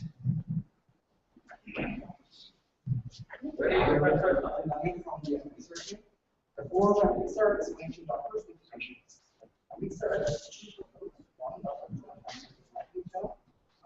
and two people have all access. I think sir, between these two programs and animals are customers, also developers, this is a very cheap cost. We know we did your cost. I thought that was really good. We were talking about the customer, the value that you provide to the customers. So that was fun. One of the things when you use the mic, you can put it against here so that it follows your mouth. Like that. Yeah. Your time starts now. This is Ishaq from BootCamp. I'm providing mobile content and messaging solution in 2008. My customers are basically ECB and corporate clients, and as a part of it, every institute are getting my services, and we are providing them within this systems and all things, so that when the parents are getting, when the students are going to school, when they are not attending the class, they are getting an SMS to the in their parents' number, so they are getting notified that their children is not. So again, I think with the first earlier comment, you're talking about what you're doing. I want to understand more about why parents need to have your product. That's the goal. And your time starts now. 1.5 million children in Bangladesh suffer from autism with lack of social, communication, and cognitive skills. So hi, I'm Margaret Chaudhary, representing Buttons Engineer, which is a subscription-based software-based solutions for educational needs and applications to develop these skills with autistic children. Thank you.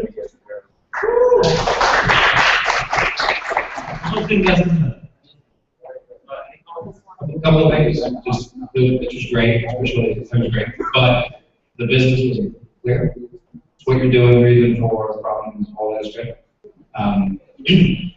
But there's good. And your time starts now. Hi, this is Riyad Singh from Autonom.com. Well, Autonom is a local-based product search engine, and my customers are you. Whatever you do, you go into the site and you find all kinds of prices of the products that's available in the local market. Well, at the end of the day, what is Autonom like? Thank you. What's the business? It's a product. Fishing investment opportunity, business revenue. It's like the seed prices of the what is it going to be for me as a customer? Why am I going to use you?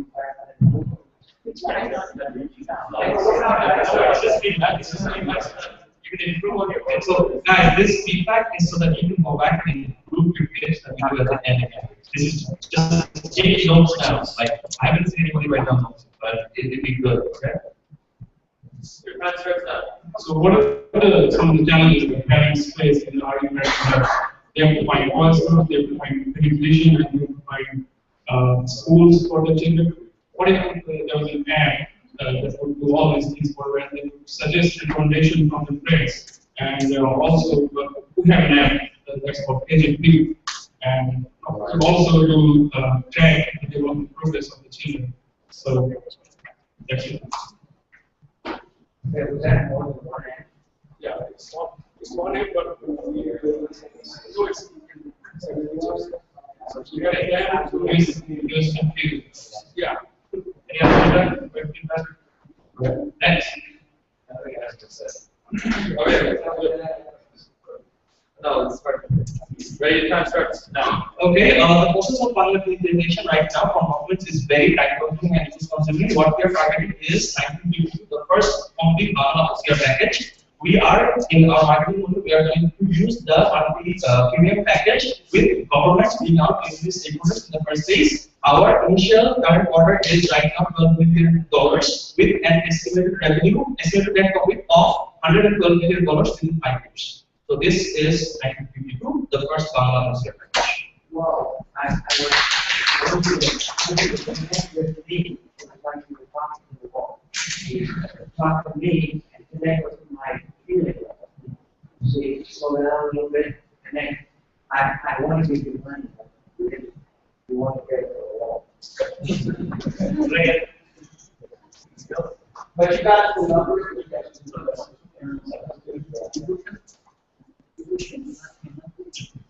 And your time starts now.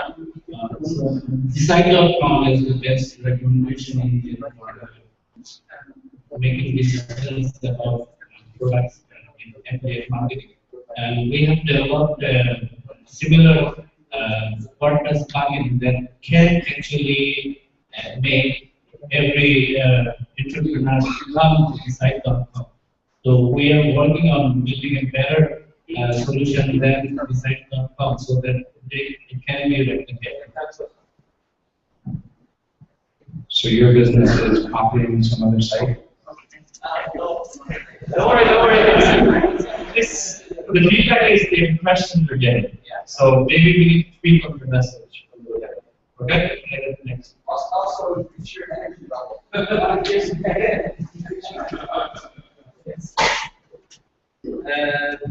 Hello, this is Ankunar, representing Pixel Tech Analysis. We are offering smart home solutions which allows you to access your home appliances from internet, from mobile phone, and even from by voice command. So if you want to make your life easy, then you want all my clients and customers. Thank you. So you say if you want to make your life easy, but I don't understand why it's going to be unhealthy. So you kind of come out with why do you choose it? Just because I can access it, what does that mean? Perceived value. You're not answering. These are just feedback. So it's like when you're saying it, that's what they're understanding. We just tweak the messages a little bit. And your time starts now. Did you know that almost 1 billion people are starving every day in the world? So, however, the food production is not up to the mark. The fertilizer are decreasing and production is increasing. Using sensor-based technology, we are targeting 2.6 billion farmers in developing countries to provide precise farming decision, increasing in yield, minimizing the cost. So we are smart at providing food for all. So the problem is just too big. You got to hold down a target that makes more sense.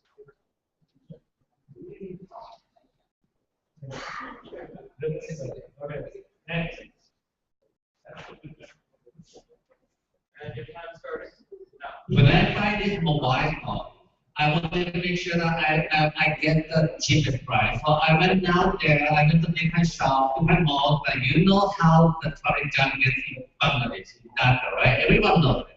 So, well, it was very hassle. So at that company, we start collecting the price data from each retail shop so that everyone can access our website and find out the cheapest price of the products. Thank you. So it's not, the business is there, same as before on the price comparison engine. No idea what the business is. They're promoting products or selling it, or like, again, business opportunity is a critical part. Yeah. Next.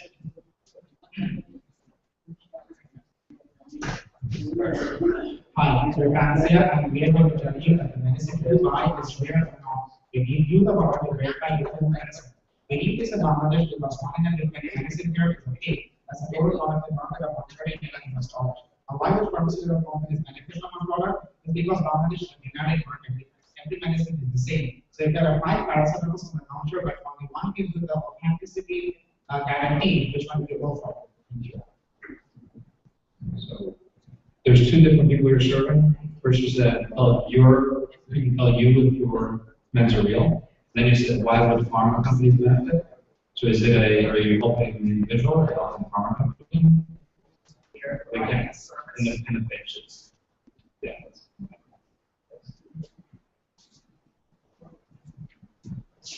Your time starts now. Hi, I'm Shahrukh. Every process of people in Bangladesh dying of blood.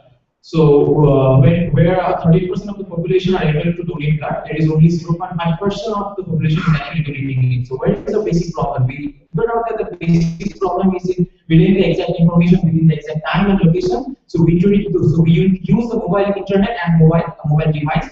And we introduce a service in Lifeline, which actually connects the blood donors and receivers directly. Once you tap in the request, then it says,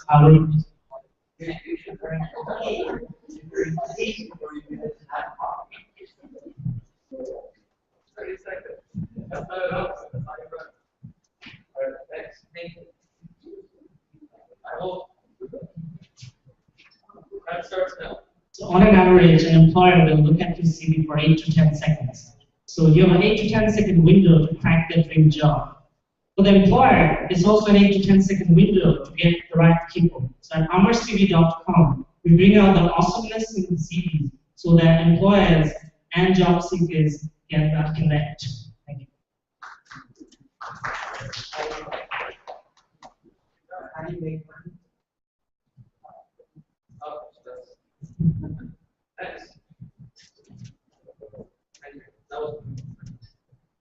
Time starts now. Information is spread throughout the organization. What if you can get access to all information, finance, business, and market on your phone, on the go, or on your device? Enter like business partners. Thank you.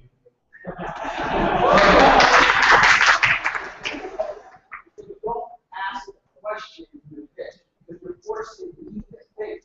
I want you to tell me why. All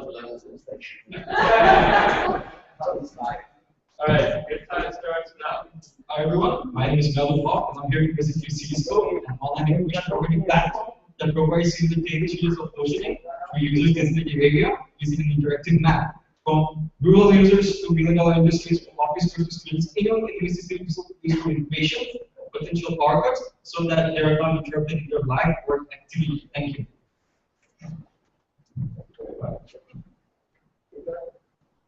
Interactive map, online platform, a lot of those features. Wasn't clear enough. Wasn't clear again. Yeah, that is. I mean, this is the moral. It's very sure. How they put all this 30 seconds. I think that's what we really help us, and we can go back. That's working on it. So first of all, good job, everybody. This is a brutally tough exercise.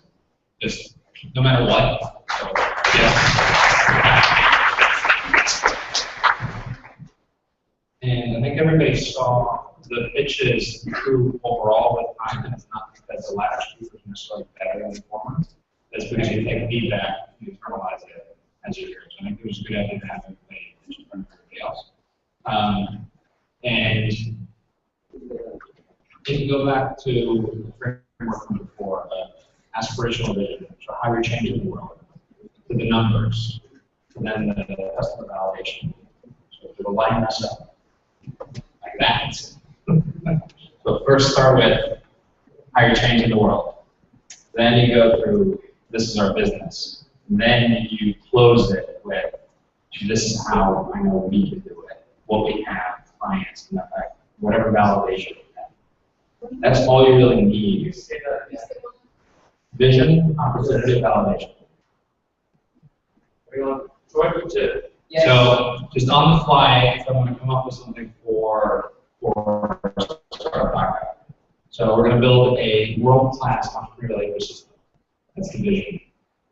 The opportunity is there's huge amounts of capital and expertise locked up. There's no access to startups or entrepreneurship in that. Obvious problem, obvious opportunity. Like nobody's going to argue that. And it's clear if you do a good job, there's a lot of value and eventually money unlocked. And then the validation is we've done 2 events with how many people? 600. So in this one it's going to be 400. Let's say round numbers. The validation is we've already pulled through 1,000 people into this right now, and then there's some call to action. So what none of you did was ask as if it's an elevator pitch for anyone. The whole point of the pitch is to get a meeting or get something where if you're interested in the back, some sort of call to action. So if you then distill the startup document pitch down to world-class entrepreneurial ecosystem, unlock capital and resources that are here.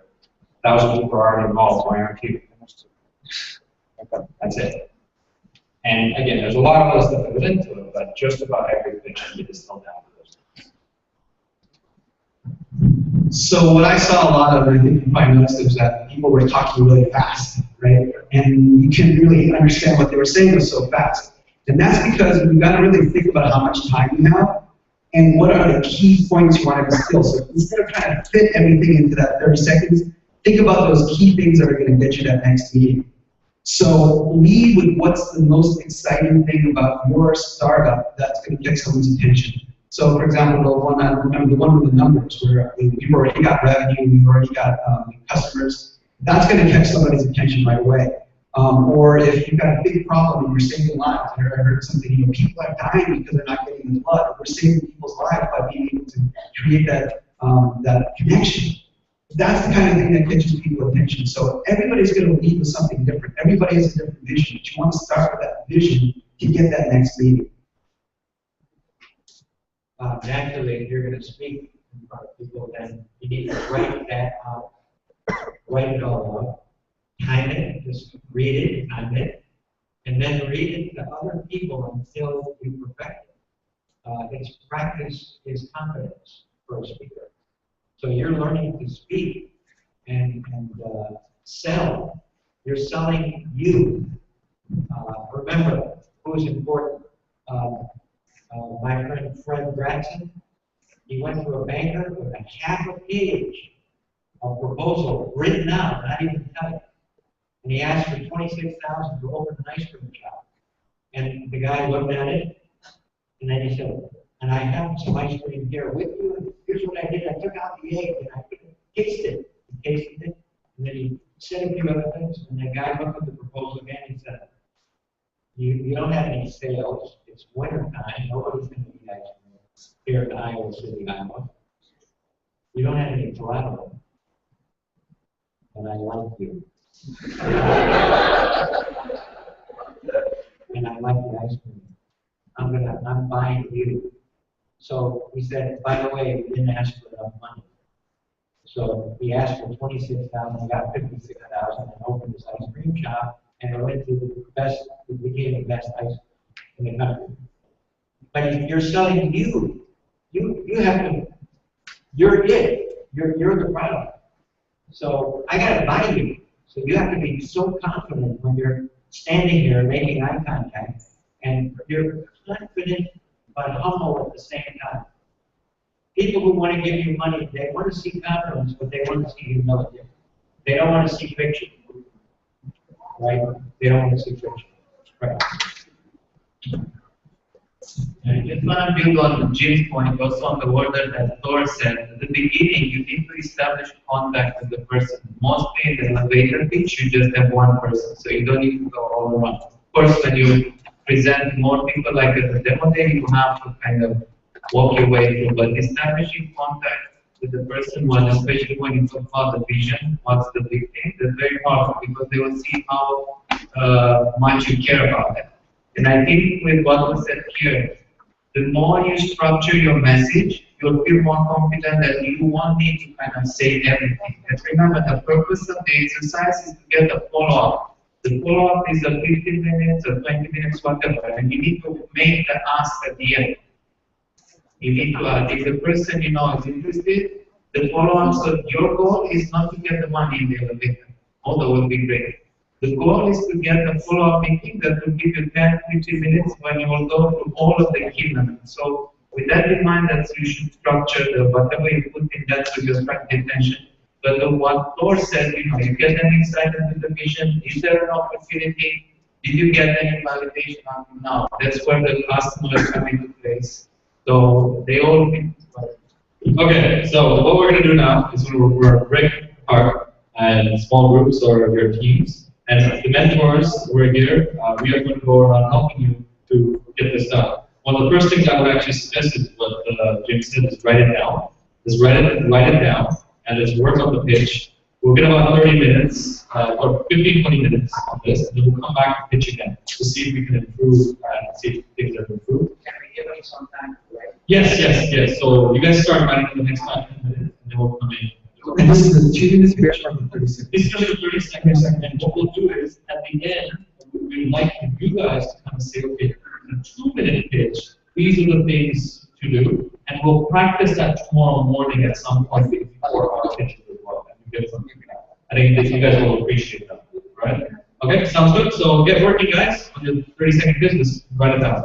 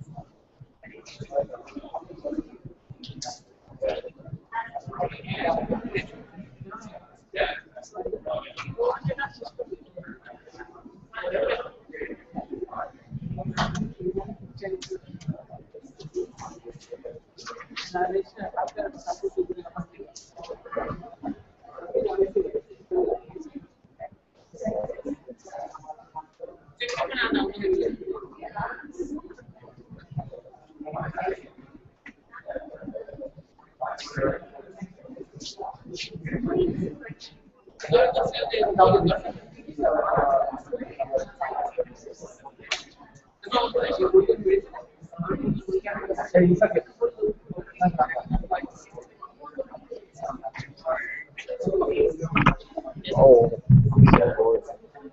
got any Marleys on you? Huh? Got any Marleys on you? No.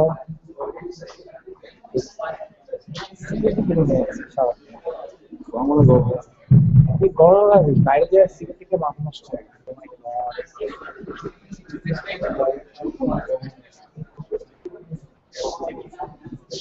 মাথা ঘুরে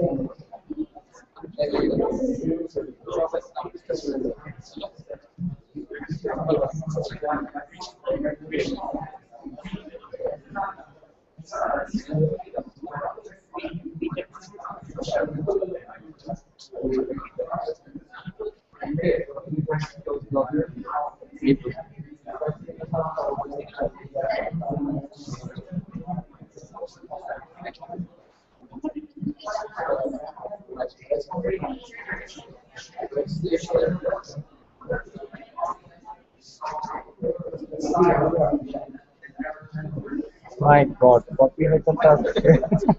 एक copy निकाली किस पर कौन है? Device के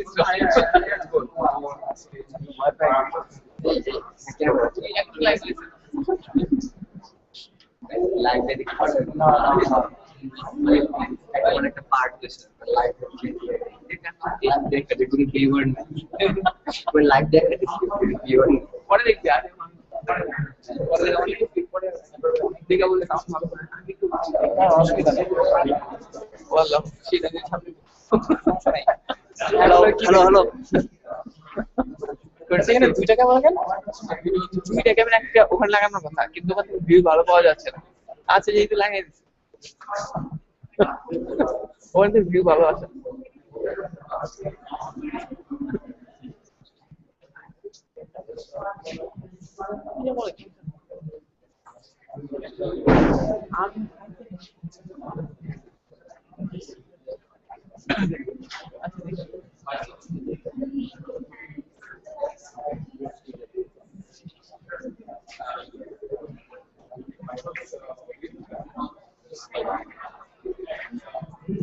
পয়সা তো চলে গেছে। গান দেখবো।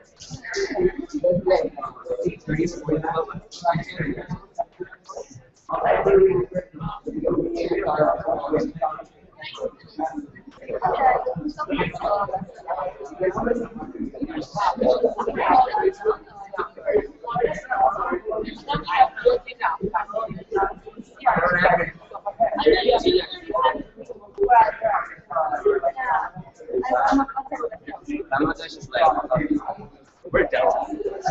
We're like the only Delta. We're like distant.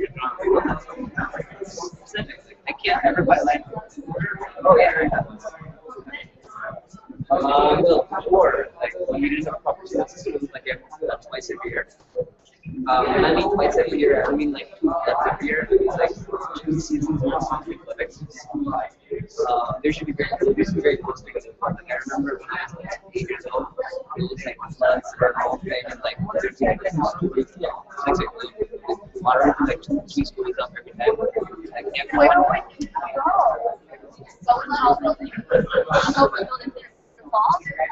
Something like that. Everyone else like I remember my cousins moved in my house for like 2 days. Oh, we flooded like in this part of town? Not in this part. Sort of like that. It used to flood a lot less than now. Now it doesn't flood much at all. This was the worst time. Like sewage systems, water, food mixes with roots water, and you can't really see where the gutters are. Like this one time, So are you lucky that it's not not anymore. Rates are just nice. Like yeah. Now it's like now the trains less people. wow. Yeah. So running 3 years ago, 4 years ago. I just got my cell phone SIM card, just checked out the needed SIM card, push on the phone. So I was running, so I was waiting, not only the community, it was like nice spot. Hail, yeah, Hail. Yeah, Hail. So it was like really crazy. And I was walking on the street, I couldn't see anything, right? I called my friend, I was like, oh, I need to this right now. Like, that's his water. One mistake, right? Like my entire body is in the gutter. I'm like, oh wait, no, I fell down the gutter. And then the first thing I do is like shit.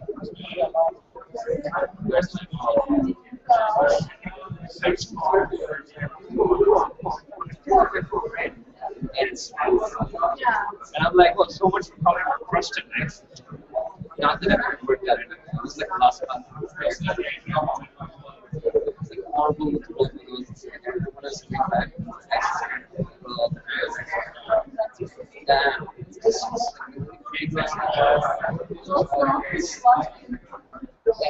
she came up to me, right, and asked me whether I like normally this is like down, like, yes, I do what a nice things would happen, right?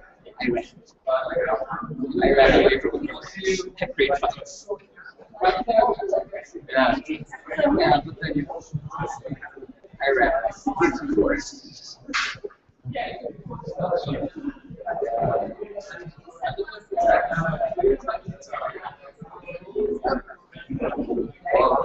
know.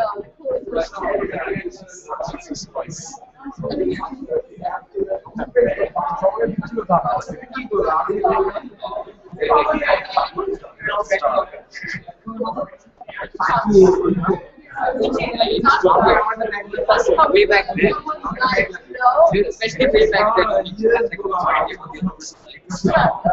nowadays it's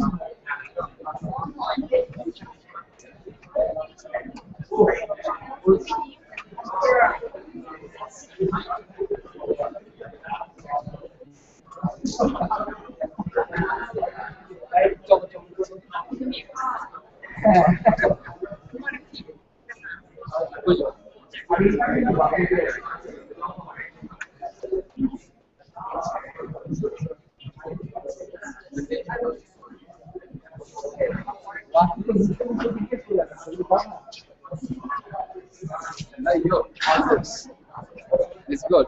Not that good. Standard. Mango's better. Mango is better. Mango is better.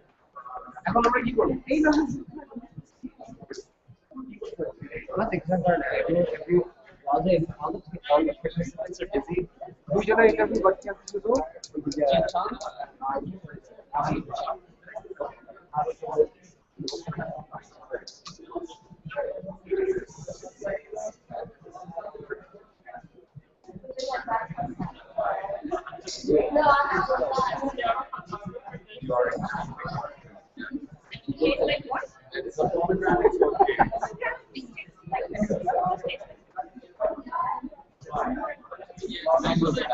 হ্যাঁ mango best ওইটা ভালো লাগে না কি ভালো লাগে মাছ আমার হ্যাঁ এই সরি চাপা বলি আমরা কোনো শুরু এরকম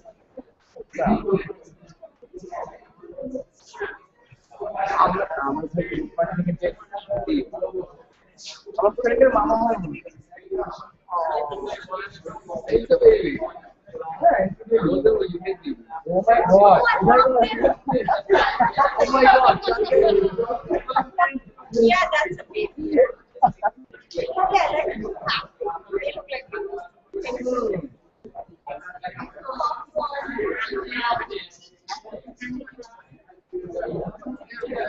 Yeah, we got another set of others. Oh my god. Shut up. I think it's great.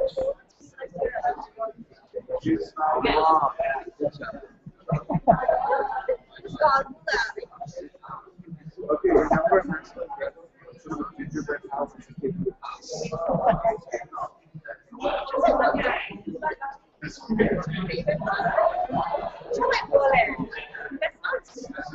You love it?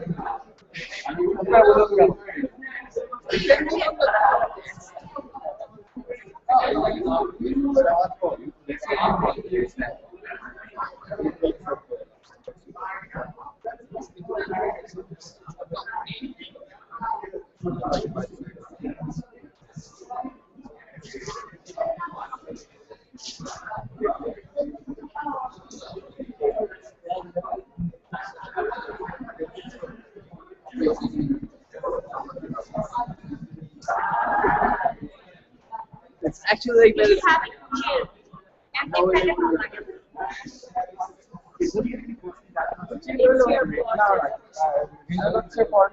not my boss's product.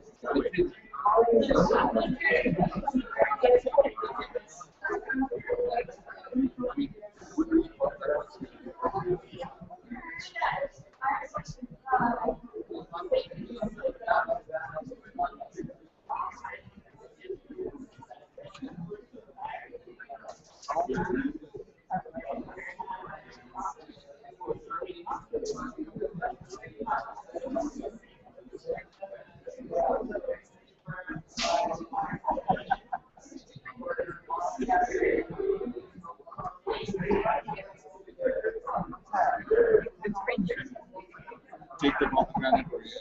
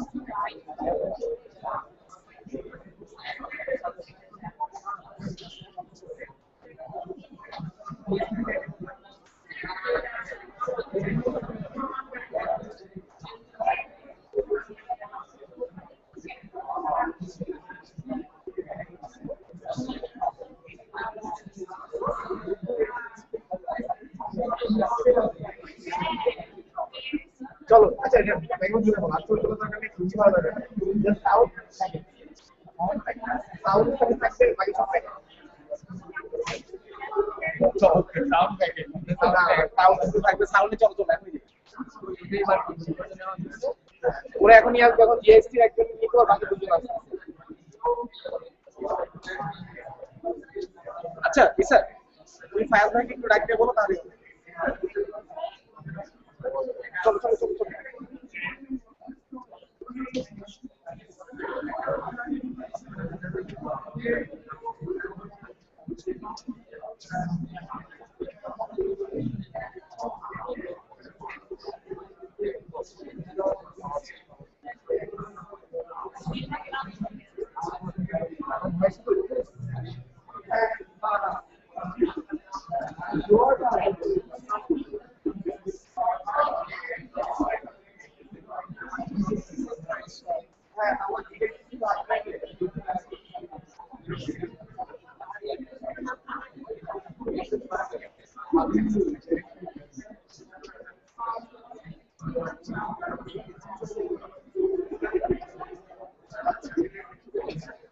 চলো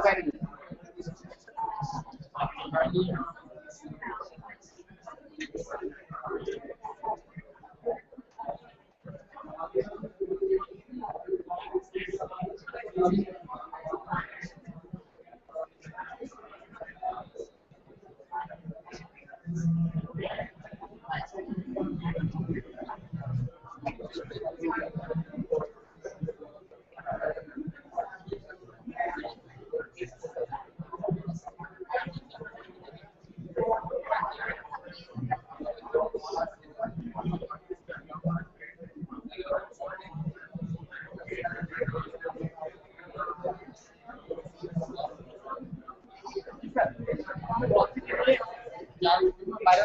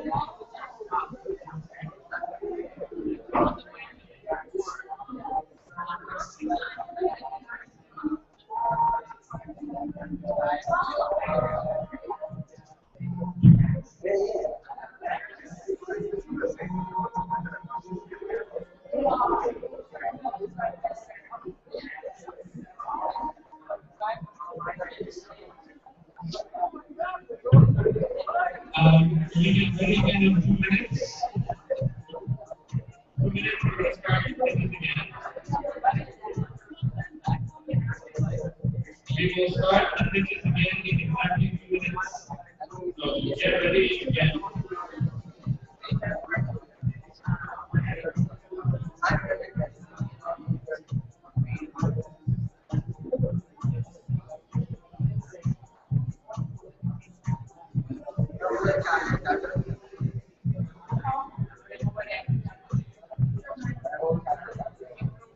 And we get you guys get ready again.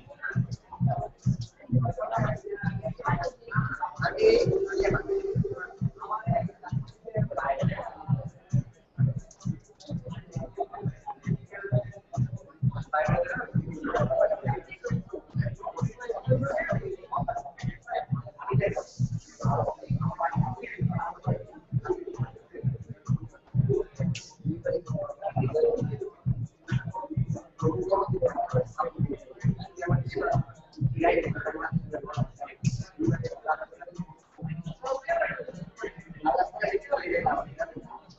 guys, did you guys see that? We're gonna get going. One. Come on. We're gonna get you guys going again.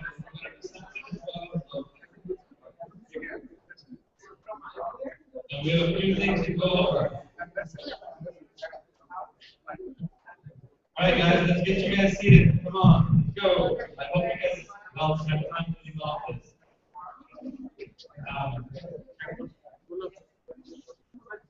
Before we lose everyone's attention, you will be. Alright guys. Oh, you want to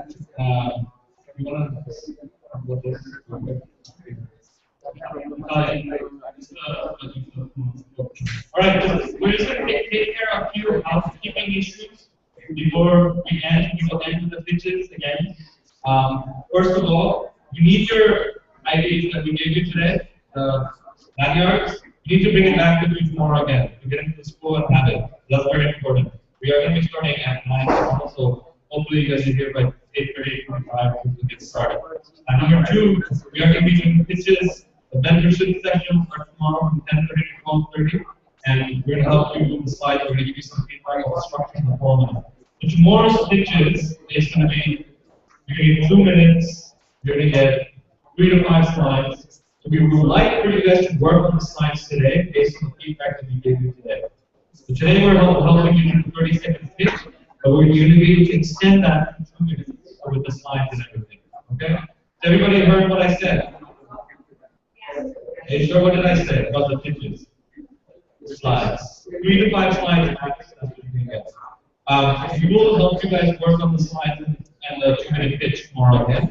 But today's 30-second pitch is to help you concise everything. Because the idea is to be concise, and if we give you a little extra, you'll get to that. I have Natalia over here who's just to share a little bit about the judging criteria. Remember this. This is to help you guys. It's not just a winner at this. So obviously, we have to, every event is something first. The idea is to help you guys. So don't take it in any other way. This is, so. Yeah, exactly. It's just to help you. I'll share it with you either Amanda or I will send it to you tonight. And this is the sampling parameters basically we're sharing with judges what you look for in your presentation. And a lot of those things already been shared in the template presentation that we sent you. There are a lot of slides, you won't have time to go over it. Overall, so keep the top 5 slides there and just present those top 5 slides tomorrow. So basically, we have 10 criteria and each of you will be evaluated on those 10 criteria. For each criteria, we ask judge to give you a score from 1 to 5. And the criteria is as follows. So problem, what problem are you solving? It has to be very clearly stated, and I think all of our judges and experts went through it many times today. Solution, what is your solution to that problem? Target market, what is the market size? Of course, if you're pitching an investor, always it's like what they're looking for, whether the market is big enough for their investment.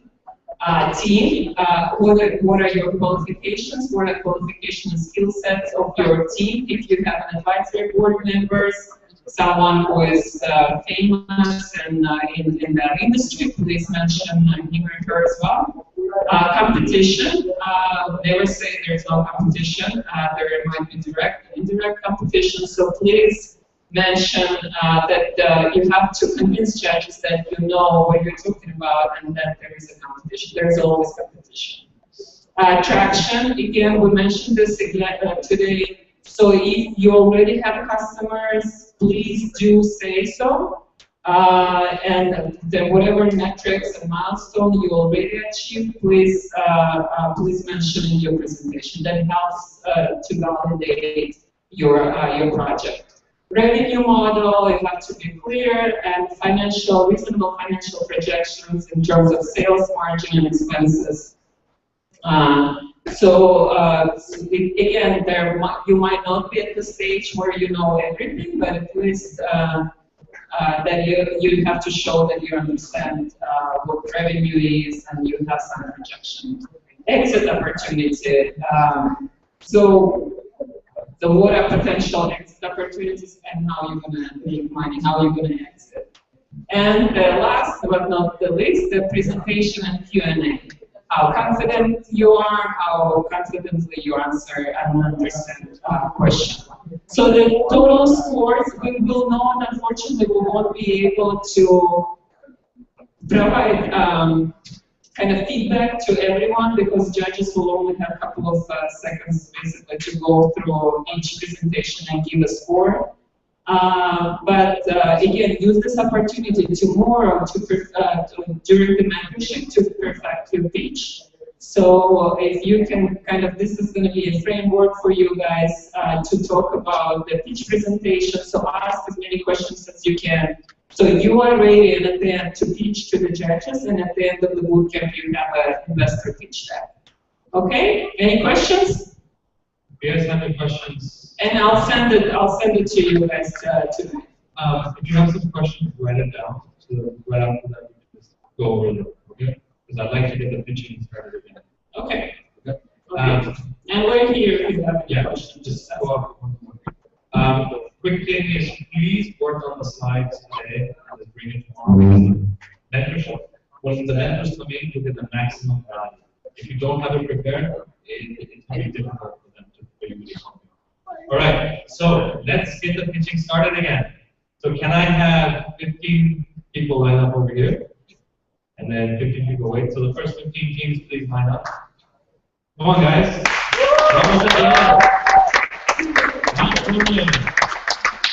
So can I get the first 15 brave soldiers? Come on, guys. Marshall. Oh. Generals.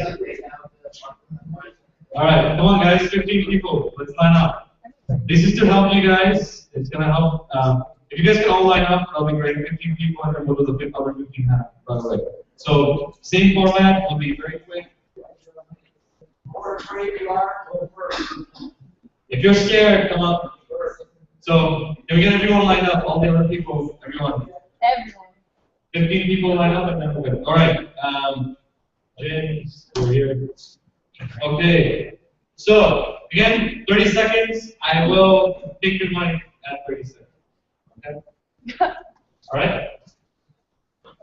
Wait. I do.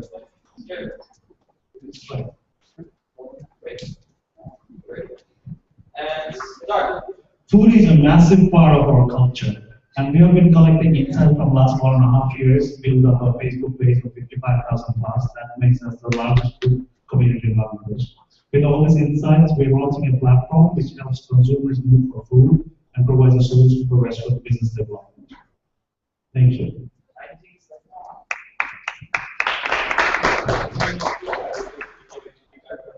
Just on that to make it work on it. No, yeah, I mean, that we can get the general feedback. Yeah, just an idea. The general feedback is good and all that. The 2-minute thing is a lot more data, a lot more ideas, a lot more minds that we actually need. All right. I think at the end we can have this. What is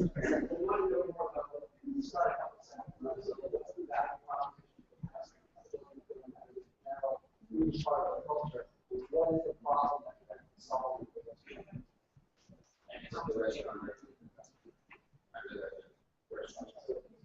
Alright, next.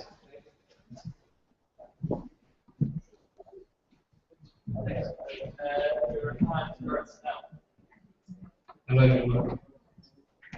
Bangladesh has 250 plus quality exportable items, but only majority of our exports are dependent on ready-made items. Currently, it's contributing 80%. But all other sectors have not yet enough exposure to the world market. So our goal is to create a cumulative online marketplace through which our SMEs would be able to display their products to the global market and connect with the global buyers.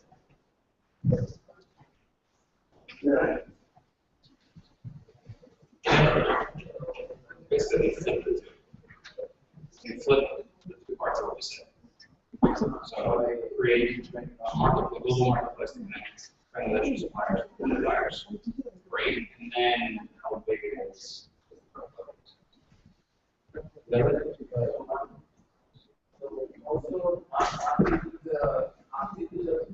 The page also take a look and see if there is any repetitive information. Like you repeat it at the beginning and at the end the same information.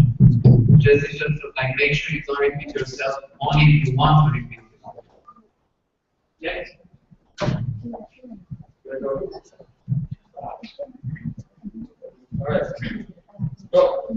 We are here to save a life. We are here to actually make a difference by connecting the blood donors and receivers. We are Lifeline. Thank you. Too short. I don't know what you're doing. Your pitch was actually better first time. And overall, put the meat back in there. Do it again. So I how are you saying it? You had numbers. You had all the numbers. Yeah. And time starts now. Hello, this is Ram from Team Engine. Basically, the current process of digitalization of power document is very time and resource consuming. So what we are offering is the first ever completed Bangla procedure software. It will be using the shareware model of product pricing and promotion strategy. Currently, we have an order of approximately $12 million of work, and after 5 years, our estimated profit is 100 plus million. So this is our calculation. Thank you.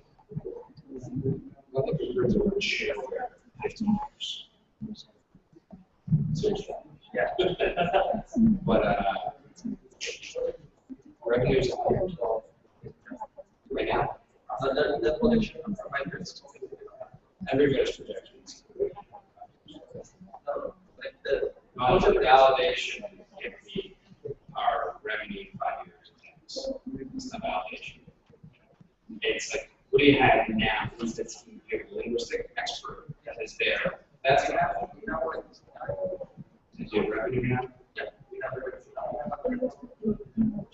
That's 5 years from now.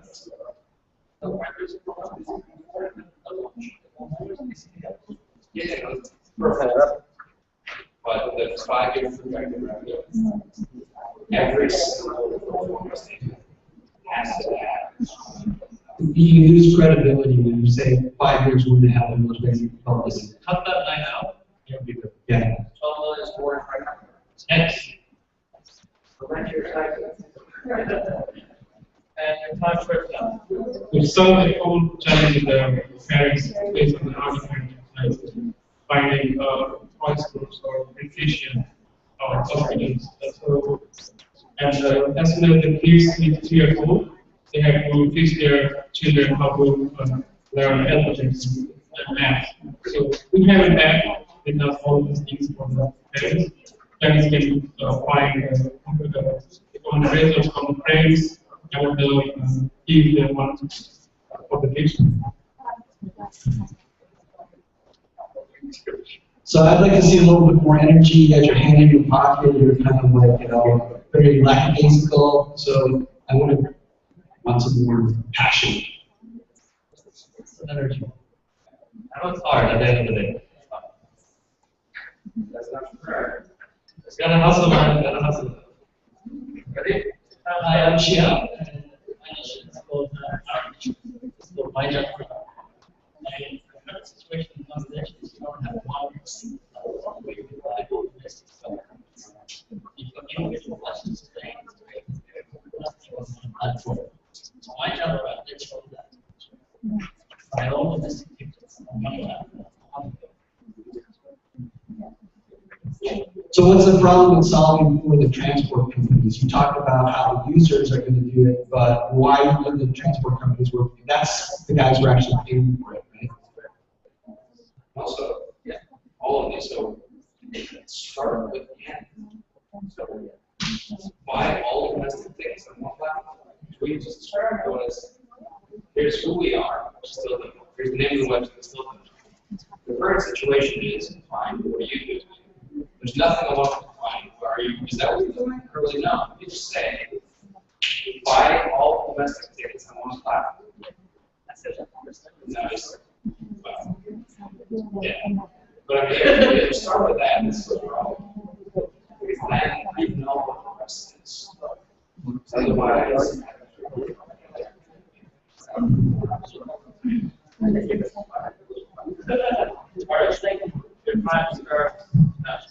imagine a world where assistive tutoring could achieve so much more just by having access to proper education system. In Bangladesh, 1.5 million children are suffering from autism, and globally the rate is just increasing.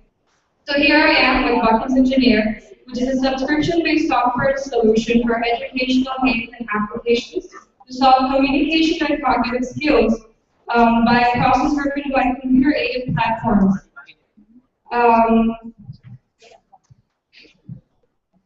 really is missing is a validation. Yeah, Well, too much time trying to set up the problem. I mean, you want to get straight to the parents have this problem, and this is how we're going to solve it.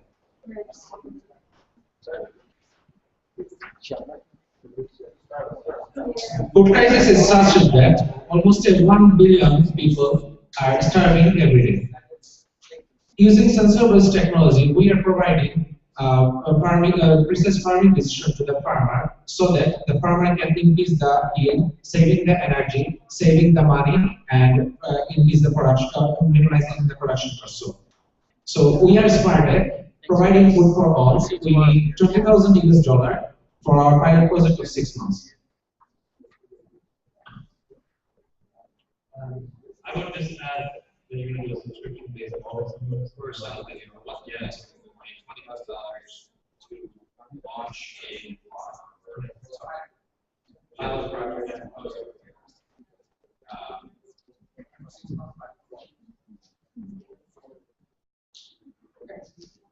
I still think that you're starting out with the problem being too big, and you've got to focus on more on what's the problem you're solving for your customer as opposed to spending more on $20,000 is going to solve all yeah. problems. Maybe talk about the area of knowledge that you Yes.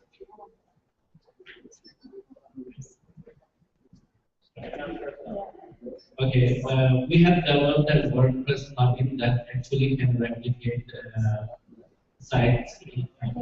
It can make affiliate solutions like Decide.com. And we have research on Decide.com and found that it is the best affiliate solution. We have built something better, with more options and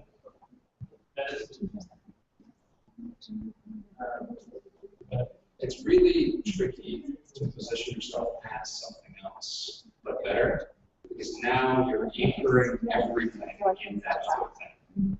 So if I don't know it, you've lost me. If I know it and like it, you've lost me. No, what I'm saying, if your value prop is, we're like this, but better, it's a marginal thing. You're improving something just a little bit, as opposed to making it clear what unique value. okay. Next.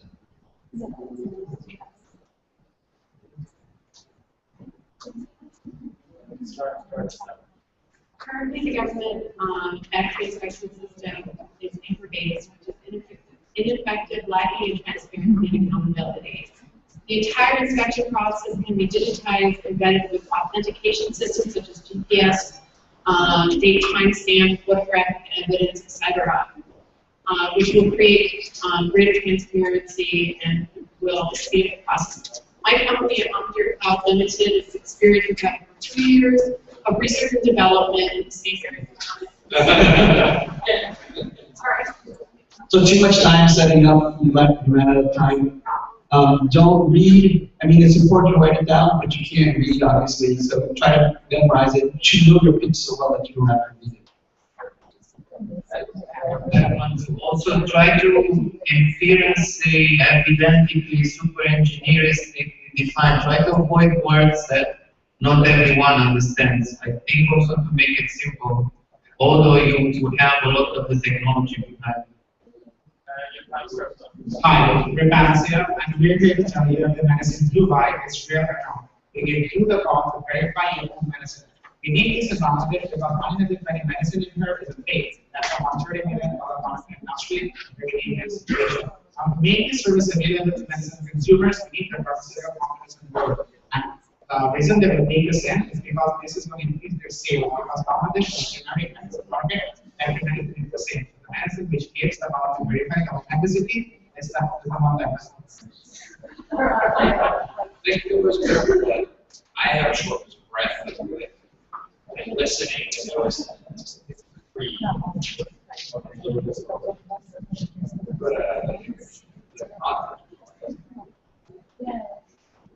Right, next.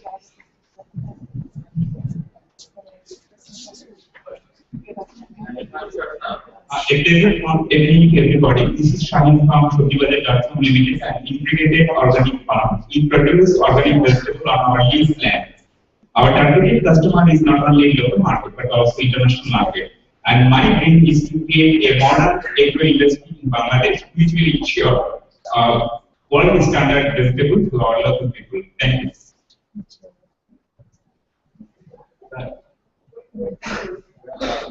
Overall, it was good. No call to action.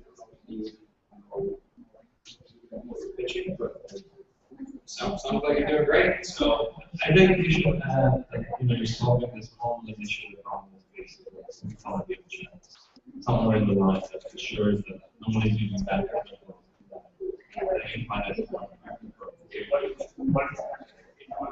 I don't understand what gold standard is. Yeah. I think Bangladesh, you say 403, people will understand. Even in the US, nobody to figure out. All right. Next.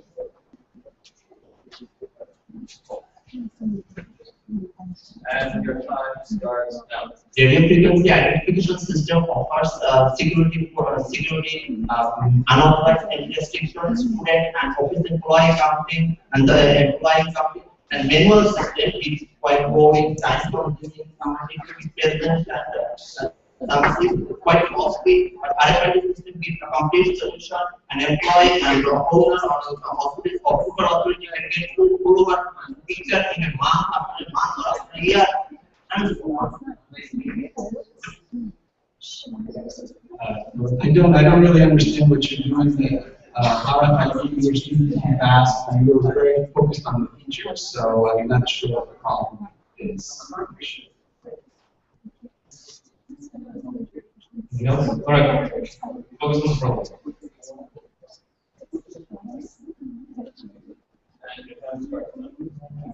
I'm Dr. Nels from Bioscience Security. To ensure the sustainable and eco-friendly farming, we start the agriculture farming considering the supermarket situation rate of R1 and being able 300 times within 1 year that money to establish the other unit of eco-village. And at the same time, they bring the sustainability of the farmers. Thank you. Sorry, where you said was you have eco-village set up and money to establish others. Any kind of numbers or outcomes on the first one, so we know what Numbers to the data for success. Yes. If you're able to establish the first impact, or add something that is because No, just when you do the pitch, okay. Next.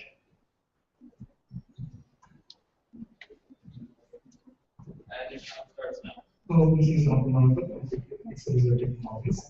We are trying to change the experience people have and save electricity. So smart home solution kits allow you to control your home appliances like TV, fan, light, AC, etc. Remotely from mobile applications or website. They allow you to automate your bedroom light, corridor light, when you get in or when you get out, or they allow you to monitor you. I feel like you were getting to something, but you ran out of time. But I mean, it's better than your previous pitch because you started to get into what the actual solution is that you're providing for a problem. It's easy to use. It's about saving energy. I would just say that what is the problem we're solving, how we're solving it, and you can say we're ready to launch it, or a core that is developed and we're sure you want. It gives a little bit of action right?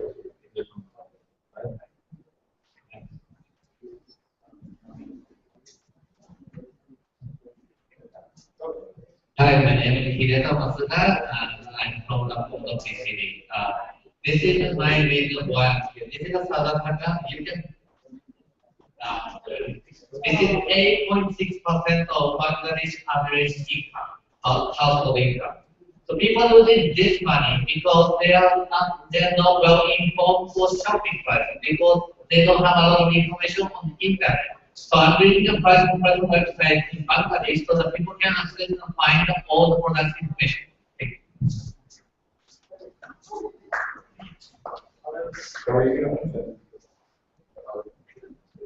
How are you going to benefit?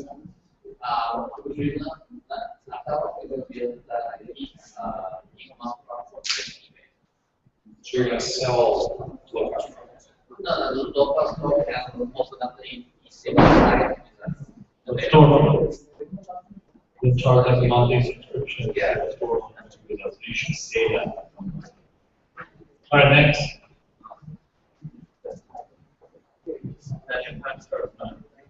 So your question, coding and 100% that's our motto of one coding engine. Everyone loves to play games and apps, but there are a lot of people who don't actually know how to do it. So one GPA offers to play and create source of solutions, and we actually just take out all the page and in our shoulder, and that's our motto. And then there's actually we're offering, and one for you to play, and I can change it for you.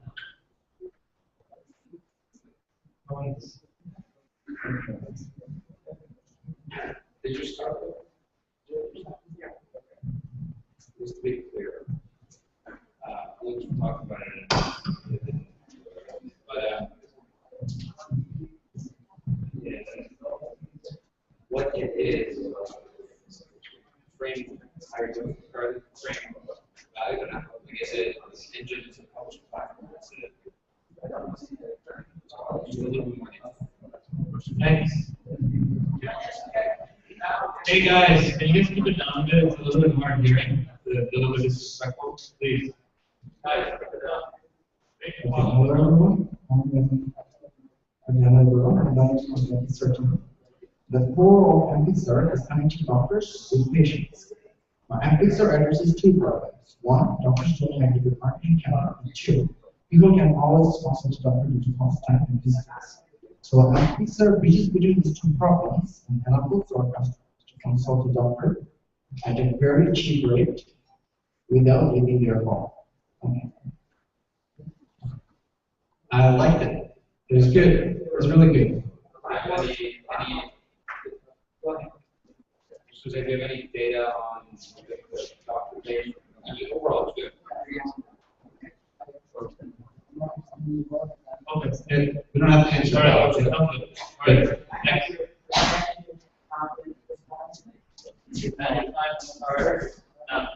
I'm just more building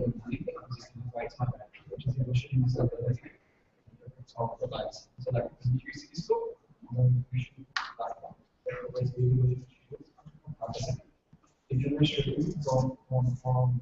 From billing service and billing service subscriptions and business services. More users in the 87% of pricing. Similar problem to a lot of people is that your problem is just too broad. I mean, saving time. What does that mean? Dig into what the specific problem is that you're saving time on. From the beginning. Thanks. How many more do we have left? So I'm going to count. This is the last person. Okay, great. Hello, everyone. Every year we waste almost 200 do 30,000 plus working days just by waiting in doctors, which translates to almost 500 million plus users. So why we are wasting this? Because we have no water. And that's where QDoc operates. By QDoc, user will be able to reserve his place in the doctor's queue just by sending an SMS, and you will be able to just come in time and send this. That's all. That's all.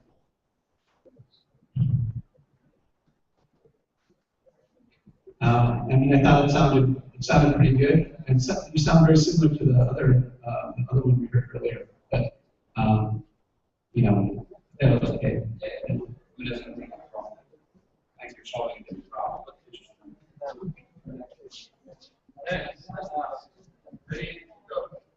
This is Ishtiaq from BootCamp. I'm serving since 2008. We are providing mobile content and messaging solutions to the corporate clients, SMEs, and education institutes. And we are selling bundled SMS to the clients for their promotion purpose. And for the education institute, they are getting notification of the students, those who are going to school, and the parents are getting confirmed that their students are safe, their children are safe at school.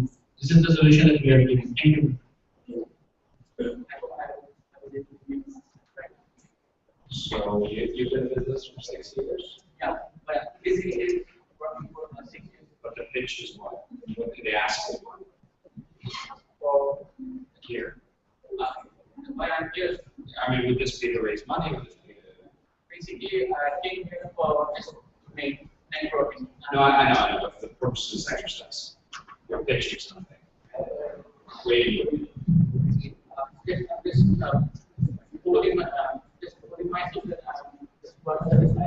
Before the exercise. It's an elevator pitch. All right, I think that's the end, and we're going to wrap it up. Just for the 2 minutes, can you just say what are the things that they should have? If you guys can just quickly say that. So the biggest thing is an actual business proposition. This is something where you're either raising money for, or partnerships, whatever it is, fleshing that out. The focus right here is how to frame whatever the business is. So vision, opportunity, validation is fine as a pitch, but it's not an ask. It's not here's what I'm going to raise money towards, partnerships towards, international partners towards, whatever it is. And that you're going to have to put some numbers behind that, because that's not an elevator pitch. 2 minute thing is an actual pitch. So think of this as what happens first, and the 2 minute thing is what happens next.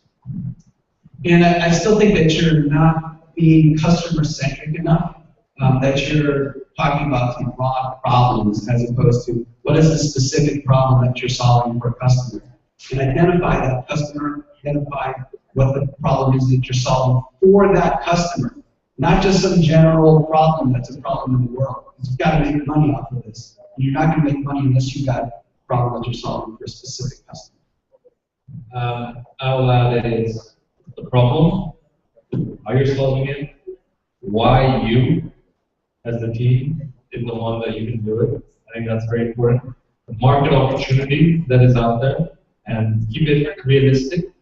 And I think the last one would be, what are you looking for? The partnership, investment, whatever it is. I think that you can fit it in 2 minutes within 3 to 5 slides. Some supportive facts can be clients that you have or revenue that you're generating. You can also talk about your business model. So, all right. So I guess yes. So if you have stories, the 2 minutes will look longer than 30 seconds. So that's good now. But the fact is, 30 seconds when you go to 2 minutes. So if you have stories of a customer, if you have multiple segments you are going after, or you plan to choose the one that you have most validation in. Choose the ones where you have customers, and you can mention that you also have B and C. So you don't need to go in detail in all 3 of them. You need to show the one that has the most potential and where you have validation. Great. All right, guys. So it's a wrap for today. So again, thank you so much. Thank you, everyone. Everyone is tired, so some of you guys are going to reception. Some of you guys can go home. Please be here by 8:45 tomorrow. Bring your slides. 3 to 5 slides, so we can start with the mentors at 10:30 exactly. It's very, very important. All right. So thank you again, and we look forward to helping you tomorrow and build a good pitch, and actually to help your team to advance. All right. Thank you.